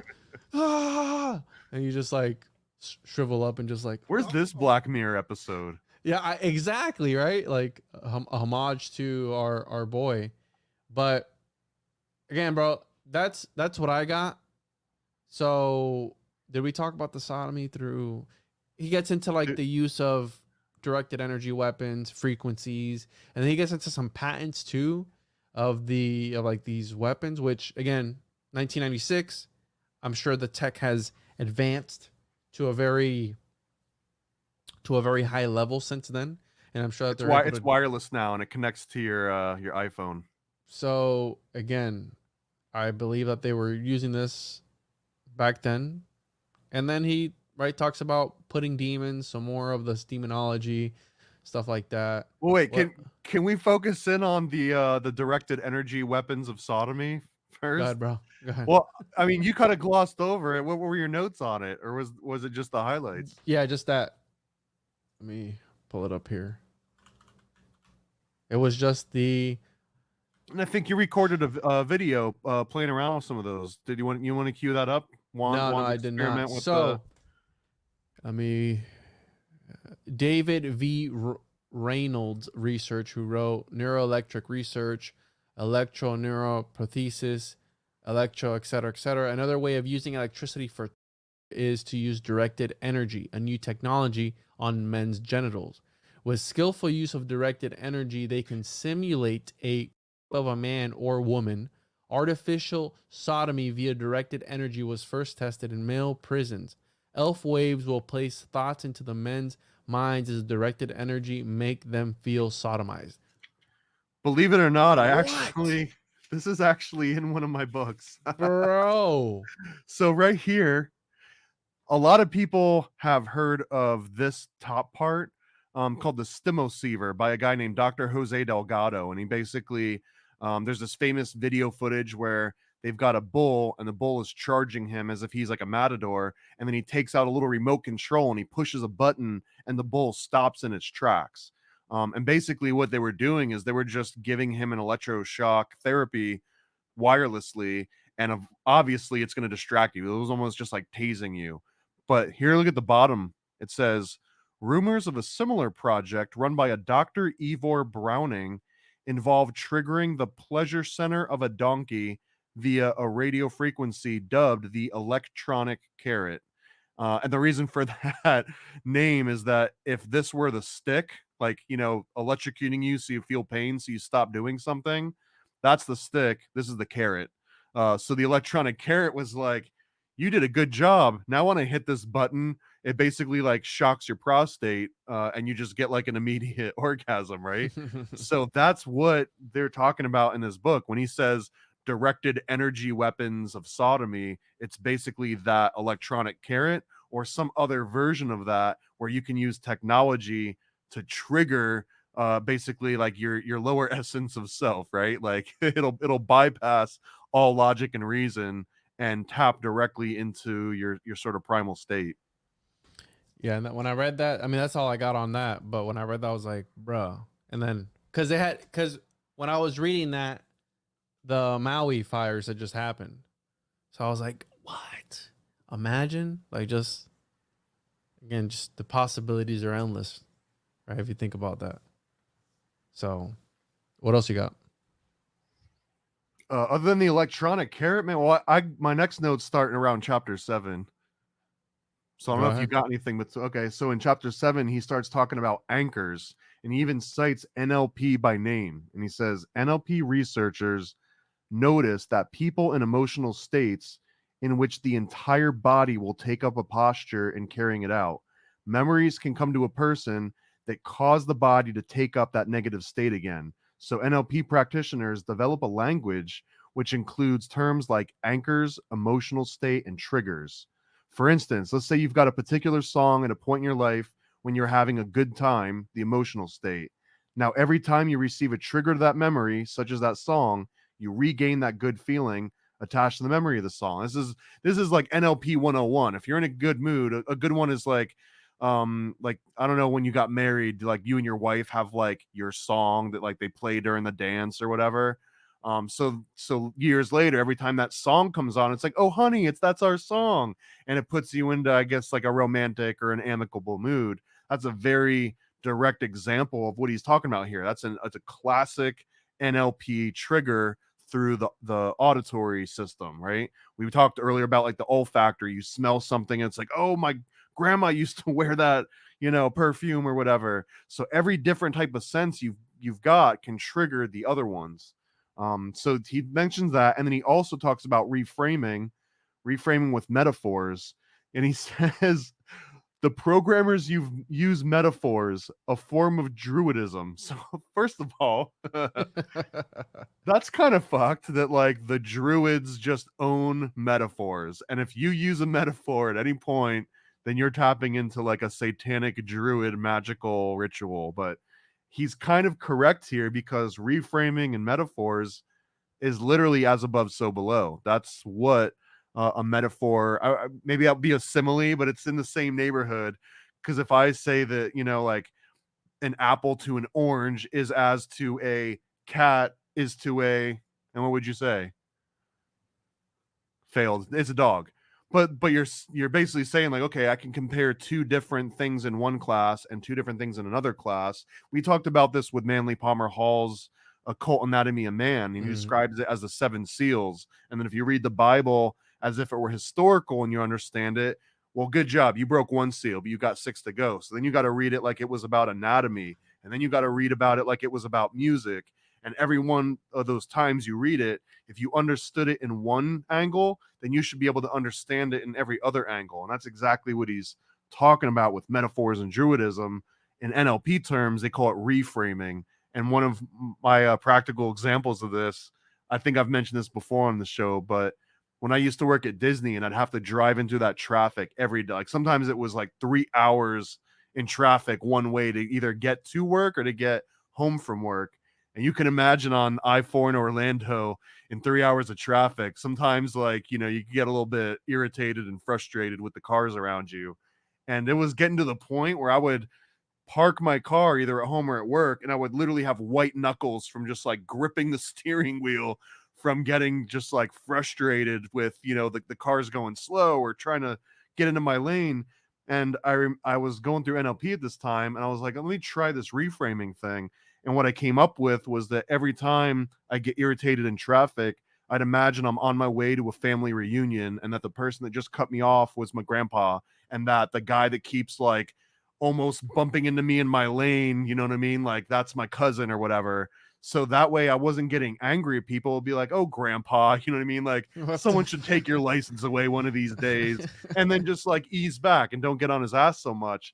And obviously when you get home, it's like, I didn't expect to show up at a family reunion, but I did show up, and like I was in a regular normal mood, and it's not like I was going to get there any faster or slower by just switching my mind. So there's an example of reframing as above, so below. But he says that this is satanic druidism, that if you partake in this. I can see that, and even visualization, how that could be considered like satanic or evil or something. You visualize things, you manifest things. I've heard that before, so I can see that. Also, nothing alters who believe they are nobody or Mr. Nobody or no name. So he's got this is my last note for chapter 7. He has a story. A very old Chinese Taoist describes a farmer in a poor country village. He was considered well-to-do because he owned a horse, which he owned for plowing and transportation. But one day his horse ran away. All the neighbors exclaimed how terrible this was, but the farmer said, maybe. A few days later, the horse returned and brought with it 2 wild horses. The neighbors rejoiced in his good fortune, but the farmer just said, maybe. The next day, the farmer's son tried to ride one of the new wild horses, but the horse threw him and broke the leg. The neighbors all offered their sympathy for his misfortune, but again the farmer said maybe. The next week, the conscription officers came to the village to take all the young men for the army, but they rejected the farmer's son because of his broken leg. When the neighbors told him how lucky he was, the farmer again said maybe. So again, this guy saying maybe. If you imagine the tarot card and the Wheel of Fortune, right? The Wheel of Fortune are people being like, look how lucky you are. Oh, look how unlucky you are. Oh, wait, look how lucky you are again. But the spoke, the guy that's in the middle, he's the one that's always saying maybe, because they don't go with the highs and the lows. They're not riding the Wheel of Fortune. They're stuck at the middle where it's always the same. Like, you see that everything's changing, but you're not getting the highs and lows, right? You don't get happy and sad because you're just like, this is just how things work. So this is, he's describing in Fritz's world, if you can get someone to act as that maybe person, where it's like, oh man, they just chopped off my hand, how horrible. Maybe, maybe there's a good part to this, because the guy next to me, like, he didn't just lose a hand, so I think that's why he brings up this NLP in this section, is talking about that's part of the, like, being able to disassociate, is getting into that state where it's like nothing is good or bad. Everything is a checkerboard floor. Yeah, and I think that is also right, like this sort of like mind over matter type of thing, which Exactly, the no head, no hand, no foot thing that you were like, what the is that? so That's that sort of thing you can actually take and have like real world application, because it's not like, for me, whenever I'm cold somewhere, or like right now where I got to take a piss, right? I try to like disassociate, kind of sort of, to not think about that one thing that's causing you discomfort until you get through it. You kind of like grind it out type of thing. Like when you're at work and you're just like, I have 4 hours left. Well, that's 1 hour 4 times. And then 1 hour is actually 30 minutes twice, and 30 well, minutes. that's compartmentalization, but it's in the same category of just like convincing yourself to think about the same thing in a different way to make it feel different, but nothing actually changes except for the way that you're programming it to yourself. Exactly. So I mean, I've even used that before. So what else you got, bro? Chapter 10, he talks about Monarch programming. He says the Disney family and the Disney Corporation are part of the occult world. Shout out Occult Disney podcast. The names Dopey, Happy, Bashful, Sleepy, Grumpy, Sneezy, Doc, they sound like names picked to please children, but they're actually, if you love truth and you subscribe to both of our Patreons, you'll know that those are actually the translation from Scandinavian demonic dwarfs. First of all, I don't know if the Scandinavians consider dwarves satanic or demonic, but anyways, that Dopey, Happy, Bashful, Sleepy, Grumpy are actually the dwarves Toki, Skaver, Var, Dun, Orin, Greer, and Rodsvid. Which I don't know if I agree with that one, but I just thought it was interesting because, again, 1996, talking about Walt Disney and Monarch programming. This might be like the source of a lot of the things that we hear about now. If you go on YouTube and you search Disney programming or Disney Monarch, right? Almost everyone has found or brushed up against this topic at some point. But how many people in 1996 do you think we're talking about Disney and Monarch programming? It had to be a really, really small group of people. A fringe group of people, yeah. And then he also, in chapter 10, my last note is on the Philosopher's Stone. And he says that gold has been long called the metal of wisdom by the Illuminati. I don't think I've ever read that before. There wasn't a footnote where he cited this. Source, trust me, bro. Yeah. Illuminati are well aware of the alchemical quest to create the correct type of gold to bring enlightenment to the world.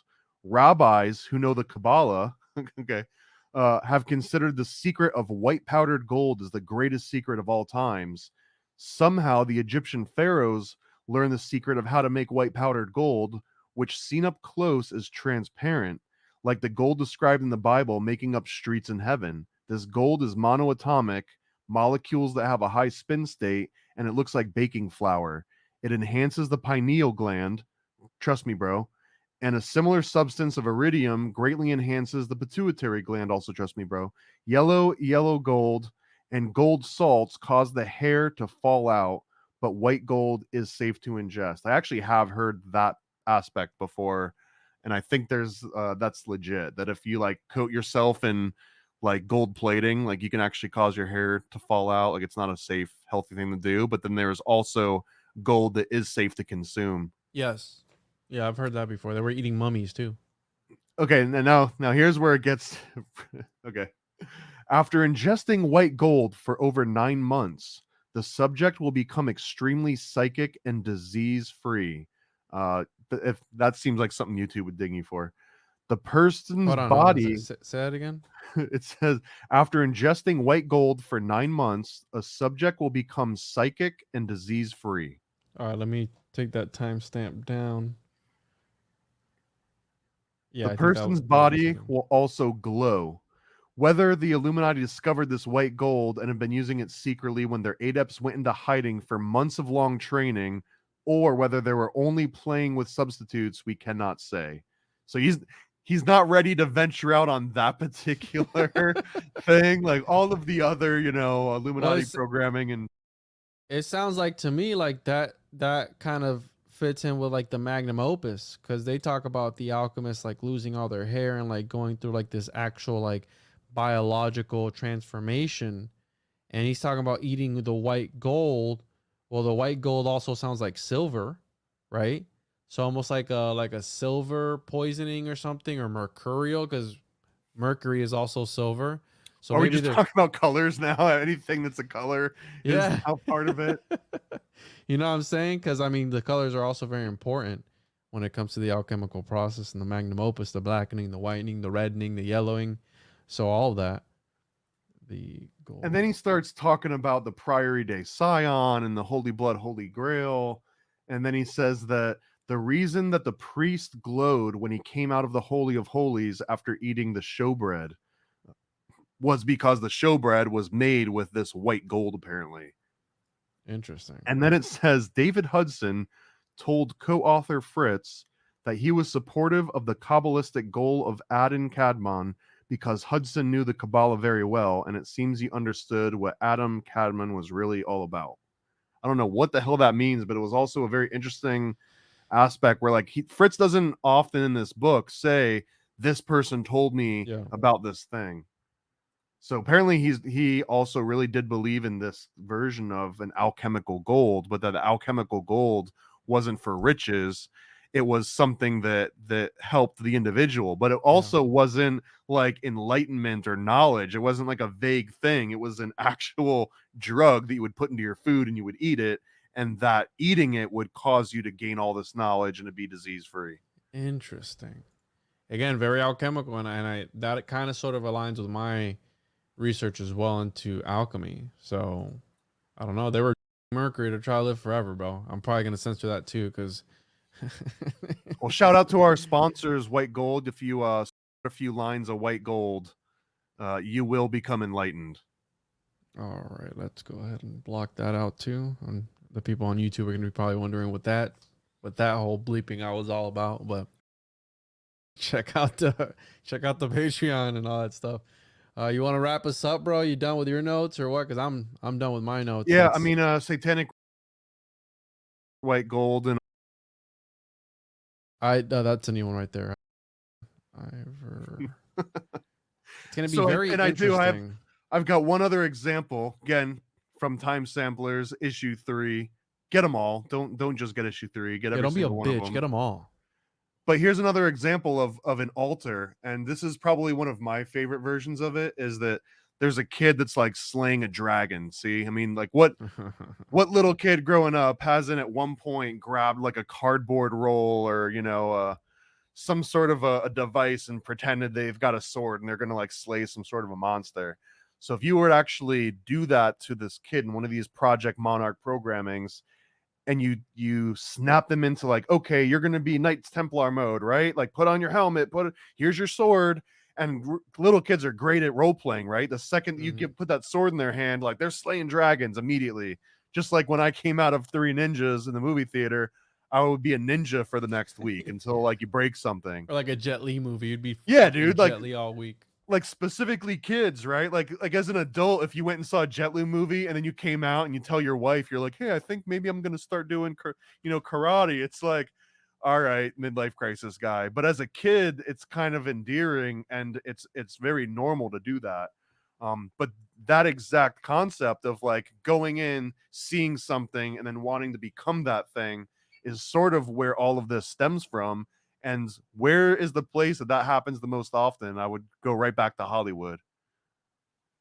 Yeah, no, most definitely. So, you have anything else you want to wrap up with, Thomas? You want to plug anything before we get out of here? It's been 4 hours. My eyes are burning.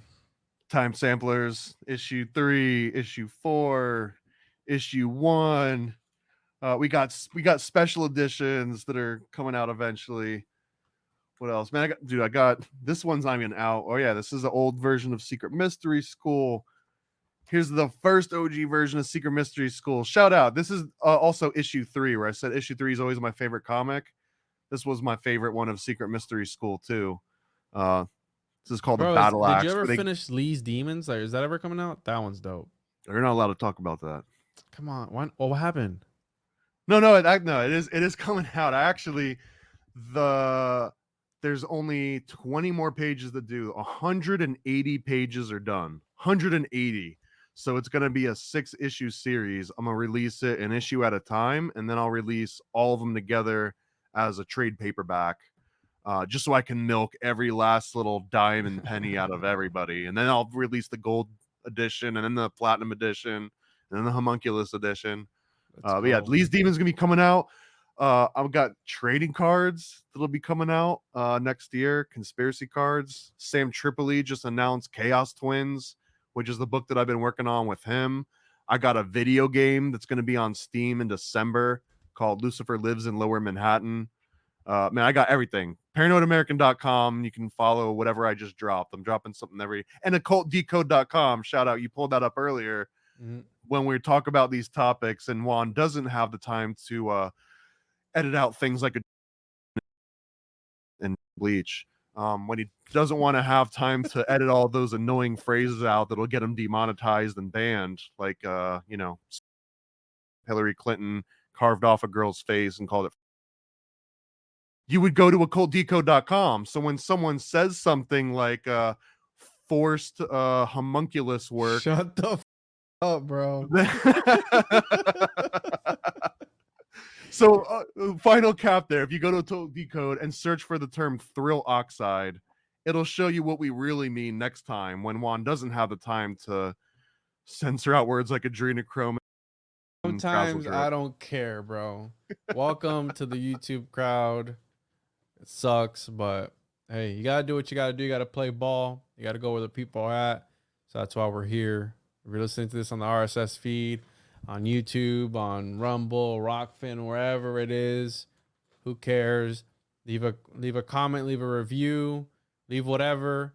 Helps the show out. And if you love the truth, you're going to subscribe to the Patreons, patreon.com/. You don't even have to love us. You just have to love the truth. The truth. Even if you hate us, you have to love the truth. And then you got to pay the Patreon. Patreon.com/the one-on-one podcast. Patreon.com/paranoid American. He's pumping out stuff. I'm pumping out stuff. We're all pumping out stuff. So make sure to check it out. TJOJP.com. Get your pumping out these moon children left and right. Pumping out moon children left and right. So Moon Children. There's the next one. It's going to be Moon Children and Nephilim portal babies combined. Make sure to check that out. As always, everyone, don't be a piece of shit. Love each other, and don't read this book. Bye.